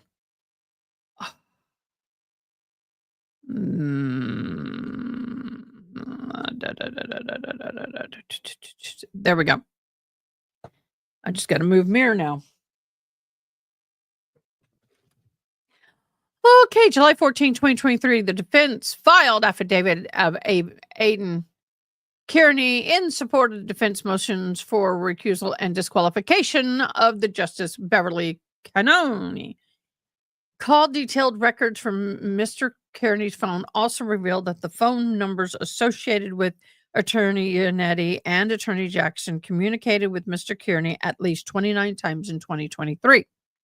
A clear inference can be made. Come on, mouse. Can be made that the parties directly encouraged Mr. Kearney to continue personal attacks on the witnesses, their family, and members, including juvenile children, with the sole purpose of embarrassing, intimidating, harassing, and deterring these individuals. I'm not too sure about that. But anyway, from testifying, Mr. Kearney publicly stated that the motivation of his actions was to prevent this case from ever going to trial. And he has the right to voice his wants and desires and needs on that. It has been represented to this court by defense counsel that Timothy Brodel, on behalf of Mr. Kearney and their long-term implicit mutual assistance of a mutual defense. I got to get my glasses on, y'all. This is getting difficult. agreement between the counsel of Mr. Kearney and the counsels for the defense. Motions and affidavits filed by the Special Assistant District Attorney Cosgrove make clear that the information proceed from both phones are produced, from both phones are likely to be evidentiary and relevant. The Commonwealth motion is made in good faith. The Commonwealth intends to introduce this evidence of the defendant's statements and actions intimidate witnesses from testifying against her as evidence from her consciousness of guilt. Signed, sealed, delivered. It's yours. Really? Y'all, I got so many windows open. Not funny. Okay, now this one. Commonwealth motion from records of documents. Okay, this is 3 pages. Docket 2482 CR 00043 and 2382 CR 00313 are Special Assistant District Attorney Robert Cosgrove. Now comes the Commonwealth respectfully requests Honorable Court pursuant to Massachusetts RCR P17, the Commonwealth versus Lampern 441 Mass 26/5/2024, issue the court ordered to the Norfolk District Attorney, blah, blah, blah, ordering Special Prosecutor Cosgrove to produce the Criminal Court Clerk's Office of Norfolk Superior Court, 1, cell phone extraction reports and all underlining data from 2 phones search pursuant to SW222355ZW0071, blah, blah, blah, blah, blah. In support of this motion, the Commonwealth states the following. Now we get to the good stuff. On June 9th, 2022, the defendant was indicted by the Norfolk grand jury for second-degree murder violation, manslaughter while operating under the influence in violation of blank, leaving the scene of a personal injury or death in violation of blank, blah, blah, blah. On April 16, 2024, 10-week jury trial commenced. Beverly Canoni, I guess. In addition to 3 indictments, the jury was instructed to consider 2 lessers included offenses to manslaughter while operating under the influence, involuntary manslaughter in violation, motor vehicle homicide, OUI, liquor, and negligence in violation. And on July, oh, please, I don't need to burn myself. It's cooling. On July 1st, 2024, upon finding that the jury was deadlocked, the court discharged the jury and declared a mistrial. The defendant's second trial is scheduled for April 1st of 05. Records are evidentiary and relevant. The Commonwealth intends to file a motion in limine to admit the phone records, documents, witness testimonies, and other information demonstrating intimidating of witnesses as constituents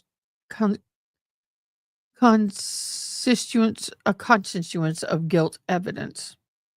The Commonwealth opposition defendant motion to suppress and restrain any search of a computer and telecommunications device for under reasonable delay, filed by Special Assistant District Attorney Cosgrove in the Commonwealth and Kearney docket, blah, blah, blah, blah. The order on October 6 of 23, Norfolk Court, J. Crump endorsed the Commonwealth revised proposal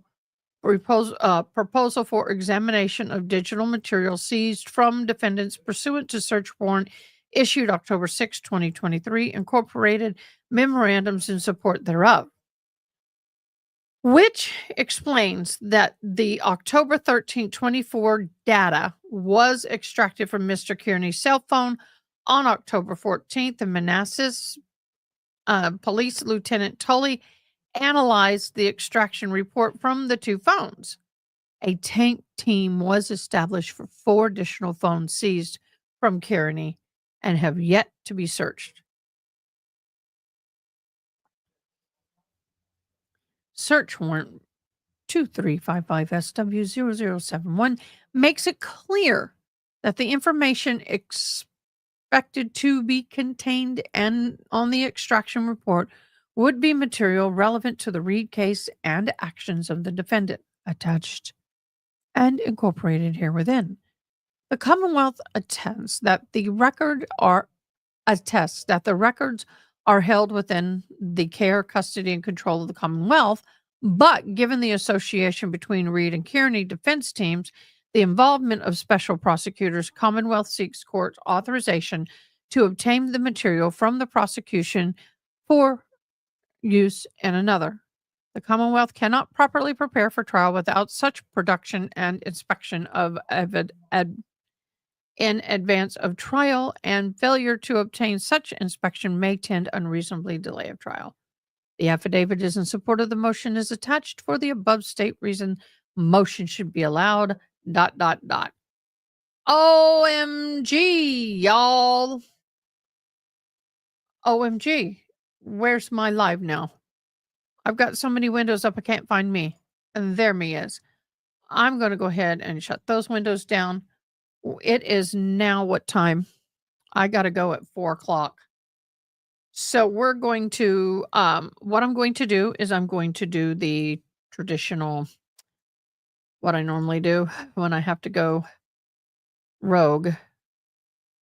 Is it this one? No. Is it this one? No. Is it that one? Yes. I'm going to get this up and sharing. I will get myself up and sharing. Oh, did we get a new one? We got a new one. We got a new document. Let's get it back over here. Embiggen, please. We will share this tab while I'm here.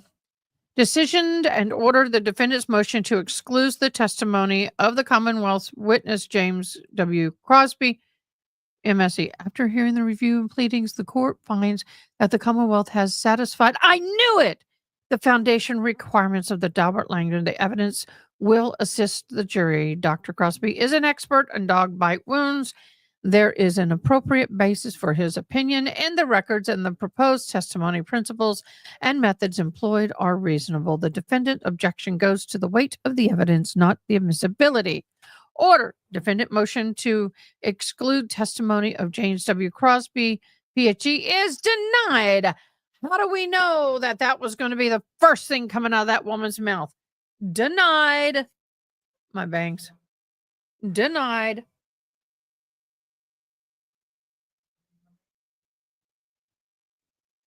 Should I leave my hair just down for this? I never wear my hair down. I thought about half up, half down, but we'll just leave it down. Have some of it forward. There we go. My bangs always give me. See how they always are crooked, and they're not cut crooked. They just iron crooked. Oh, I like the way that is. Let me see if I can spray that in. That's not bad. Don't touch. No touchy. No touchy. So we have the first document that came down on one of the motions on Karen Reed, and guess what it is? Denied. Of course, they're going to deny it. They always deny the Reeds. We never have anything for the prosecution, never gets a denial. Okay, guys. This trial was supposed to be back in a few minutes, and as soon as it comes back, I'm going to go. I hate to do this, but I have to. I'll get on my phone. I got to get packed up, get in the car, get on the road, but I will be watching and supervising that way. I hope y'all are cool with that. Let me go ahead and.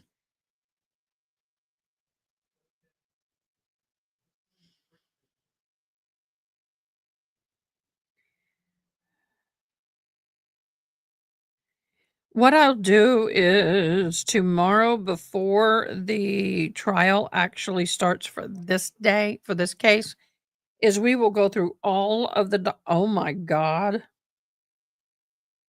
Y'all got to see this girl. This is a girl that was arrested in Kerrville, Texas. You got to see what happened here.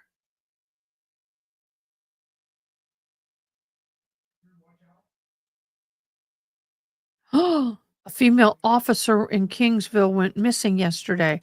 Her car was found last night with her daughter inside, but unfortunately, there's still no sign of her. Oh my gosh, you guys! If you guys see this woman in anywhere around, call 911. She is a missing police officer. Her car was found with her daughter inside, but she was not inside at that time. Oh, that is horrible. Oh my God. Prayers for her and the family. I know this is going to be devastating and shocking for them.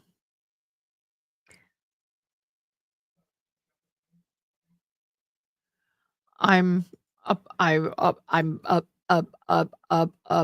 is what I'm saying. That is so horrible. I pray that they find her. I really do. Um, I am looking for something to show you. If it doesn't come up here, I'll have to do it on my phone. And I don't want to. I'd rather do it here.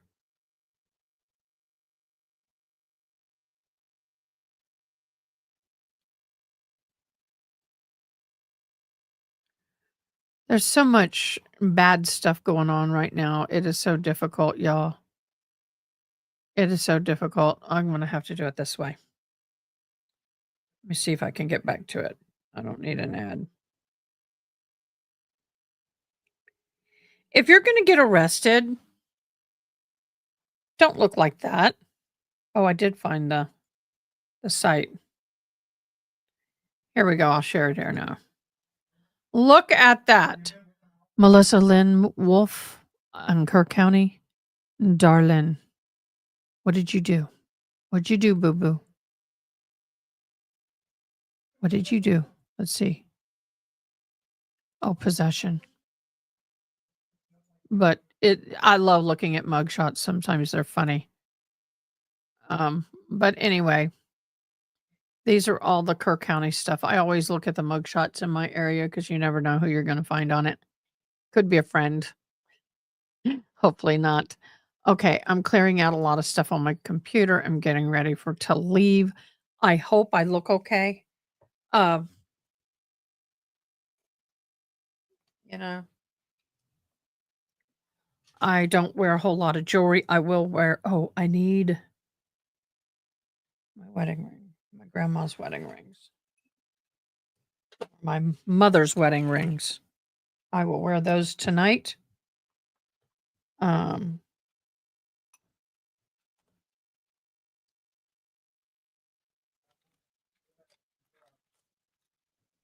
that. Where's her ring? Her ring's in the car. Okay. Well, I got my band on. So, welcome back, Elena. I curled my hair. Remember when we used to wear hair like this? Do y'all remember that? Do you remember in the 80s we used to wear our hair like that? I mean, y'all, we'd have some on this side, but we had that big, this side kind of part and puffed way high. I got glitter. My feet are in such bad shape. My feet are in such bad shape. Now my pants go all the way to the ground. I got glitter Crocs. I've had these things that are lined with wool. I've had these things forever. I got to get them out.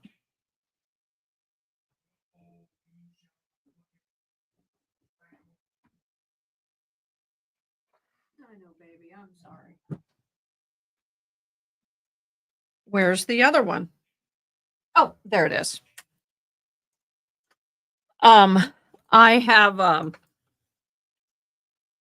I'm having extreme plantar fasciitis and I cannot put anything on other than a Croc at this point. And you know what? I'm looking at it when I stand up. You know, I'll take my socks off, but yeah, no one will notice. I hope. I hope nobody notices. But, you know, do what you got to do. I can't help that my feet are so bad right now. Okay, we are waiting for this court to come back. And as soon as they come back, I'm on the road. That's what I was going to do. Close.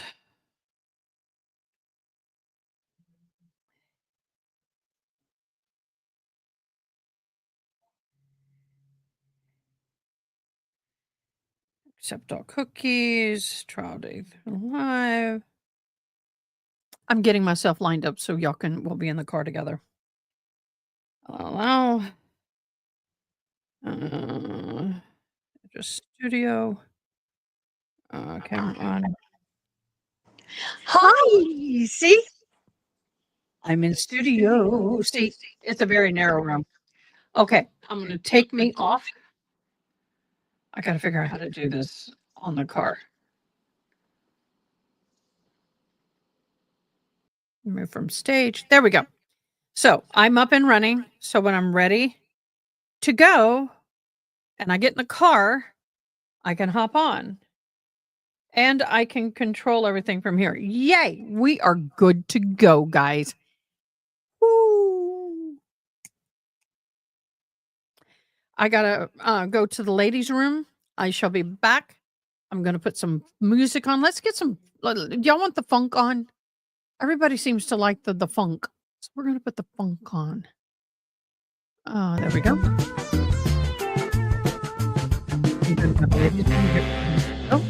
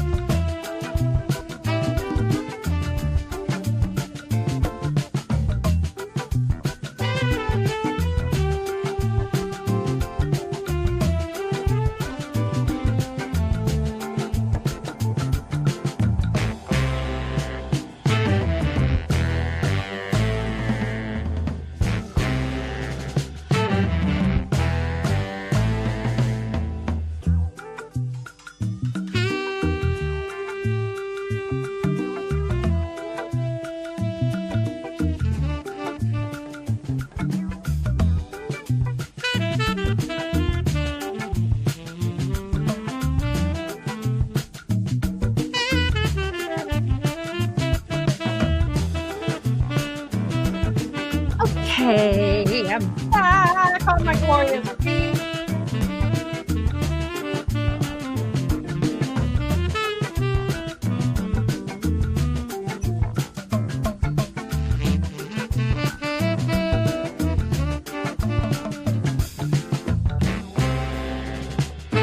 I gotta get my hearing aids in, y'all. I gotta switch over. Switch me to me here. I guess it takes 3 minutes. But I want to thank all of y'all for being so kind and watching today, even though I'm putting makeup on and getting my hair done and all of that. But I appreciate you guys so much for being there and being so kind and supportive.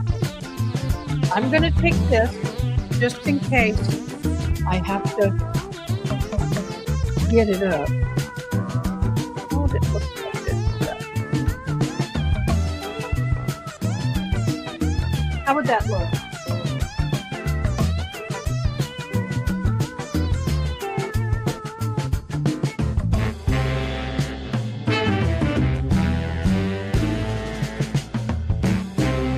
I don't know. I may have to do that if I'm interpreting. Should I do up or should I do it down? I'll give it up.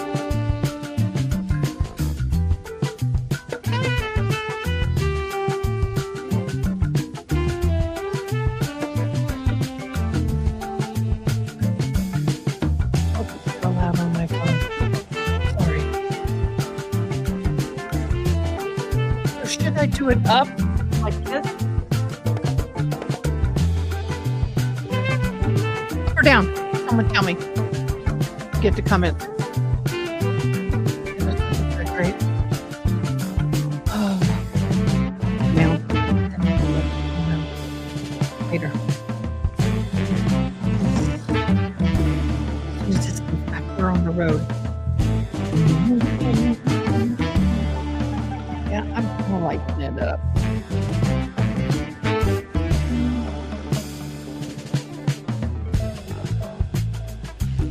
I'm not used to it down all the way, and if I'm interpreting it, it's in the way. Gotta get these things down. I'm not used to this. Now, my sister always loved the shoulder showing. I'm not used to that. I'm getting used to it. Not used to it yet.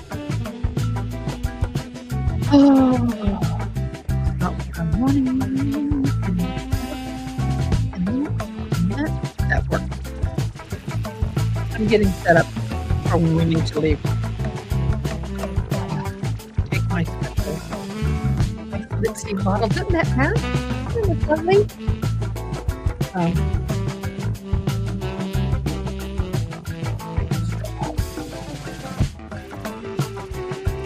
Get the water in it. Oh, I gotta make a phone call. Put the music back up.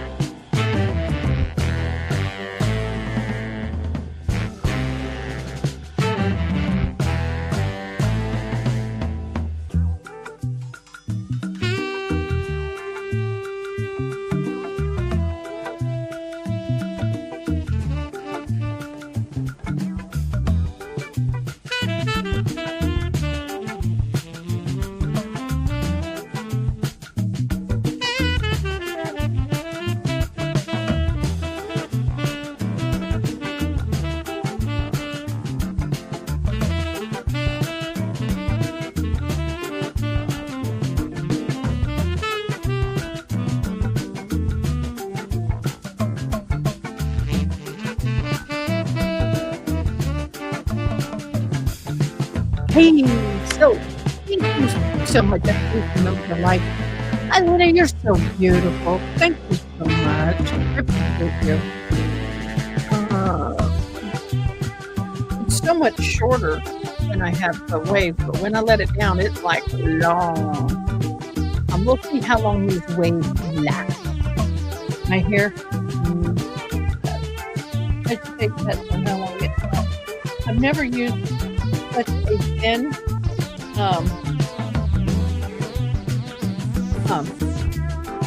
curling iron. It's tiny. Last time I used something this big, my hair was about like that, and I was coming out of cancer street. So yeah, I know it's unusual for me to have the curling iron so small. You try it. I have some curling iron and get ready to go away for something better for him. And so I wanted to try it. If it worked, great. If it didn't, okay, then I don't use it.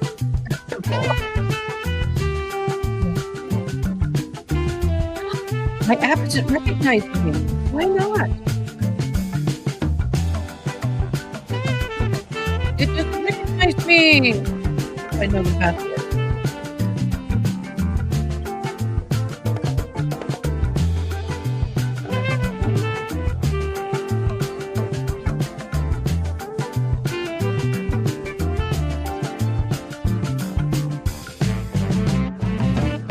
It's working.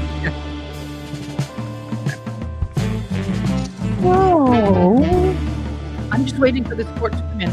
What I might do is go ahead and get on the road. I think, well, 5:30, 4:30, 5:30. I'm just trying to get there before we have the rush hour. And then I can go and eat. There's restaurants right there. So I'm trying to get there early enough. I'm going to go sit down and have something to eat. And then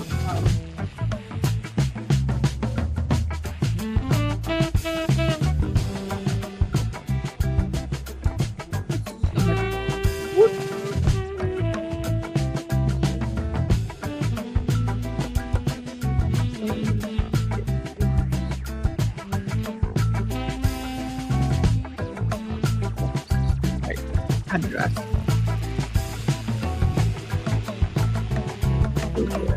I just want to make sure because the finish telling me they got the footage of everything. We're gonna.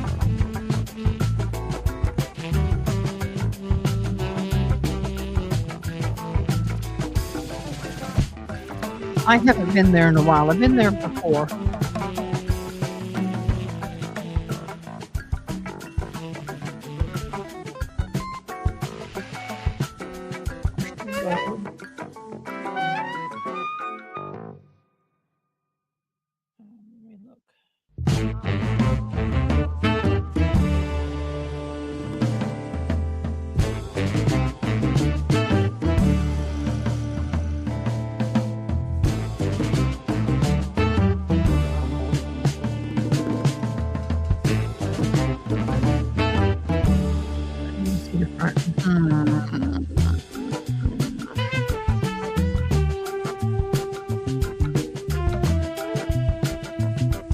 Yeah, that's the one.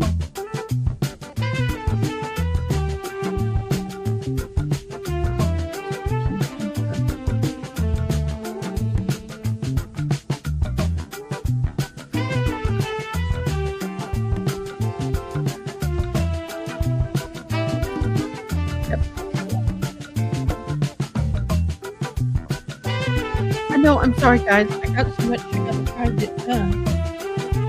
Okay. I'll leave you with 6:30. I'm getting ready to leave and go to this on soon as I'm just kind of getting. Oh, let's go ahead and do the giveaway for the I Like. I can't do it later, and then if everybody comes on again, we'll pop it on for tomorrow. So let's share this. Huh?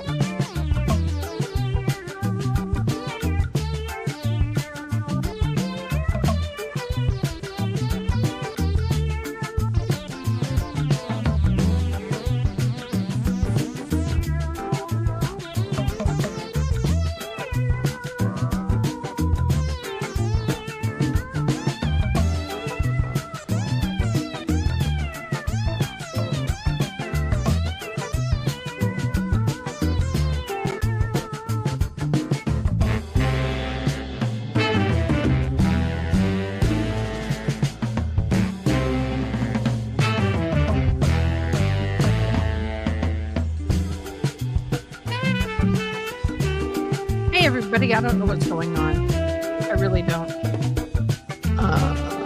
Making sure I don't have 20,000 things. Okay, we're good. Let's get over here. Welcome back, everybody. Sorry about that. Let's draw.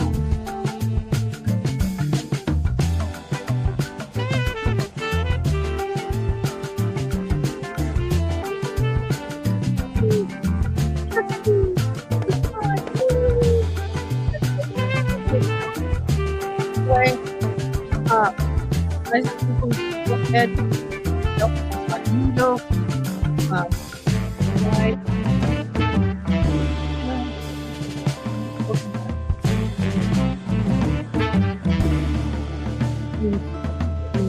Okay. All right, that's there. I want to remove me from stage. Perfect. Okay. Y'all, I love you. Y'all are awesome. I really appreciate you. We are going to go ahead and just pop up this. Share. We're going to get this on stage and this trial back on stage. And then when it's done, we'll be done. I appreciate all of you guys for hanging in me. It's been a crazy day.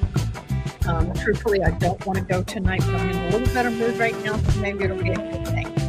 But just know how much you're appreciated, and I look forward to tomorrow with you guys with a lot of, maybe I'll get a lot of pictures and I can show you things. I don't know.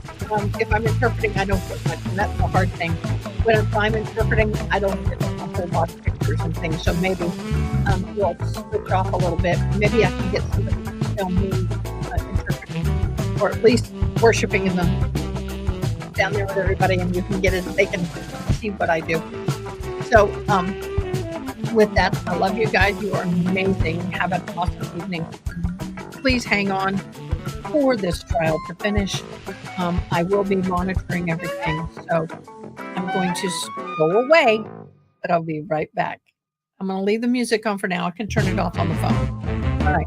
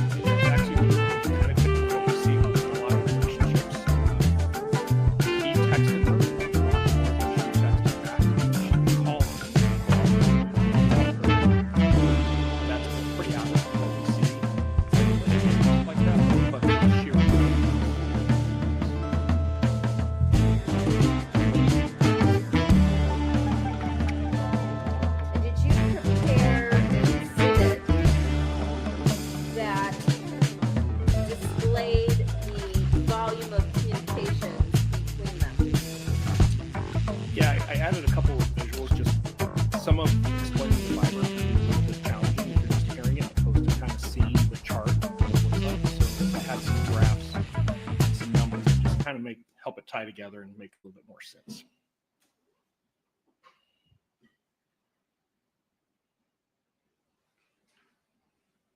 You want to write a set of charts, 9 pages in length. May this exhibit be marked, please, as People's Exhibit 255? Yes. Thank you.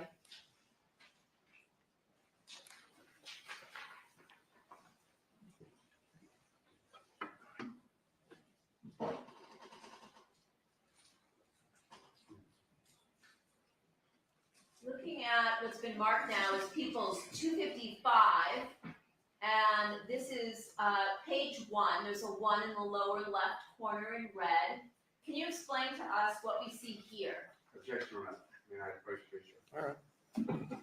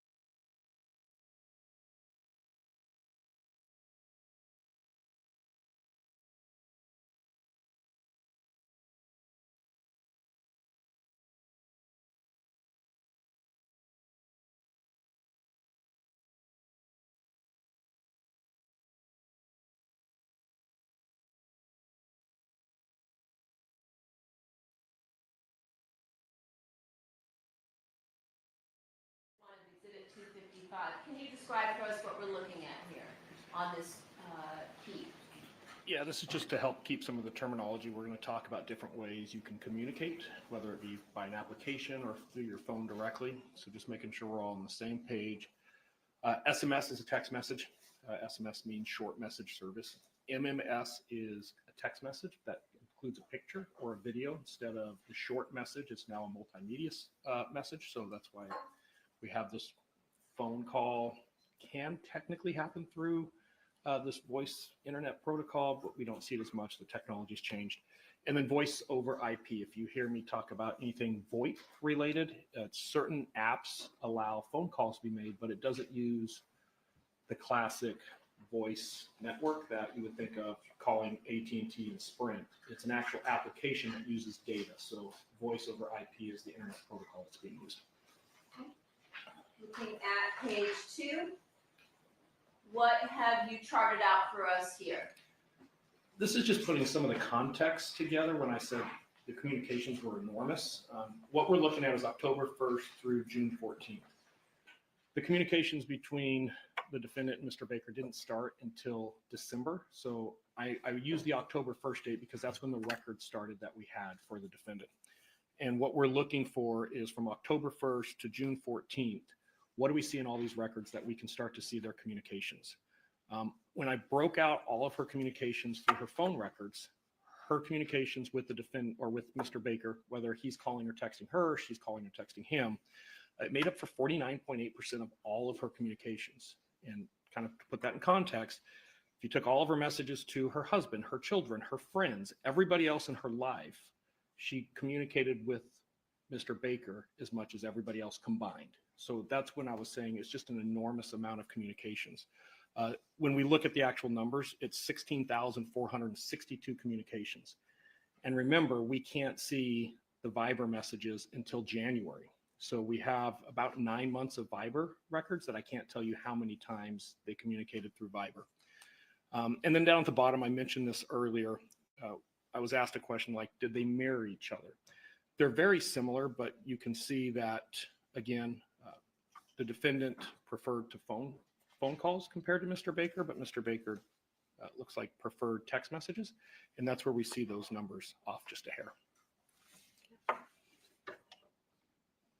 So again, whether we're talking about communication via phone call or via text, we're talking about an extraordinary amount of communications. Objection, Anonymous. Correct. And I want to make it really clear. I cannot comment on the content of these communications for the overwhelming majority. Every once in a while, we will see a little bit of content that we're able to find through a different source. But I can't tell you who's talking, what they're talking about. It's just on their devices. Looking at page 3 of your charts, what does this indicate?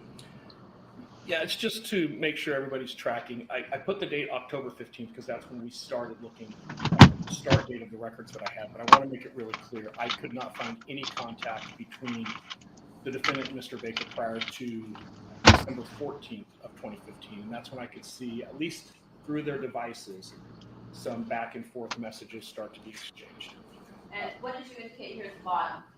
When you break out these communications by time, the majority of them happen in the evening, typically between 9 p.m. and midnight. So one of the things we like to look at with the pattern of life is, do we see this at certain times and certain days? Could it indicate some type of a work relationship? Is it just on the weekends? There's little details we look at to help further the investigation. And this one, when I was looking at that, it's pretty much every day, but the majority of the communications were later in the evening. Looking at page 4, People's 255. What did you indicate here in this chart? So I was talking about the Viber records, and what I want to show here is we know that there was a handful of communications in December. Here I've got 10. In January, we see that number of 10 grow to 188, and in February it's up over 5,000. March is 7,000. Then we get to April and we see 2,600. And then you can see the rest of the year significantly drops off. The defendant and Mr. Baker both downloaded the app Viber in April.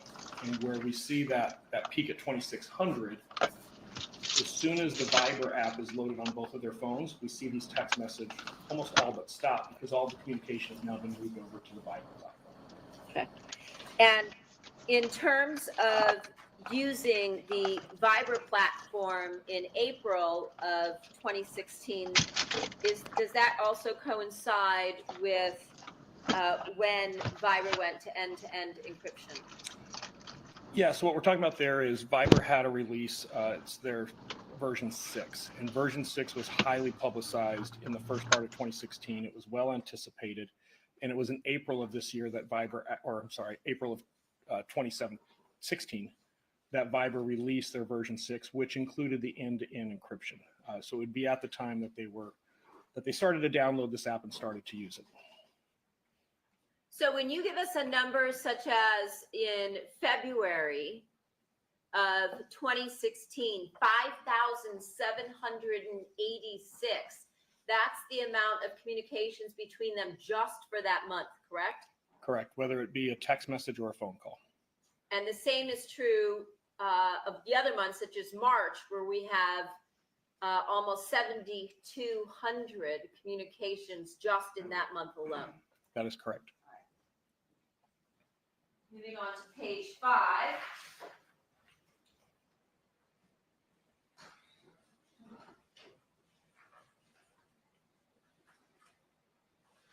What did you include here with respect to your analysis? So we have some of this through browser history we talked about earlier. We also have the Celebrite extracts. And what I'm showing here is the data usage that we're looking at as far as what are we seeing with, as we look through this, and let me kind of explain, it's hard for us to see some of the Viber data. But when we look at data usage, we can see that when the Viber application was installed, that data usage increases. There's also some other apps that were really prolific in the defendant's usage that we could see data spikes that would match it. So when we look at the Celebrite extract and we can see some of this activity happening within the phone, and then we can see the data that's happening, the daily consumption, if you will, of that data, we can start to get an idea of what type of data usage we're seeing. I can't tell you what all that data usage is for. I can just tell you what the pattern is consistent to when we have all of the data. When you said that she had prolific use of certain applications, which ones are you referring to?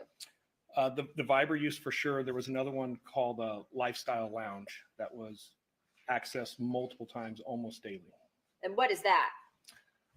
It is a dating application.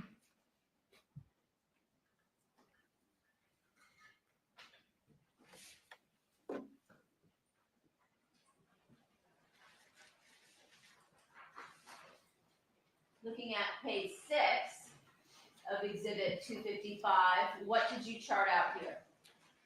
Yeah, so it's kind of more of the same of what we're looking at. You can see that we see the regular data communications in Sprint leading up to April 11th, and then it all but stops. And again, this is when we look at the Celebrite extract, we know that the Viber app was downloaded. We know that these other apps that are going to start coming up a little bit more frequently in her usage. And it's just showing that there's a clear difference that when that app is loaded on her phone, how we see her daily communications.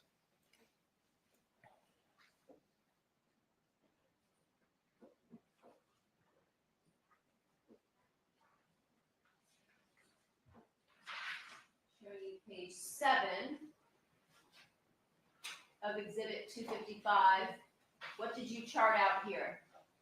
So I said earlier that we can only look at the true connections of Viber for the month of January 2017. That's all that law enforcement was able to obtain.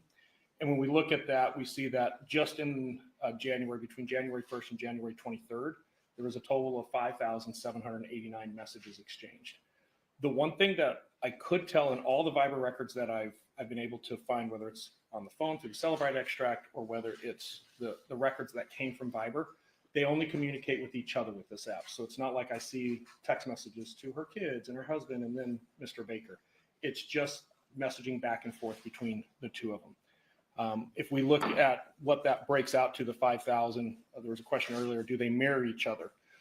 Baker messaged the defendant in this time period 2,749 times, and the defendant messaged Baker 3,005 times. There's also some VoIP calls included in there. And earlier I said you can use the Viber application to actually make a call. And we can see that Baker called the defendant 6 times. The defendant called Baker 26 times. So in this particular chart, the defendant is both calling and messaging more so than Baker is. Correct. Showing you People's 255, page 8. What did you indicate here? Yeah, it's just my summary slide. And this is where I was talking about before. When we see that drop off on April 11th to really very little, if any, communication through the more historical approach of just using your cell phone, and we look at the data connections, we can look at the January that we do have the Viber records, look at the data connections we're seeing, and now go back previously to those other months where we don't see this communication after April 11th. And it's very consistent. So it gives us an idea that this Viber app is being used consistently throughout the year.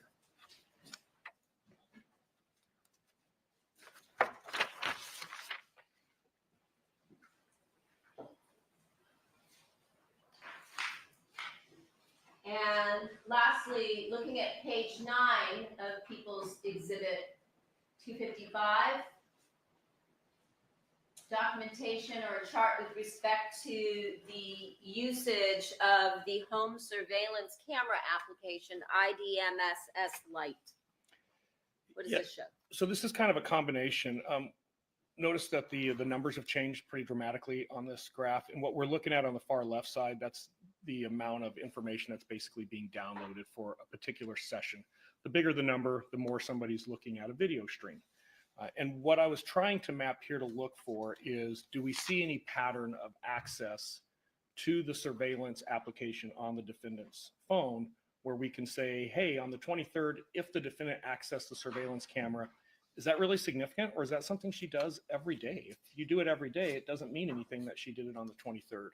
So what I'm mapping here is when I'm seeing access to that camera, and over the course of a little over a year, actually it's just under a year here because we stop it, we can see that the access that she has on 1/23/2017 is fairly unusual. It's not like this isn't something she accesses daily on a regular basis.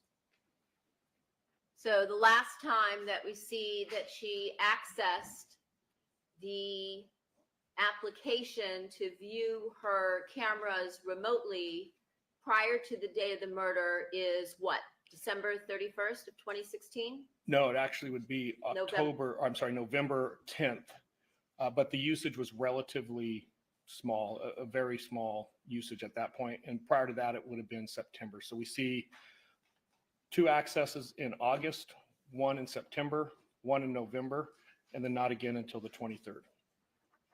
Of January 2017. Correct. All right. That's interesting, y'all. That's important. Now,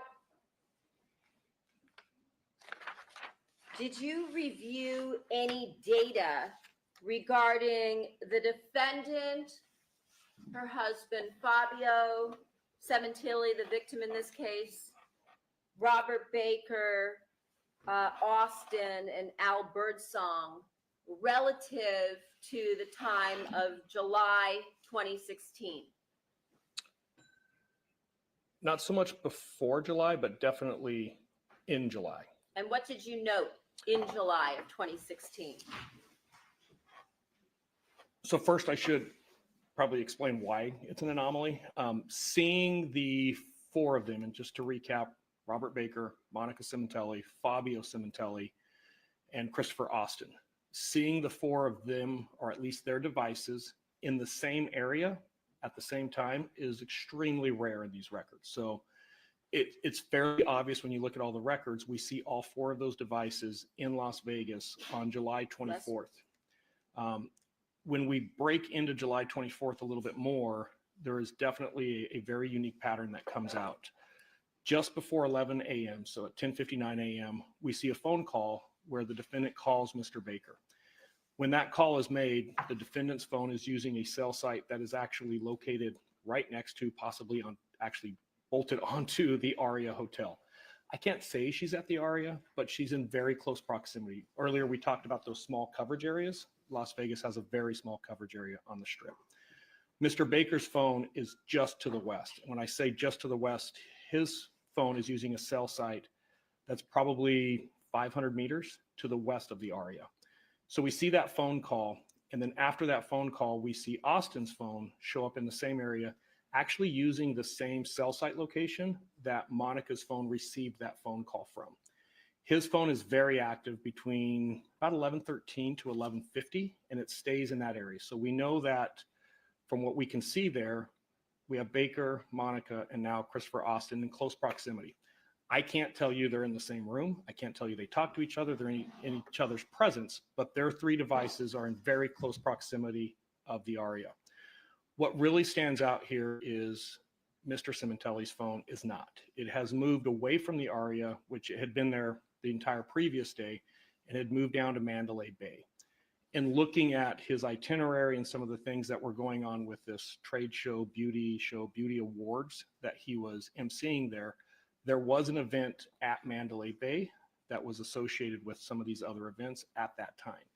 So it appears that when Mr. Sementilli's device moves from the ARIA down to Mandalay Bay, we see Mr. Baker's, Mr. Austin's, and the defendant's phone is all in general proximity to each other at the ARIA. And you said just before Mr. Baker and Mr. Austin's phones go to the same area where the defendant was at the ARIA or in close proximity to that, there is a phone call from the defendant to Robert Baker. That is correct. And that's, like I said earlier, it's right at 10:59, so just before the 11 o'clock. Would that be consistent with her giving him her location so they can meet up? It could be. And when you said that this is a very unique pattern, would it be fair to say you did not see that pattern again during any of the records that you reviewed? With one exception, the other thing that was of interest to me when reviewing this is Baker and Austin are going to leave Las Vegas on the night of the 25th, early morning of the 26th. They're back in Los Angeles the morning of the 26th. The defendant flies back to the 26th on the 26th as well. She arrives around 1 p.m. to LAX. Fabio is going to stay until the 28th. So she does come back early at the same time, well, just a few hours after Mr. Baker and Mr. Austin come back. So she returns back to LA approximately the same time, or at least on the same date, July 26th, that Baker and Austin returned back to the LA area. The closest I can get you with the records we have is within 6.5 hours. They're all back in Los Angeles. Okay. Whereas the victim in this case, Fabio Sementilli, remains in Las Vegas for another couple days. Correct.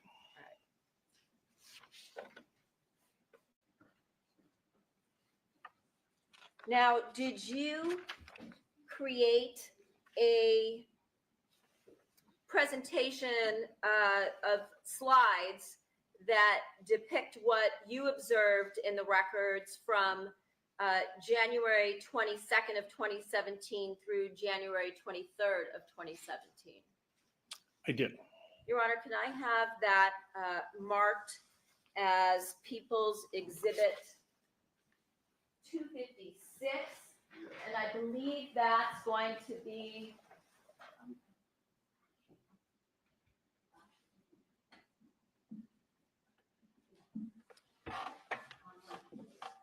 contained on People's 158. So they are not, you're not marking 256 at all?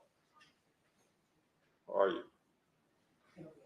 It'll be on 158. No. So there is I one- guess I don't need to, but it's All right. going, I need to make a record that it's going to be added to That's the flash fine. drive. That's fine. There's no 256. Correct. Let me take a short break. Nobody moves. Christine's ready to come out. Oh, she's ready to come out. Think about Okay, so now we're doing the short afternoon break.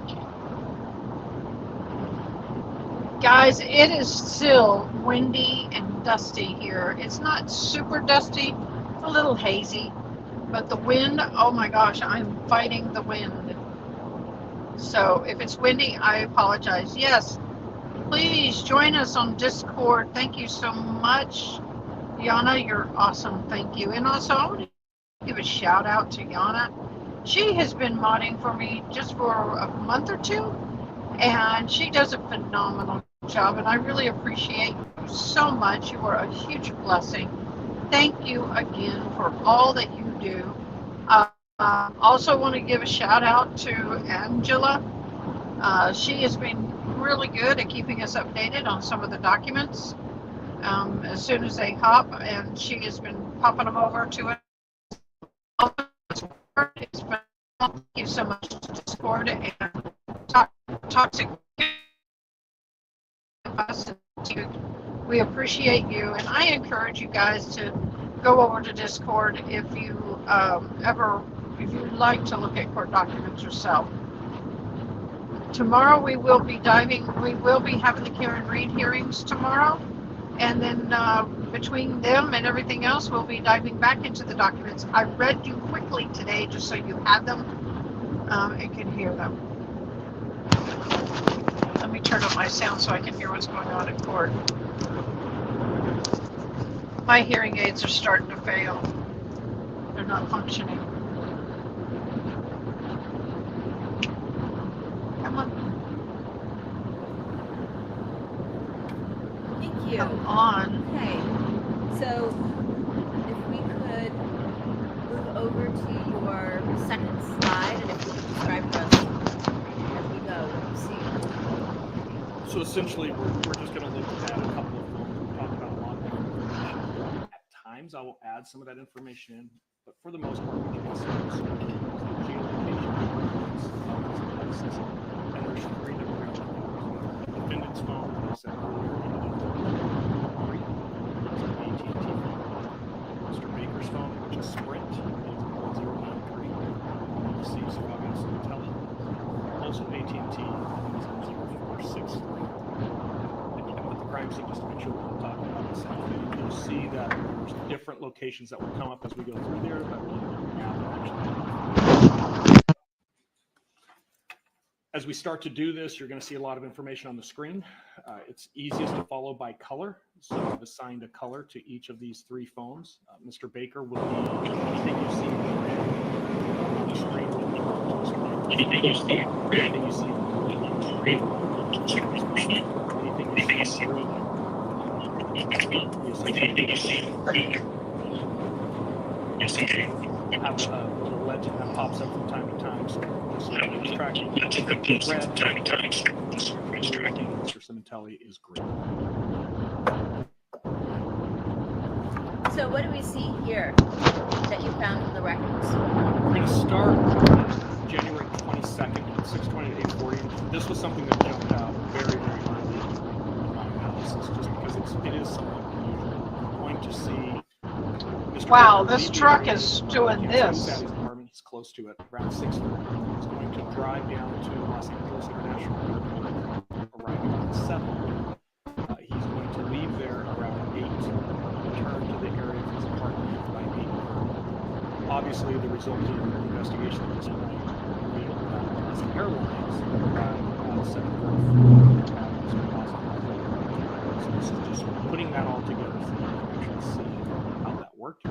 Just what it's like for you to kind of get used to what you see. So as we start here, you can see the location is the general area of where Mr. Baker lives. Red is associated with Mr. Baker. I've got an address here of his apartment. That red shaded area, that's that estimated area I was talking about earlier. I can't say the phone is 100% within that red shaded area, but it's going to be very close. And we can see this first connection that we're going to start with is at 6:23 a.m. And then shortly after that, we'll see a couple more towers light up here, moving to the south. We're going to see that move over towards the east. So by 6:27, the reason I'm showing these times, if he's in the area of his apartment at 6:24 and he's moved south, kind of gauge, he's probably moving away from the apartment at 6:24. And then we can see all those other connections coming down the freeway to the south, eventually leading to LAX.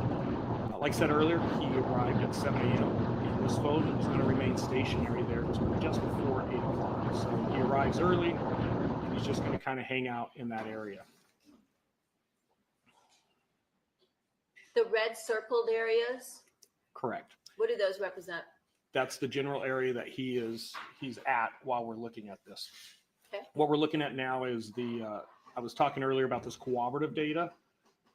When the Alaska Airlines information was found out about the itinerary of Christopher Austin, we found that he lands at 7:34 at LAX. This was a flight, it's a red-eye flight, so it left at midnight from Anchorage, had a connecting flight in Seattle, and then ultimately arriving at LAX at 7:34.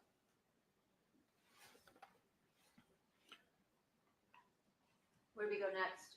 The next thing we're going to see is the phone start to move slightly away from the airport, and that's going to be right around 7:50.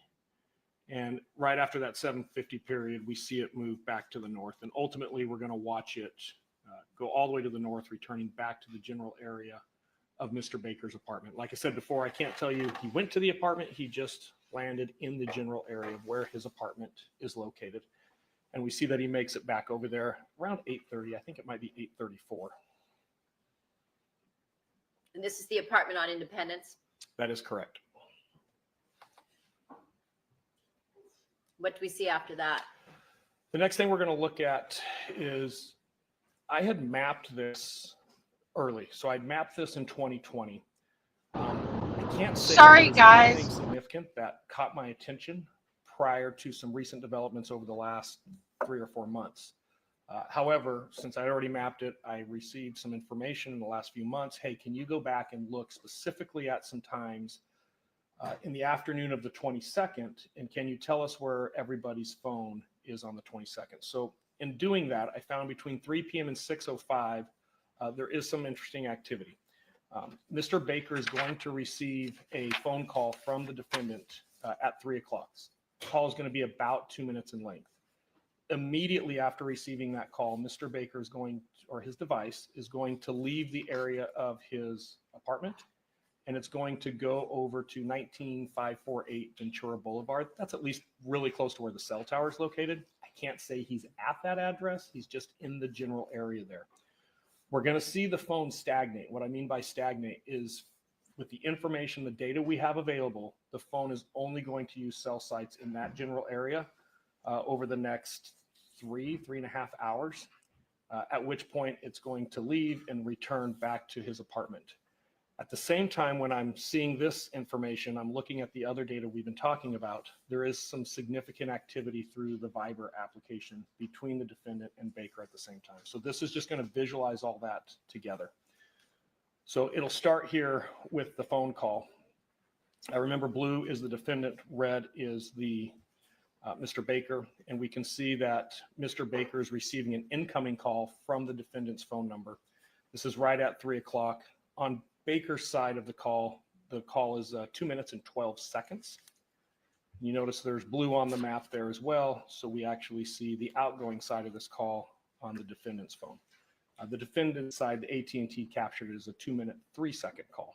And is that typical that because companies keep records differently between, like, let's say AT&T and Sprint, that they might show slightly different time ranges? Correct. Different records will, the way they connect, the order in which they connect, and they're registering to the network, they can be off by a couple of seconds. So just because I called you for two minutes doesn't mean your records wouldn't show a connection for 1:55 or 2 minutes and 6 seconds. It's very common. There was something else though that I had seen in the data overall that is interesting to me as we see this route to this area on Ventura Boulevard. And I think it's Tampa, right off of Tampa there. There's a cell tower, and I'm going to highlight it with my mouse right here. It's the little one off to the furthest one to the right up here. That cell tower is in an intersection with a Chase Bank ATM is located. In Mr. Baker's financial records, there's an ATM withdrawal on the 22nd. I can't tell you, because we don't have the time, I can't tell you that is when he stopped to withdraw that money, but it is one of the only times I've been able to find that his phone is in very close proximity to an ATM Chase throughout that day.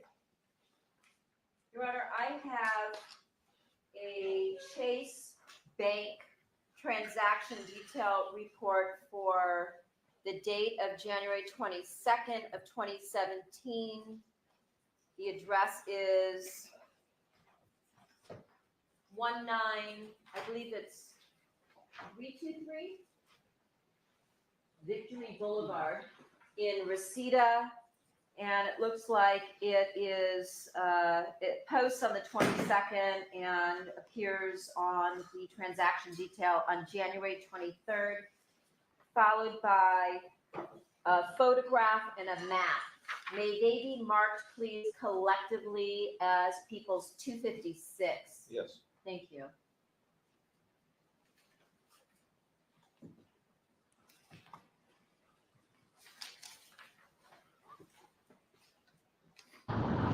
You're welcome, you love, and I love y'all.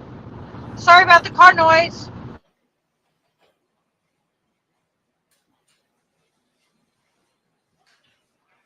Showing you a Chase Bank document relating to an ATM withdrawal on January 22nd at this address, 19323 Victory Boulevard, for $120. Is that the transaction that you're talking about? It is. Okay. And with respect to this location, 19323 Victory Boulevard, is that consistent with the cell tower data that you have, you just had on the screen just before I switched over to this? It is. There's one of the cell sites that Mr. Baker's device uses is literally in the same intersection. It's located very close to this ATM. Okay. Showing you People's 256, and this has a 1 in the lower left corner. Is this the location?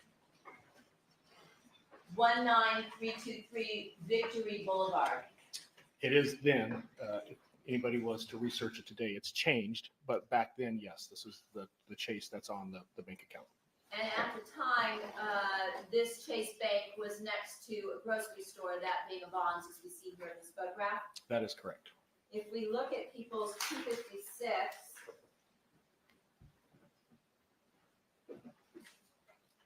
there's a 2 in the lower left corner. Does this show us the location of the Vons store and the Chase Bank with relation to the defendant's apartment? No, it shows it Oh, I'm with sorry. relation to the faux location on Ventura.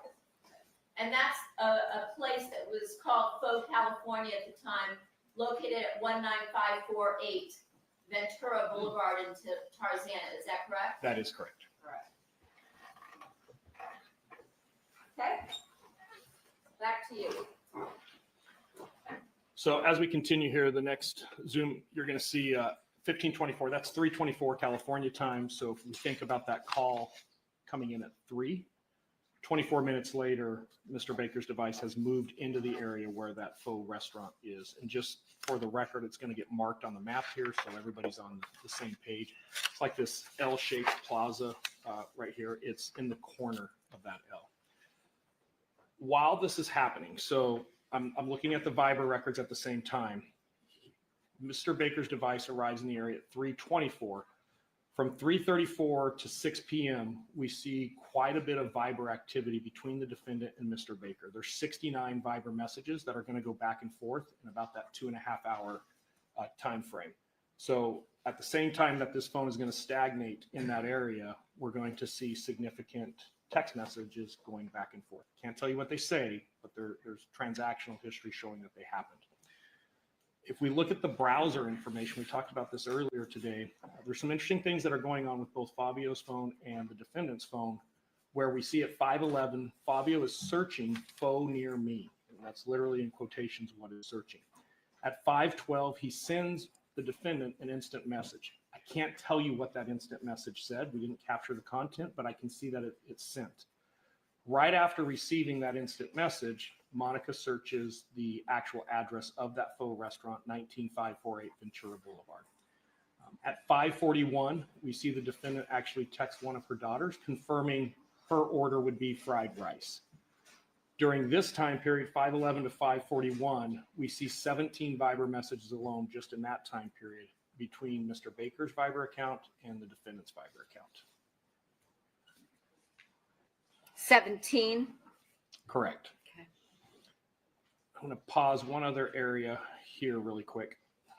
Sorry, I just want to catch it before we lost it so we don't have to start over. I was asked at the same time of all this other information specifically, and I don't know all of the issues of why this is relevant, but hey, is there a Vons and is there a Ralph's in the general area? The Vons was next to Chase. You guys have already seen that. It should be pointed out here, and you can see it right next to the cell site that is lit up with the red circle around it, literally kind of catty corner in that intersection. There is a Ralph's located right there. Again, I can't tell you that they went to the Ralph's. I can't tell you they went by the Ralph's, but the phone at some point during this evening, that 3:30 time frame to 6, Mr. Baker's phone is using a cell site that's located right next to the Ralph's. It is about 3 business complexes down to where the faux restaurant is located. What's the next thing that we see? So we have green that popped up on the screen, and this is Mr. Sementilli's device. We can see at 6:03, he's got a data connection. AT&T data connection, I need to explain something really quick. Very unique to AT&T.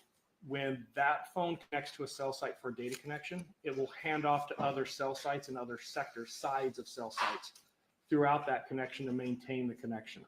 So we're going to see this initial connection is on the cell site that's located right next to the faux restaurant. But as it zooms out, you're going to see a gray overlay. Gray represents handoffs. So the first connection is on the west side of that cell site. The next connection is going to be on the east side. What that tells me is that phone is arriving in the area and is still probably moving right around 603, 604. So what you're telling us is that we first see the defendant searching the location 19548, you said, through her browser history. And then subsequent to that, Fabio Sementilli, the victim on January 22nd at 6:03, connects to a tower near that same location. That is correct. Then what happens? We don't have a lot of activity on Mr. Sementilli's phone after that. At some point, he's going to leave. And I can say he pops back up around the area of his house later that evening, but I can't tell you when he leaves and when he arrives based on the phone records. It does appear that Mr. Baker's device is going to stagnate in that area to about 6:45, at which point we see it return to the apartment complex. Okay. All right. And then from here, do we move on to the following date? We are. So we're starting. I'm sorry. Hang on. All right. We're going to start here in the morning of January 23rd. And just by way of context, I'm just looking at the first activity I can find that morning, and we see a Viber message at 6:50 in the morning from the defendant to Mr. Baker. Mr. Baker is in the general area of his apartment. Mrs. Sementilli is apparently somewhere in the area next to her house. I can't say they're at their house, but it's consistent with them being in that general area. Okay. As we start to go forward in time, and we're just going to keep going forward throughout the 23rd, we're moving forward now to about 10:50, and it doesn't look like either device has moved. They're still in the same area, but throughout that morning, we've seen quite a bit of Viber activity. So between 8:33 and 10:53, there's roughly 25 messages back and forth here between the defendant and Mr. Baker, and it is back and forth. So it's very consistent. Somebody sends a message, receives it, sends it back, sends a message, receives it, sends it back. Between which time period, the 25 messages? 8:33 in the morning to 10:53 in the morning. Okay. We continue to move forward in time. At 10:55, there's an outgoing call from the defendant to Mr. Baker's device. Mr. Baker's device is still in the same area, but we're going to talk about something called timing data here in a minute. Because of the timing data, we can tell that this phone is moved, and I'll talk about that on the next slide. The reason I'm mentioning that is this call is at 10:55. It does not connect to Mr. Baker's phone. So there's an attempt on the defendant's phone to make this call. It's not received on Mr. Baker's phone. Okay. Timing data is where we can actually see the distance from the cell site the phone is located. It can be very accurate at times. And I have a new icon that just came up for Enterprise Rent-A-Car. And when we look at the distance measurement we're getting from Sprint from the cell site to the mobile device, it's the exact same distance as that Enterprise sits from the cell site. Additionally, we can see the time that a vehicle was rented that I've been told has been associated with Mr. Baker. And that vehicle rental was at 11:01. And that's the out time, or what's captured as the out time. And that's a enterprise rental car located at the address shown on the document to the left, correct? 21330 Sherman Way, Chinoga Park, California. Okay. What's the next thing that we see after Baker at this particular location? Just to associate the times that we're talking about, I'm going to show the activity that we were looking at with this particular timing advanced is at 10:55. So when we see that that phone is the exact distance it is to the Enterprise is at 10:55, and 11:01 is what the receipt says. So it's logical to assume that is exactly where the device is. This is just going back to that cooperative data, showing the accuracy of the mapping and that we can have some reliability to what it is we're talking about here. Okay. What's the next location that we see him at? We're going to start to see some movement here, and this is consistent to the defendant leaving her residence and traveling to the gym. And I've actually highlighted what that route would look like. And the highlighting of that route is also kind of confirmed with some of the surveillance video where we can see the vehicle leaving the neighborhood that the house is located in, and then we can actually see the defendant arriving at the gym. The handoffs that I was talking about before, we have those in this case, and we can kind of see the handoffs kind of give us a breadcrumb trail of that route. So in this particular case, we can get pretty close to saying this is the route she traveled on or very near to travel from point A to point B. And this is going to be at 11:49 is when she arrives at the gym. When you say handoff, you're talking about the connection on her phone being handed off from cell tower to cell tower as she moves, correct? That is correct. And then shortly after that, the next thing that happens here is we see Mr. Baker's phone also move into the area of the gym. That's at 11:56. And again, that cooperative data, we actually have Mr. Baker walking into the gym. Looking at that cooperative data is just relevant. I'm sure you guys have probably seen this already too much. The description of what Mr. Baker is wearing is also very important to this analysis because we're going to see more of this later. And that is going to be at 11:59.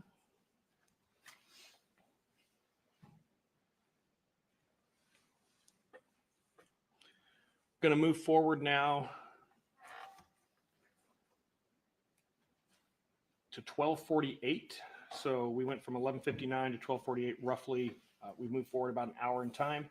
Mr. Baker's device is still in the general area of the gym, and we can see that he's now leaving. The time there is 12:43.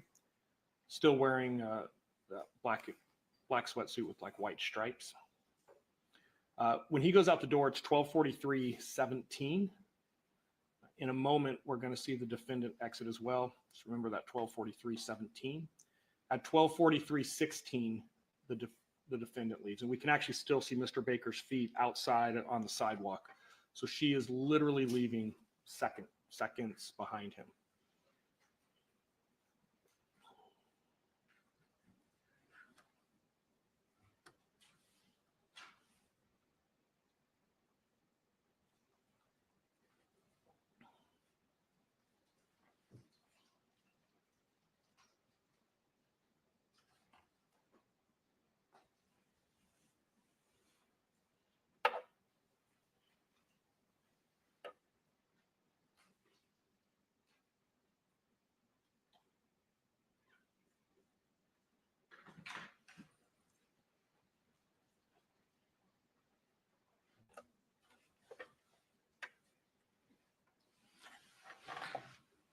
And what is the next thing that we see here? We're going to see that travel route back to the Queen Victoria house. However, on the way, when the defendant leaves the gym, the defendant's device makes a phone call to the victim. So we can see an outgoing call to the victim at this point, and that's going to be at 12:49.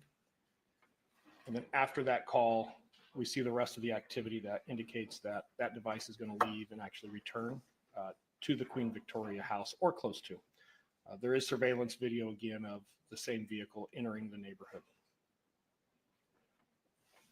And the point of showing the surveillance video here is that the surveillance video, these times we're seeing these device movements, is lining up with the records perfectly. So earlier I was saying it's very rare that we can say this person has this device, but we're starting to see patterns with both of these devices at this point that they're traveling with everything else that we're seeing with the cooperative data.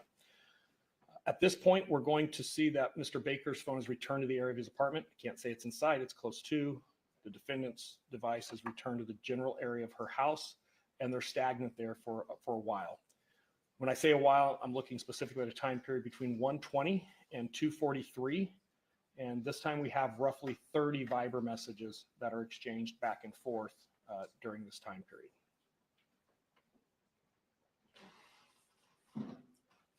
So in about an hour and 25 minutes, Correct. we have the 30 Viber messages. That is correct. Okay. Going to keep moving forward in time. going to slow down some of these Viber connections as we start to go through this, and we're going to put a target now. So we've added the location of a target. Kind of see the overlapping of the two red circles at the bottom that kind of makes a little football shape in between those two cell sites. The target is located right in the middle of those two. And what we're seeing here is continued Viber messages between 2:45 and 3 o'clock as Mr. Baker's device is moving away from his apartment towards the target.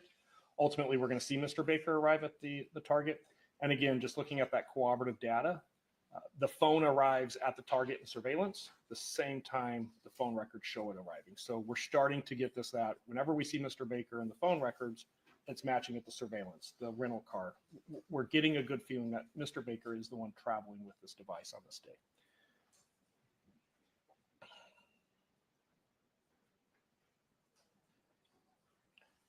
The last Viber message, if you can see it on the screen, is at 3:01. The time of the surveillance of the vehicle arriving at target is at 3 p.m. So a minute before the last Viber message on this screen.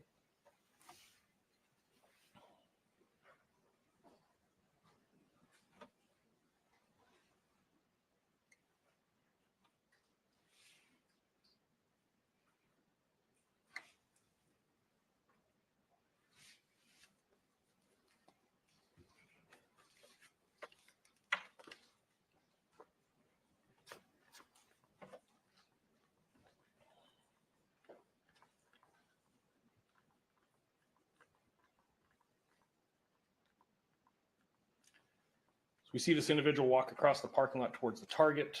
You're going to notice the black sweatsuit with the same white stripes we saw earlier at the gym.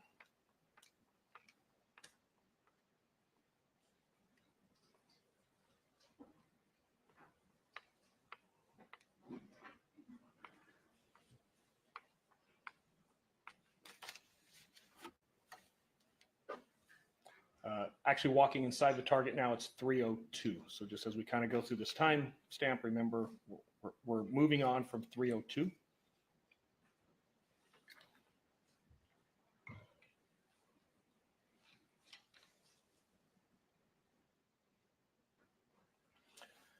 See another series of Viber messages between 3:10, 3:11, and 3:13. And at 3:19, we see Mr. Baker leaving. Appears he has a cell phone in his left hand as he's walking out there.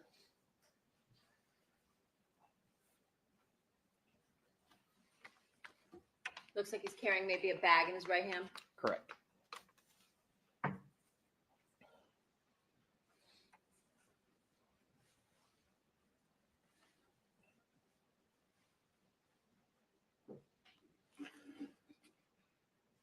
Now, when he goes to move here, it is hard to see. I'll be the first one to admit this. But if you follow it very closely and you watch this, he doesn't actually leave the parking lot. He's going to move to the back part of the parking lot, and he's going to park that same car in a place in the very back part of the parking lot and then just wait there. And we've moved forward in time now to 3:24.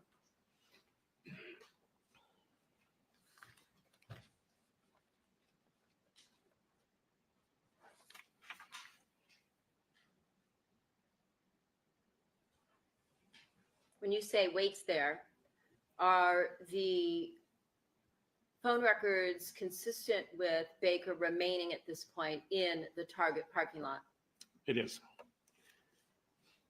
Moving forward to 3:26, we see the victim's Ford F-150 is leaving, but we see Monica's device is moving at the same time. So even though it appears to be the victim's vehicle, the defendant's phone appears to be inside of it because we can see multiple handoffs again that track with other surveillance of it passing the Ralph and then eventually arriving at the target. And I've got a little yellow line that represents that. At the same time of leaving the little guard shack there by the neighborhood, going by the Ralphs, arriving at target, we're seeing Viber messages at the same time back and forth between the defendant and Mr. Baker. There's somebody standing. I cannot tell you who it is. It's too far away to identify it. But there's somebody standing in the parking lot by a little store that's back there. And when the Ford F-150 arrives in the parking lot, this person appears to walk up to the Ford, and then I can't see that person anymore. They ducked down behind a car and low crawled out of the parking lot, got in the truck, or just evaporated. I can't tell you, but when the truck moves, that person is no longer in the screen. And again, do the cellular records indicate that Mr. Baker is still at the location? Mr. Baker is still there, and we know that the defendant's device just arrived.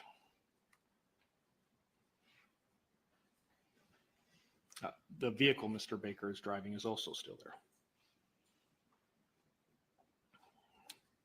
The Ford F-150 is going to park for a brief period, about 4 minutes, almost 5 minutes, in the back part of that parking lot. The devices, it is consistent with both devices being there. And as we move forward, you'll see some red flashes. I'm going forward in time, and you can see that red phone is still in the area. Ultimately, we're going to see some movement here. I cannot see people interacting, so I can't tell you what's happening there. But the vehicle, which Mr. Baker was driving earlier from the Enterprise, is circled in green. It's going to leave the parking lot, and we're going to see the F-150, the dark colored F-150 is going to move to a different parking lot or a different parking space closer to the target. And then we'll actually see the defendant exit and walk into the target. And this is going to be at 3:35. So we move forward in time to 3:35. Now, between those 4 minutes where the defendant is parked to the back of the lot before she moves her car to the front of the lot near the store, is there any Viber communications between the defendant and Baker, given that we know he's still in the lot? No, the next Viber message just came on the screen at 3:36. So as soon as she is parking her vehicle and we see the rental vehicle begin to leave the parking lot, that's the next Viber interaction that we get.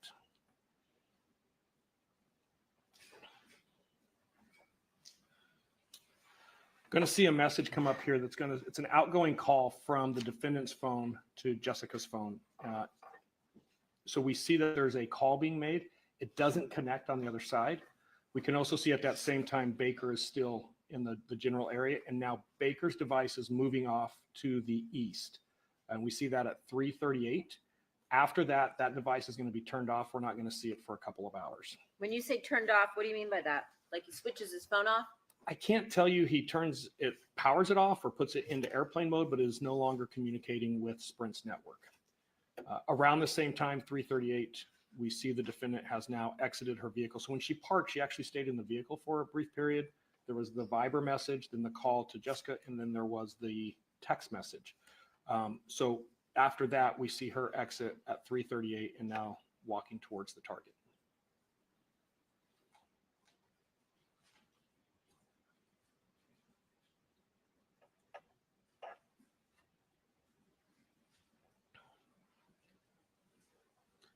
As she enters the store here, you can see that she's carrying her cell phone. She's going to get a shopping cart. When she comes back with the shopping cart, you can actually see her holding her cell phone in her hand, or a cell phone in her hand.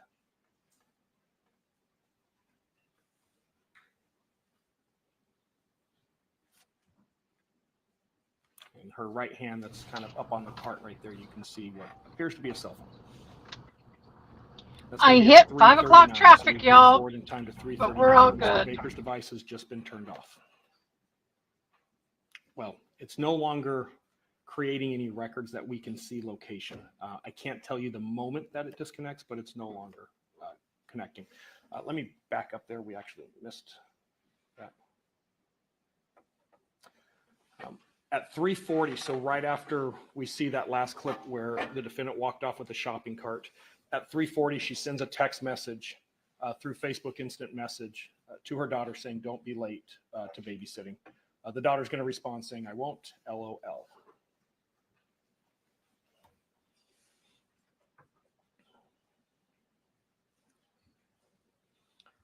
Shortly after receiving that, 3:47, we can actually see her daughter is now leaving. So text message, "Don't be late, I won't be," and she leaves.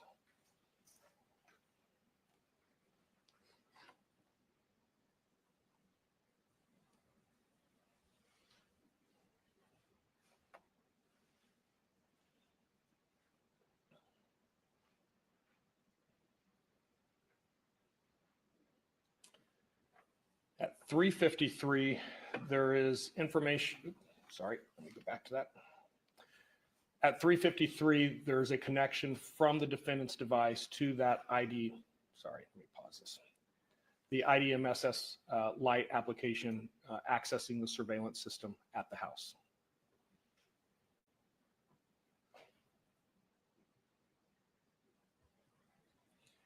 At 4:18 is when we see the two individuals that are jogging up the street and enter the neighborhood.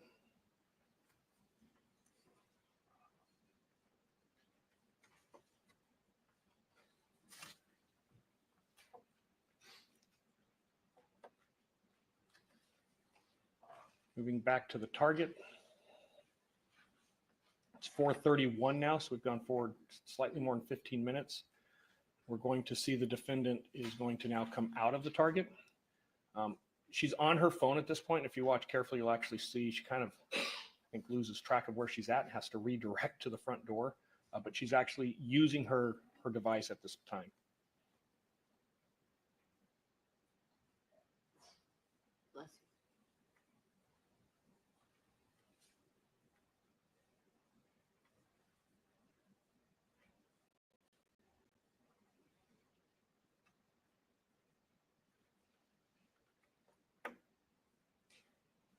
Moving to 4:32, she's now exited the store, going back to the vehicle.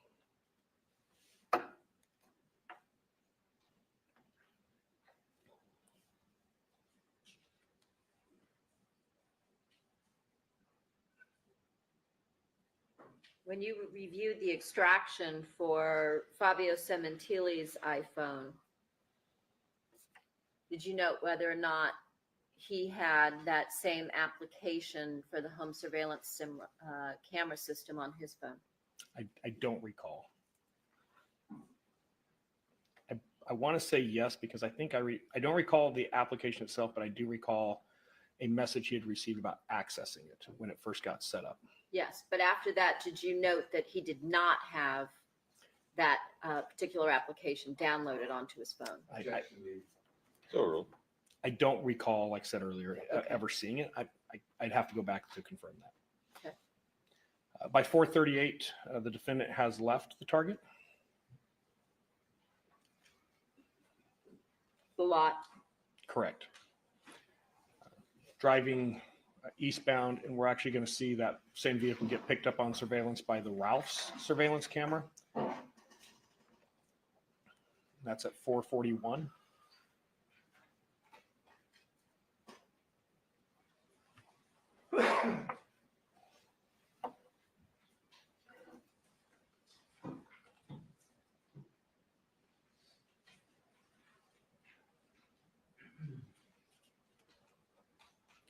And then she's entering the store by 4:42.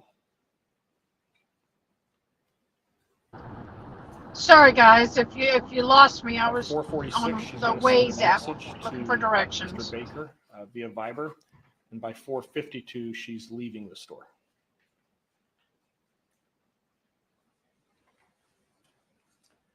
At 4:53, we see the black Porsche leaving.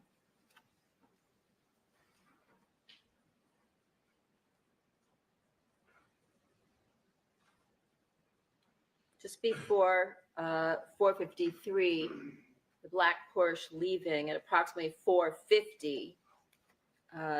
Did you note that the defendant deleted the lifestyle lounge application from her phone? I did. There's actually a handful of things that get deleted at that time, but the lifestyle lounge is one of the things, correct. By 4:56, we can actually see that Porsche passing the Ralphs, and by 5:03, we see the 150 arriving back in the neighborhood. At 5:14, there's another Viber message, and then we see Mr. Baker's phone is finally going to register back to the Sprint network. We see that it's moved from the last location. It's back just north, kind of northeast from the residence.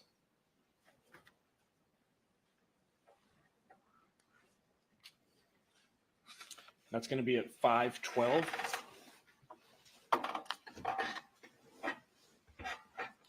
From here, we're going to see that it's going to go back up towards the apartment. I can't tell you He went to the apartment, and just tell you it's in the area of the apartment, and that's by 5:30.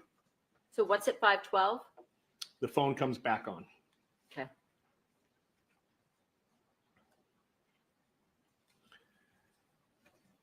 As we start to move forward in time, we're actually going to see the phone moving off to the east.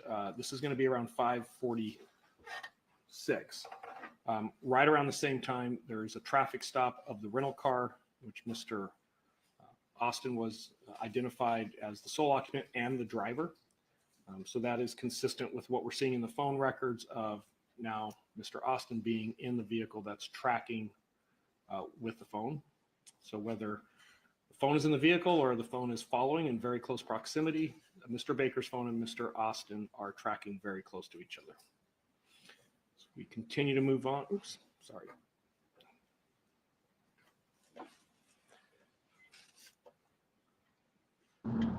I'm actually enjoying this, believe it or not. Moving I on can to get a about little bored with 6:10. this, but Now we can see that I like his stagnated there for presentation. a little bit for the traffic ticket. We're now going to see that device move off to the east, kind of northeast, and it's going to land in this industrial center. Realize it looks like just a bunch of red overlays. This is one of the early things that I was able to pick up on when I was analyzing the Sprint records. The only thing that I could find in that area that was open at this time that really would do anything where you would just drive across town, drive right back, is the flyaway. When we look at the financials with Mr. Austin, it aligns with the LAX shuttle for the flyaway. So this is when Mr. Austin is arriving at the flyaway to take the shuttle back to LAX. What time is that? 6:27? I believe so, but let me look. 6:30 is when I have activity up there. The precise time he gets out of the car, I couldn't tell you, but I do have the flyaway. I don't know if it gives us a time, though, on the financial side. Okay. And that's the end of it. Right.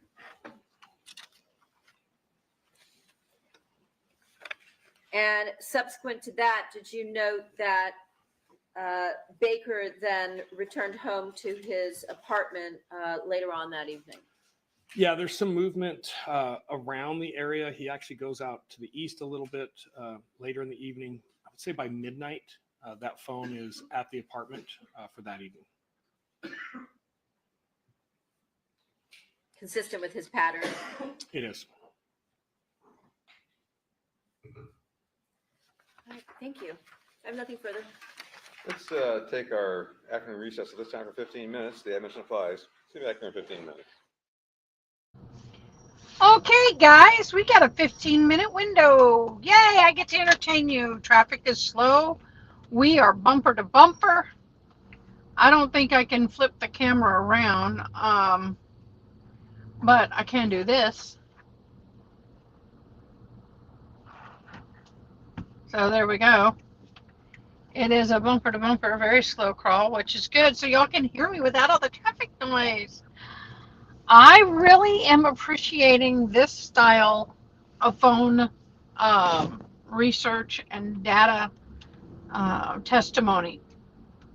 I like this far better than any Cellbrite data I have seen thus far in any trial.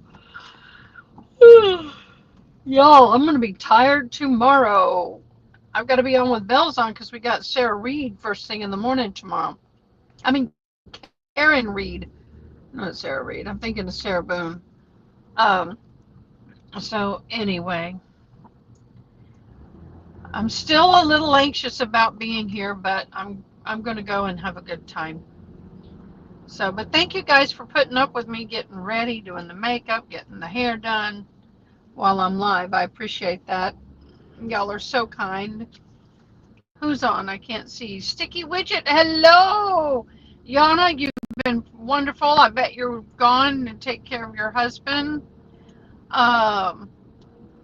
Elena, thank you so much. I can't see who else is on. If you're on, say hello. For those of you who don't know, I am in transit to the CeCe Winans concert. Potentially, most likely going to be doing some interpreting. Looking forward to it. We'll see what happens. I brought my little girl. My little girl came with me. Sensei.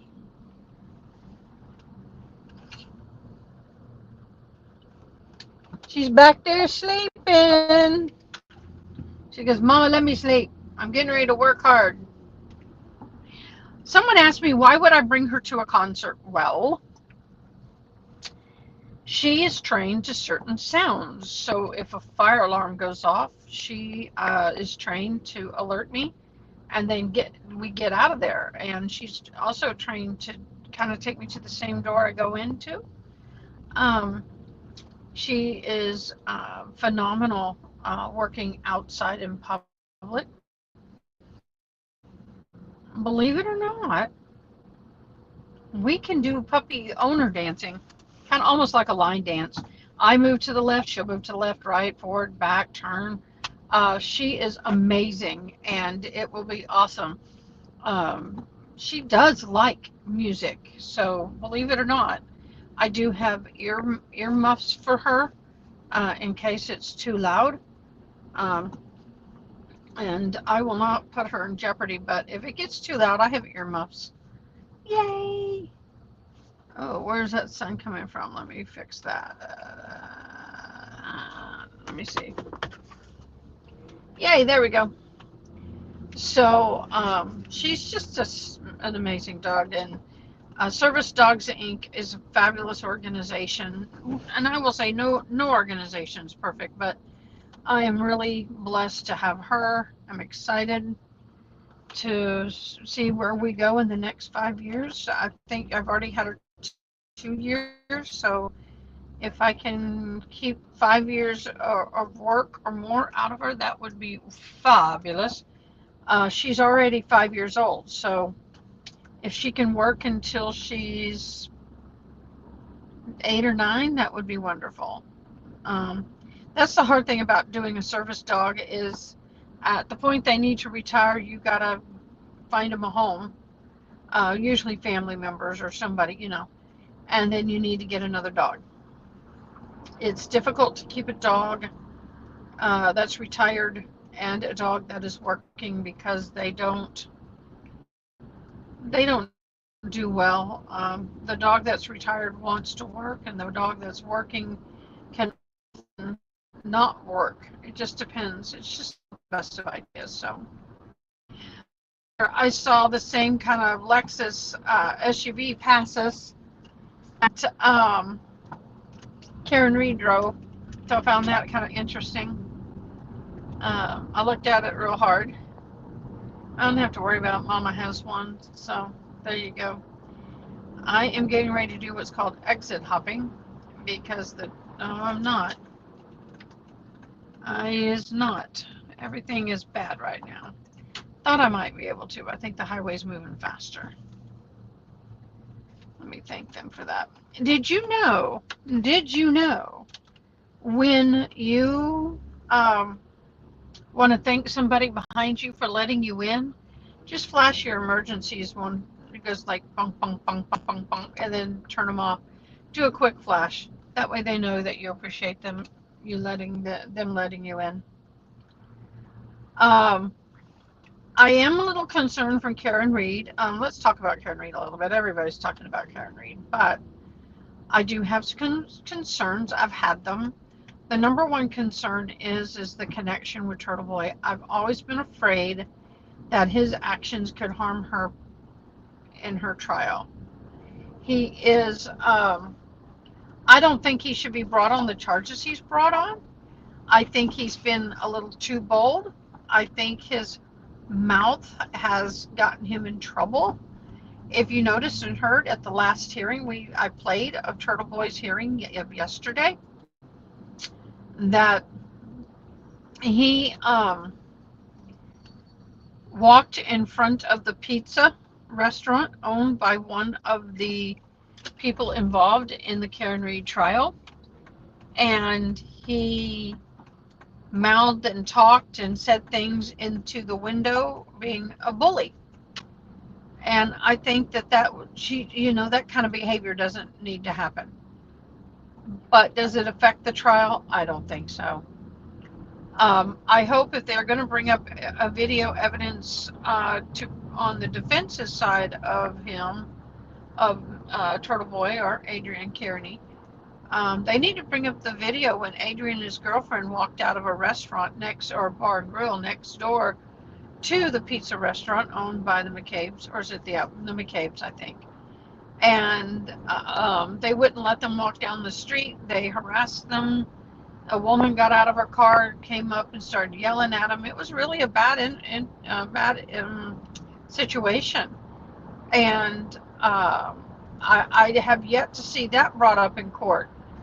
You know, how is he harassing or intimidating them when they themselves are attacking him and his girlfriend? In fact, one of them put their hands on her, and none of them got in trouble for it. But if Adrian had done that, he'd be sitting in jail. So I just believe we got a bunch of stuff going back and forth. Honestly, just call it a wash. Shut up and everybody sit down and let's get this trial over with and stop all the shenanigans that's going on around the trial. I have no problem with the trial supporters. I have no problem with Turtle Boy supporting her. But I think that it has gotten too entwined.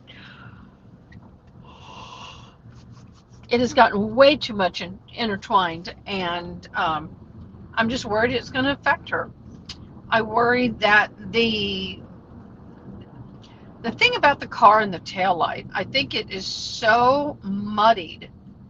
It's hard to even understand or even know what the truth is. I know what we can believe may be the truth, but if I'm sitting there as a jury and saying, okay, what do I believe and what did they prove?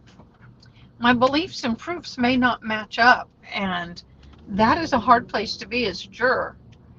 And I can see where they got hung. I can. Do I like it? Absolutely not. Do I believe Karen Reed is innocent? From what I have seen in and outside the court, I believe she's innocent. But if you just based everything on the evidence seen within the court, there's a lot of gray areas, and it's going to be an uphill battle for the defense. I think Brennan really did a good job yesterday. I don't like it. It made me nervous, but I have to say, he laid his side down very cleanly. Easy to follow, point by point, boom, boom, boom, boom. So with that, makes me a little nervous. I am looking forward, though, to the trial. I am having faith that she's going to be found innocent. If they get another hung trial, I don't think they can or should try again. I really don't. God only knows. I hope they don't. We'll see what they do. We shall see. So, I don't know. I don't know. What is your belief? What do y'all think? I think I'm going to try very hard, and it's going to be very hard, but I think I'm going to try very hard, and when the Karen Reed trial begins, put everything we know aside and try and take notes when I can, but based everything on what is presented in trial and then decide again. I really don't want to see her go into jail, prison. I really don't. Honestly, I think that what she's gone through is more than enough punishment. She's a strong woman. I'm impressed. I gotta say, I'm impressed. But anyway, yes, I'm on a big flyaway. I am somewhat close to the destination. I am going to be here early enough that I can grab something to munch on, considering I really haven't had anything to eat since I had a couple of bites of the egg salad I made earlier while we were live.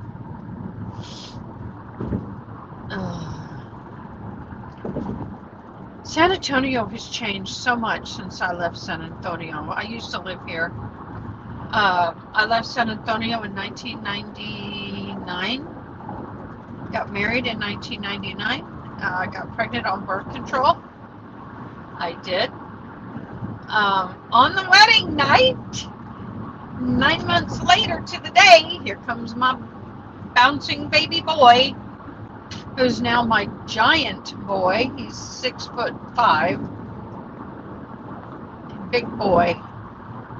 But I'm so blessed. But anyway, a lot of memories. I lived here from 1982 to 1997, so graduated, all that good stuff from here. So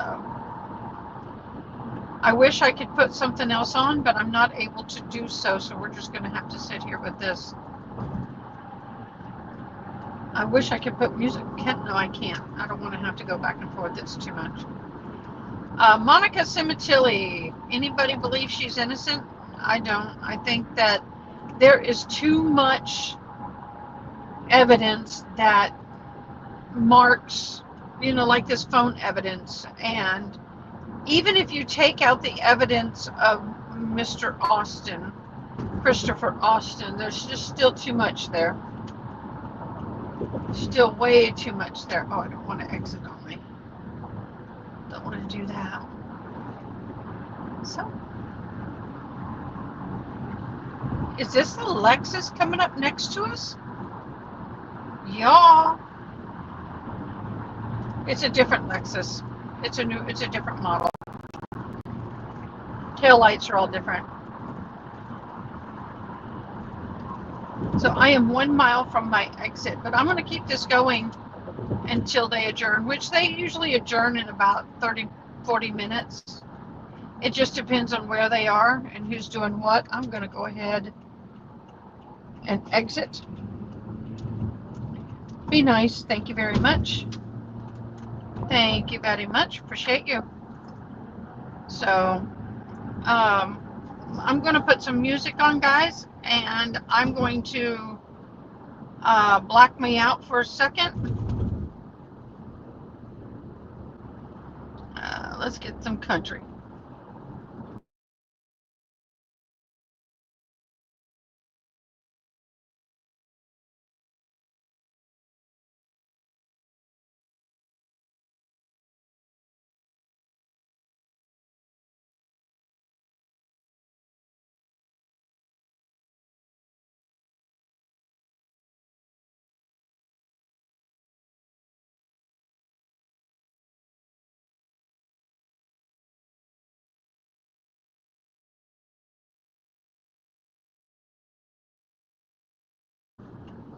Okay, well, no music. Have y'all been to an In-N-Out Burger before? Oh, they're so busy. Maybe I shouldn't. Oh, I thought about going to In-N-Out Burger, but they're so full. They're so full. Too much proof that she was involved. I believe Christopher. I believe Karen Reed is also innocent. Thank you so much, Rhonda. I believe Christopher. I'm just saying, if you just take out his testimony, do you still have enough proof to convict her? I believe that's a yes. I believe that the proof is there, even without him.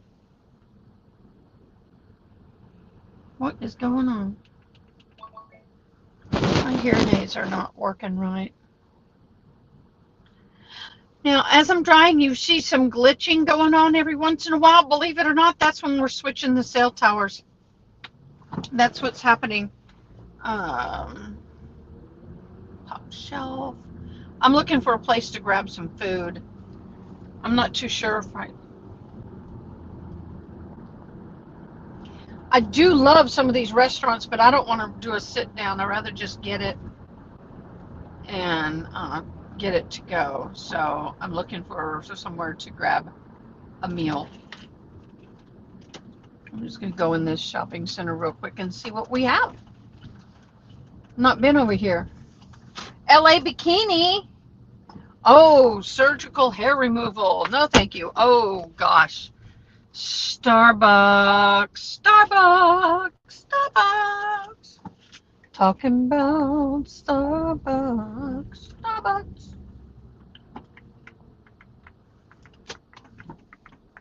They got a lot of different stuff around here. I just got to figure out what I want. But I want to be able to pop in and out.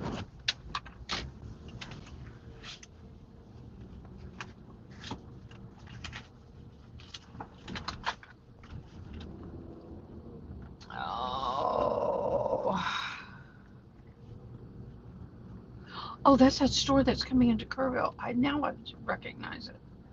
We've got a new store coming into Kerrville that I've never heard before, and so I just saw it. So it's like a little home store. Talbot's. I miss Talbot's. I can't fit there. I'm losing weight though. I will be able to. I declare it.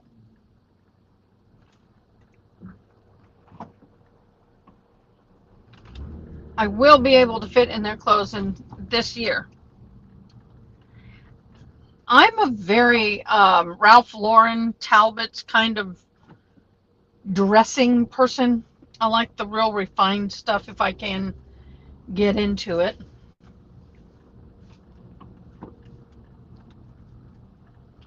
Didn't know they had an Alamo Draft House here. We're just driving, guys. I'm looking for a place to pop in and get something, but I'm not finding anything. Everything is like bar and grill and big fancy, restaurants, which are great. I just don't know if I have that time for that. So let me kind of keep looking around. Keep looking. I'm looking. Let's just go this way. That's the one thing I really miss about where I live. We don't have good shopping. Everything we have is Walmart. We have a very tiny JCPenney's. We have a very tiny Belk's, and that's it when it comes to really good anywhere to find clothes. Everything else is like hoity-toity shops, and they're very few. I am going to hop into Torjay's because they have a Starbucks, and Starbucks has a grilled cheese, and I like their grilled cheeses. So that's what we are going to do, y'all. I got to get my little girl out of the car. No, do you know what? I can leave her. It's got that going.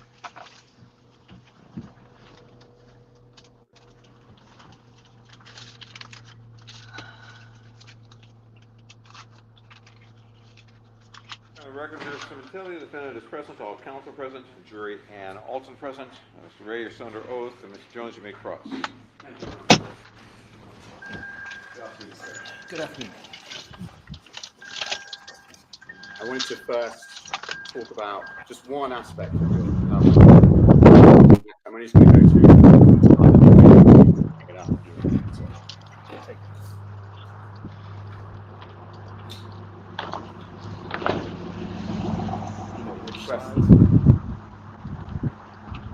Which slide?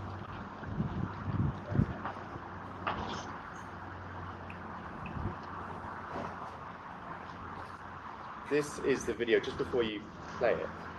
This is January 22nd, 2017, is that right? Correct. Looks like it's going to start right around 3 o'clock. In the afternoon on that day? That is correct. The red circle, that is Robert Baker's device, correct? Yeah, and it might be hard to see on these TVs. There's actually two red circles. There's one right here, and there's one right here. These are off of data connections. And then this bigger red shape that we see, that's the voice call. And at the moment, at 3 p.m., it's consistent with his device being at his home address, right? In that general area, yeah, the Independence Drive. All right. Do you mind just playing it, and then I'll tell you to pause it, if that's okay? Sure.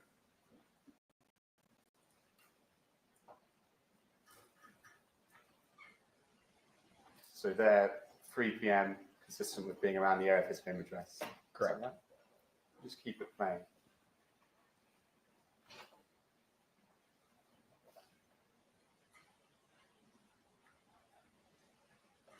Just keep it playing, if you don't mind.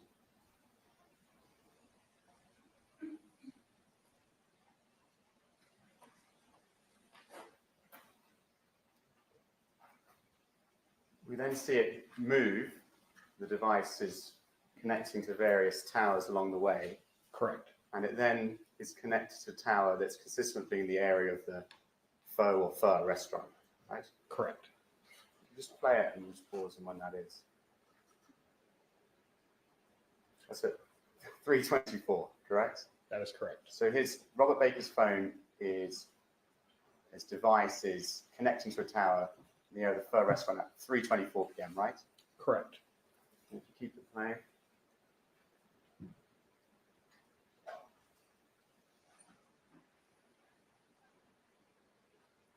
That's the restaurant, correct? Correct. You just keep it playing. Come back to this.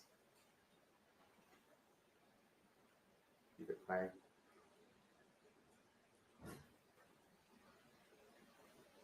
His phone, his device, you said it stagnates. Is what you mean that it stays in that area? In that general area, In that correct. general area. I'm not saying it's at the Pho. I'm saying it's in the area of. I think you said it stagnates, stays in that general area until 6:45 p.m. Is that right? Roughly, correct. So Robert Baker's device is seen first entering into the general area of Pho restaurant at 3:24 p.m. Correct. And it stays for 3 hours and 20 minutes, roughly. Correct. Until 6:45 p.m., right? That is correct. And you don't see it connecting to any other cell towers or leaving that area during that 3 hours and 20 minutes, right? No, I feel very comfortable it's in that general area. There's enough activity that, keep in mind, we're seeing it in glimpses, right? We don't get a constant stream. So I did look, hey, what's the longest period of time that we see no connection at all? It's just under 30 minutes. So is it possible he could have driven in that dark out time from his house back to the apartment or somewhere else? Maybe, but it's probably an outside chance. So very comfortable with his device in that area for that whole time, 3 hours and 20 minutes. Within the parameters that I just explained, yes. And then Fabio Sementilli's device, you can play it, but that arrives, I think, at 6:03 p.m. Is that right? 6:01, but yeah. Yeah, 6:03. You are correct. Are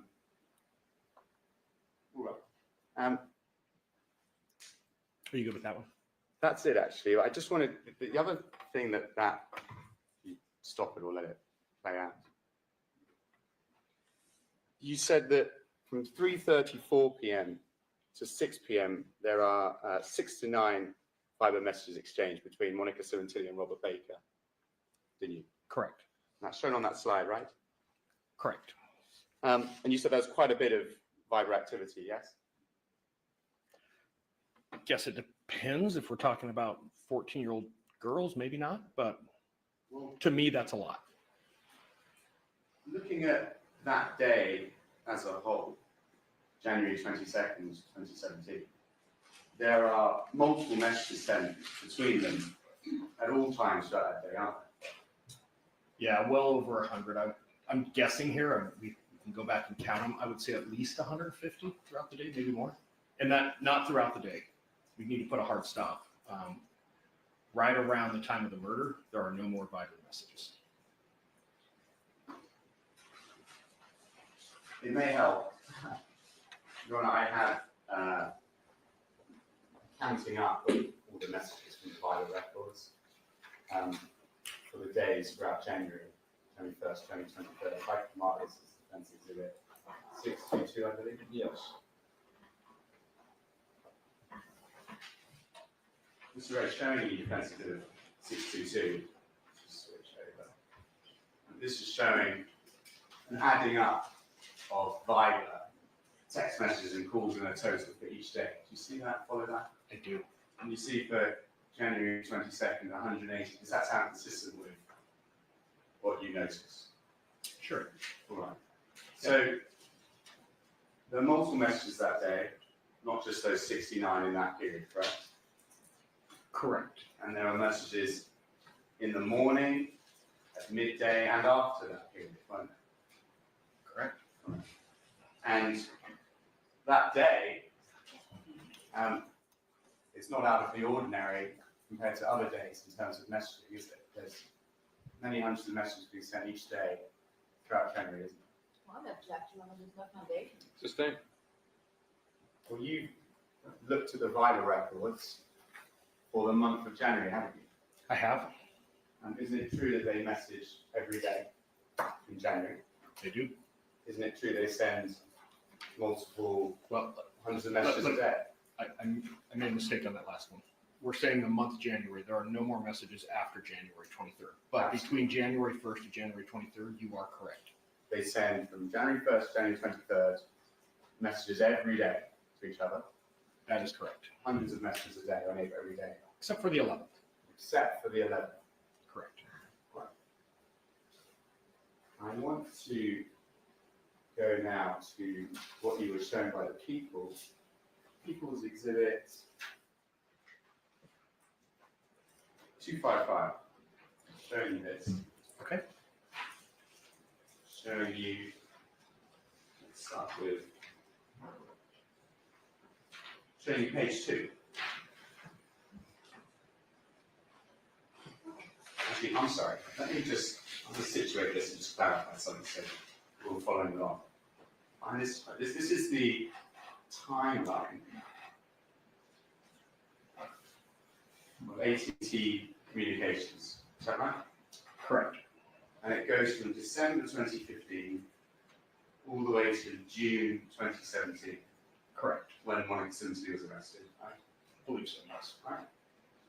It starts here, December 2015, because that's when you see the first communication between them, correct? That is correct. In terms of devices, right? Correct.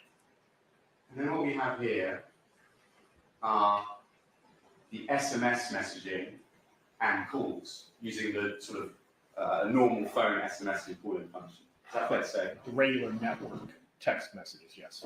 Not Viber. Correct. Okay, so just looking at these, so it's all of this, but the concentrations here are these ones, right? Correct. And going back, you had a sort of analysis of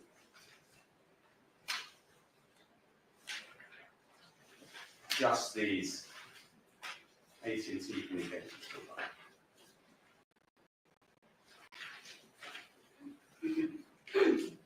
This is an analysis of those communications, right? From October 1st to June 14th, you are correct. Yes, and October is when you start looking at the records, but as you said, they don't actually start communicating until December, right? Correct. Okay. So we see here, this is communications from Monica Sementilli to Robert Baker. This is communication from Robert Baker to Monica Sementilli, correct? Correct. So there are SMS messages and there are calls. The SMS messages make up the vast majority of the communications, don't they? I would agree. And here, it's Robert Baker who is sending the vast majority of the SMS messages to Monica Sementilli, 2/3, correct? Correct. He's sending double the amount of messages to her as she's sending to him, isn't he? Correct. 2/3. And you're absolutely right that she does make more calls to him than he does to her, but this is making up a very small amount of the communication, isn't it? It's only in 2.51% plus nearly 1%. So it's only 3.51% of their communications. Well, those are connections. I wouldn't agree with it makes up a very small part of the communications because you and I were having this engagement by text message. We probably have a couple thousand text messages by we get done, but we could do it in one phone call. So I would say we can't per se put a account on what's happening in those communications, and typically we would see a lot more communication from a single call than we would maybe a dozen text messages. So I don't want to say there's less communication happening there, but there's less connections if that's what we're going. Right.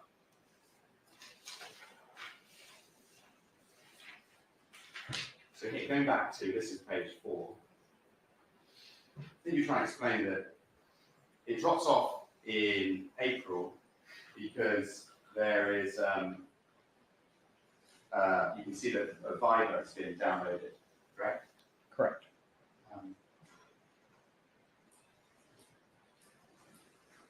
One moment, I'm sorry.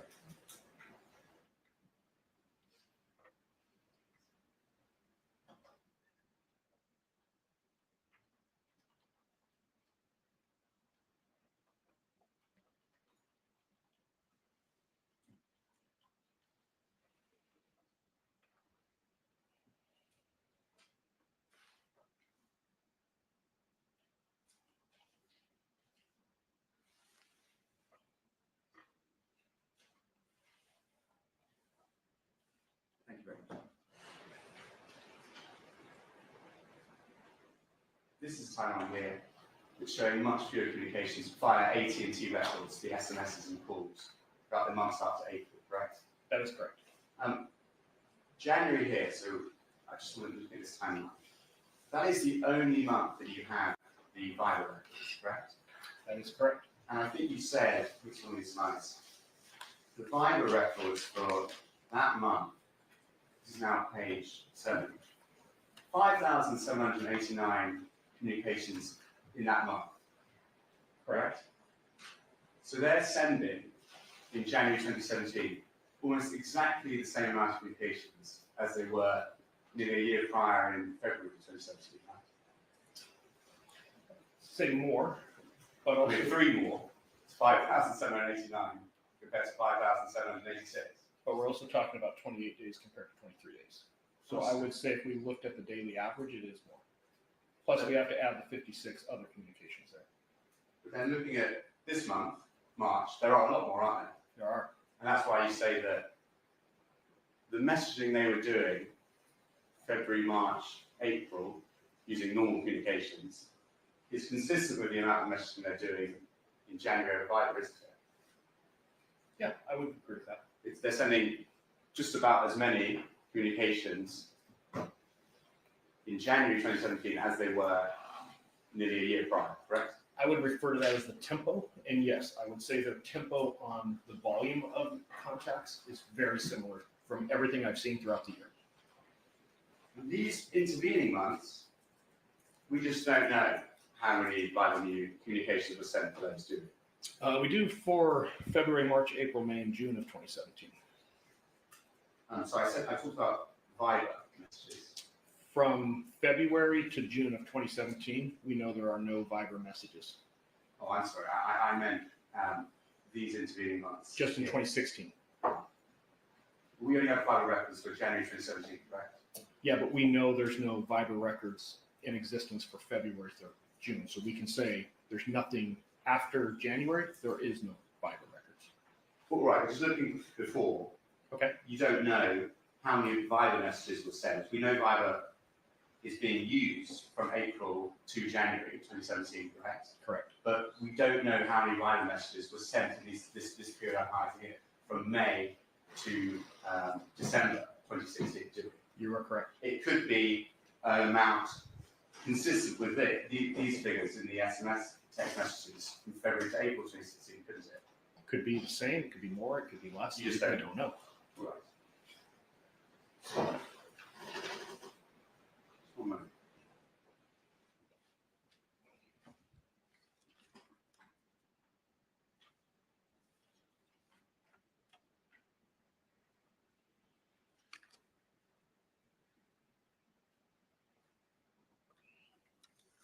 Actually, have no further questions, John. Any from other people? No, thank you. Thank you, Mr. Ray. Thank You're you. excused. Am I, not that I have. Yay, he's excused. Am I correct that your next witness is not here yet? Oh, what do you know? Let me try your next witness. That's why I don't have.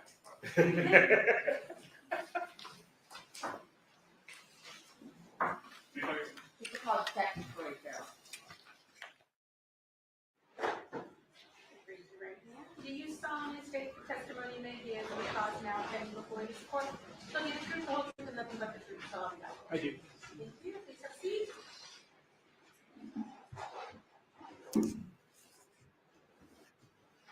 And for the record, say and spell your first and last name, please. Corey Farrell, Corey Farrell. Sir, is that microphone on? I don't think so, Your Honor. There's a switch you have somewhere on the microphone. Sorry about that. It's not you.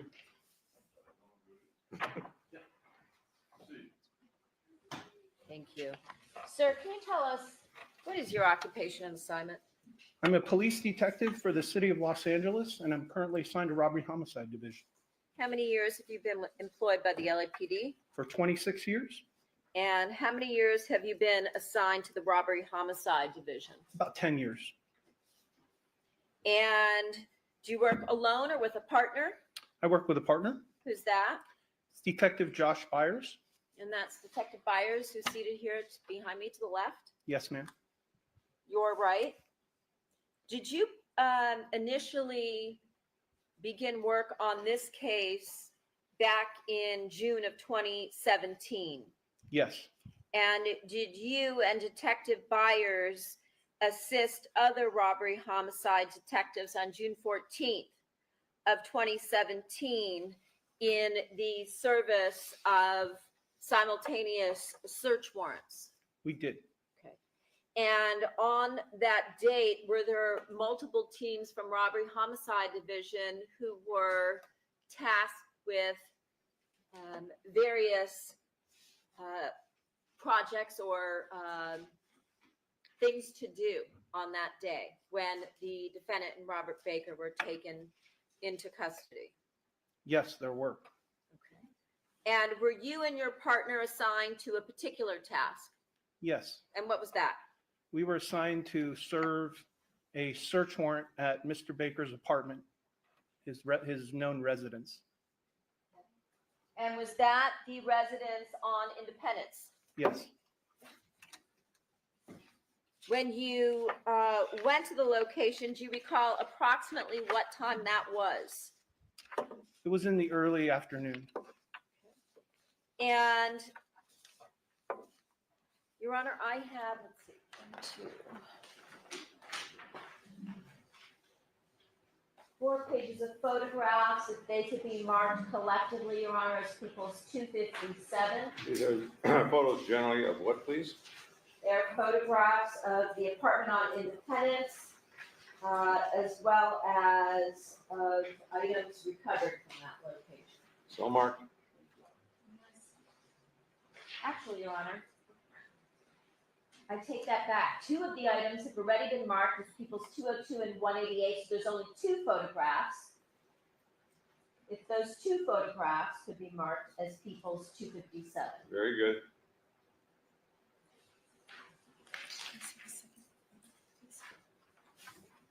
Showing you what's been previously marked as people's 202. Do you recognize what you see here? Yes.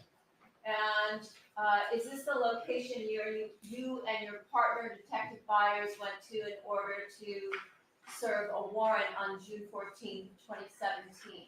Yes.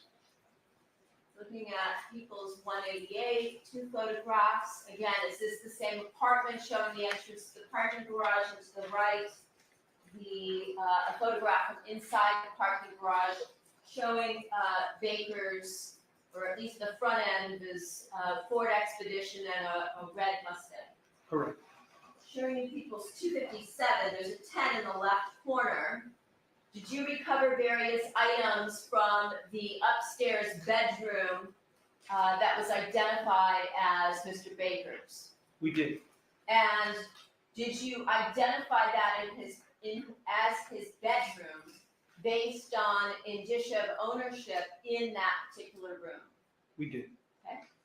Showing you what's marked in people's 257, the photograph to the left. Did you, when you served this warrant, were you accompanied by other individuals from the LAPD? Yes. Who assisted you in marking various items? Yes, there were members of our Forensic Services Division field unit with us. Individuals from the lab that placed placards and also took photographs? Yes. And was one of those items a Samsung S4 that has a number 2 placard next to it, along with various SD cards? Yes. Showing you the photograph to the right in people's 257 that has a 10 in the lower left corner. Is this a photograph of that Samsung S4 as well as a couple of SD cards? It is.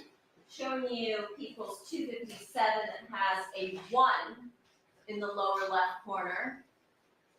Does that appear to be a same or similar photo? Yes. And looking at the photograph to the right, what do we see here? It's a passport that was located in that bedroom for Robert Louis Baker. as well as other documentation belonging to Mr. Baker that we see underneath the passport itself? Yes.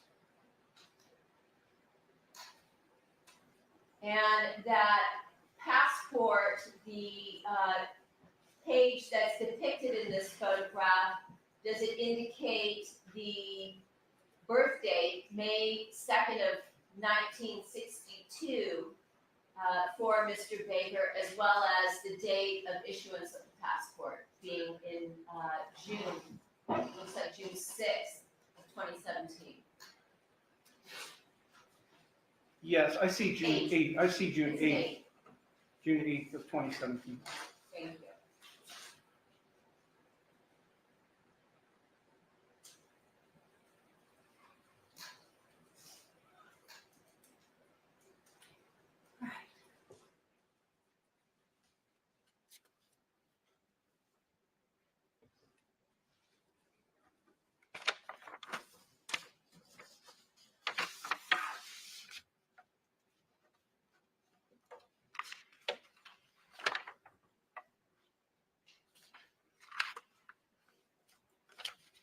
Now, in June of last year, 2024, did you and your partner, Detective Byers, take over the case involving the defendant?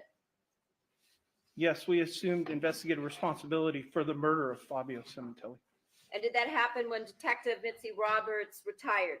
Yes.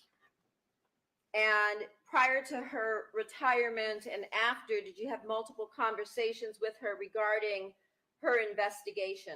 Yes. And did you speak with her specifically about an outstanding suspect that she had identified by the name of Christopher Austin? We did. Was there any information or evidence that you had in your possession at the time that you took over this case regarding the role that Mr. Austin played in the murder of Fabio Sementilli? The information we received from Detective Roberts was that there was a strong indication based on evidence that she had recovered, indicating that he was the other suspect seen on what's been referred to as the joggers video. And that as far as when he went into the home and the murder was carried out, we did not have information as to what his role was. Would it be fair to say that you had no information that he was a direct participant in the murder? At that time, we did not have any information to suggest he was a direct participant in the murder. And did you and your partner begin investigating him with a fresh investigation? Yes, we composed some search warrants for information in regards to flight information. We took a fresh look at Christopher Austin, his life, where he was now, the information we could glean from databases and information that we had available to us as we assumed the investigation.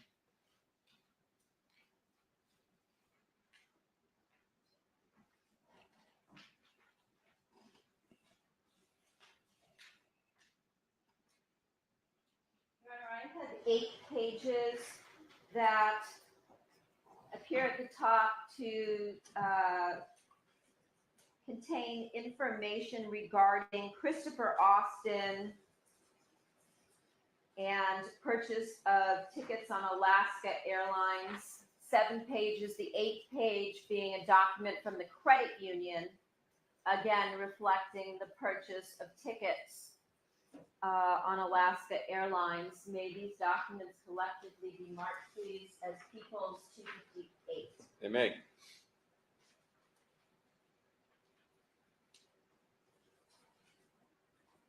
Now, did you, you said drafted, you offered a search warrant for records relating to Alaska Airlines and any purchases by Christopher Austin? Detective Byers did, yes. And did you also obtain documentation from Mr. Austin's credit union account? Yes.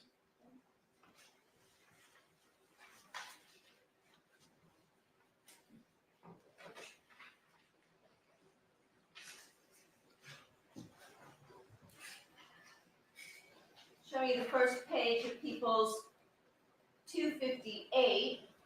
Can you describe what we are looking at here? Yes, these are the records that were received from Alaska Airlines for Christopher Austin for a flight that originated on January 22nd of 2017.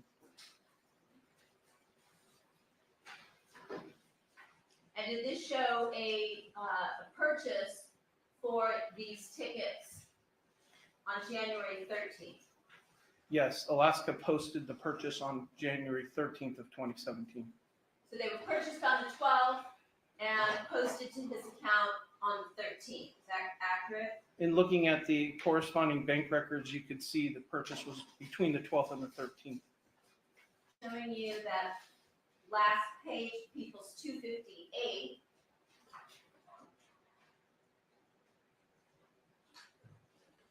Do you recognize what you see here?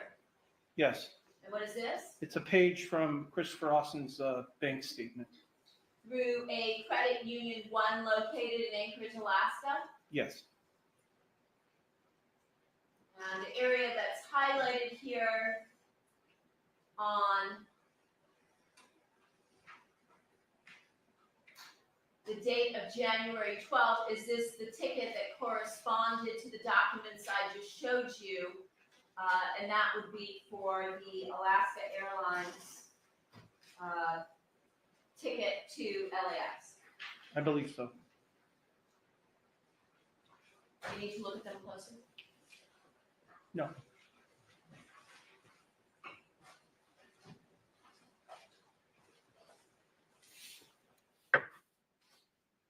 Now, subsequent to receiving the information regarding the Alaska Airlines ticket, did you also run the individual Mr. Austin through various databases? Yes, And what, if anything, new did you find? a citation was identified as having been issued to Mr. Austin. And the significance of the citation was that it was issued on the day of the murder in an area in proximity to Mr. Baker's apartment. And the time was noted at 45 minutes following the murder of Mr. Sementilli.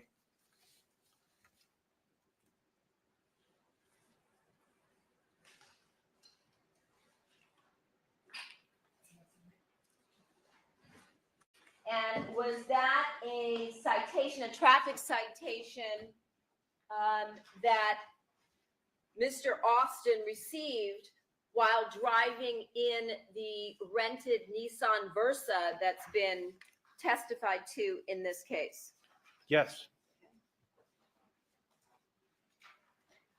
At that point in time, once you were able to obtain this traffic ticket information relating to Mr. Austin driving the rented vehicle 45 minutes after the murder on January 23rd of 2017, did you and your partner begin to put into place a plan or an operation to arrest Mr. Austin? yes. Can you tell us about that, please? So we had made the determination that Christopher Austin was no longer living in Alaska and had relocated to the area of Vancouver, Washington. So being as that we are from California, we didn't have jurisdiction in Washington. So we reached out to our counterparts in Washington to make them aware of our investigation and the fact that we were seeking a probable cause arrest warrant for Mr. Austin and asked for their assistance. In doing so, we also gathered a team of robbery homicide division detectives to accompany us as we went up to Washington to effect the arrest. Prior to the time that you and the team of detectives from LAPD robbery homicide detectives flew up to Vancouver, Washington, did you also have numerous conversations with Vancouver Police Department detectives in order to have them conduct some surveillance prior to your arrival? We did. So in order to develop a pattern of life for Mr. Austin, a surreptitious camera was placed in his neighborhood so we could observe the happenings at his residence, the time that he left, any other occupants that were inside the location. And so we could make a determination as to a plan of action when effecting the arrest. How many of the detectives from Robbery Homicide Division flew up to Vancouver, Washington with you? So we had, along with myself and Detective Byers,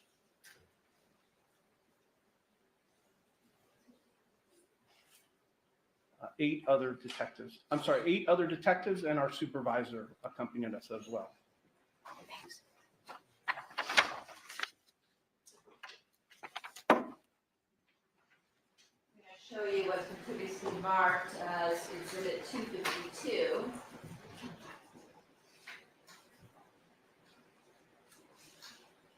Do you recognize what you see here? Yes. And what is this?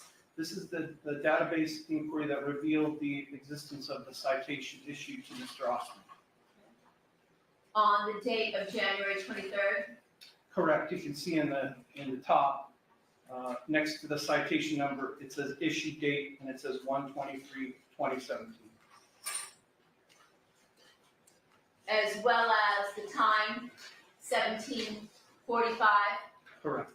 And would that Yes, be I will be 5:45 interpreting in a the little bit on the afternoon? second half. Yes. We're going to switch out.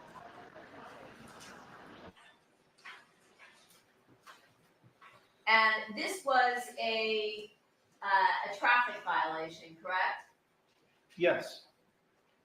And below, do we also see the information regarding the vehicle he is driving, that being a gray Nissan with a specific license plate that's listed here in the document? Is that right? Yes. And does it also indicate that he was ticketed as he was going westbound on Van Owen and DeSoto in San Fernando Valley? Correct.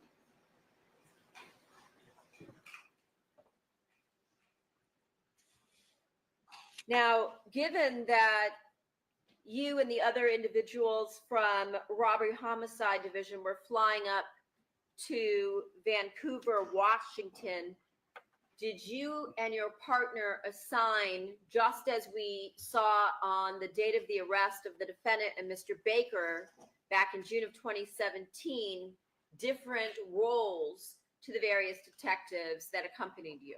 We did. Now, did you also, prior to your flight out to Vancouver, Washington, put into place a plan to conduct what's been referred to in this case as a Perkins operation?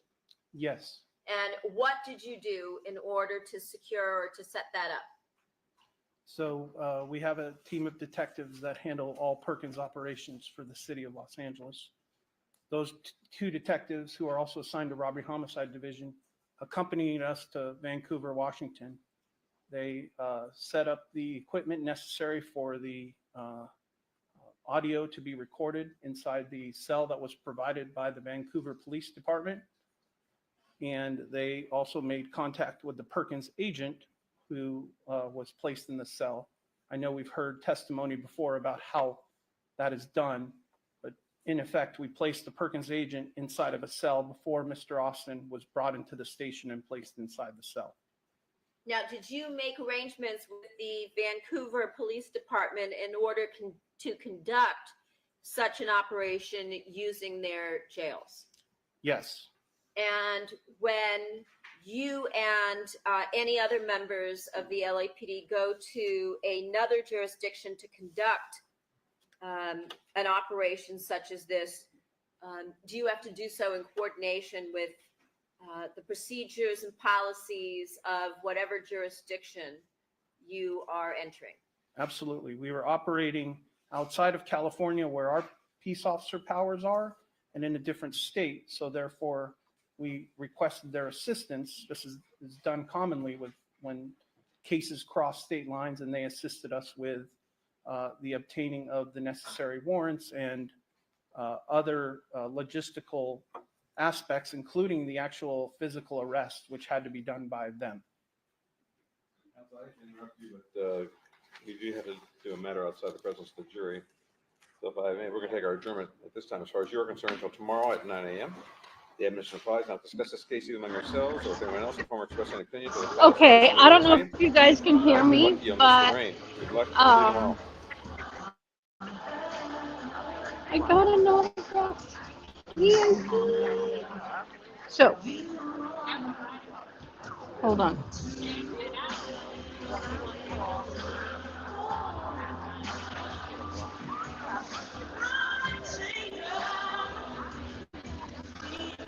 So I will see you later. I will be on tomorrow morning for the Karen Reed trial, and I will see you then. Have a wonderful night.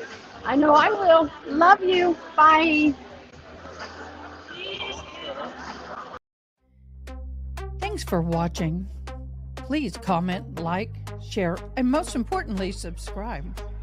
I hope you have an awesome day. Till next time, take care.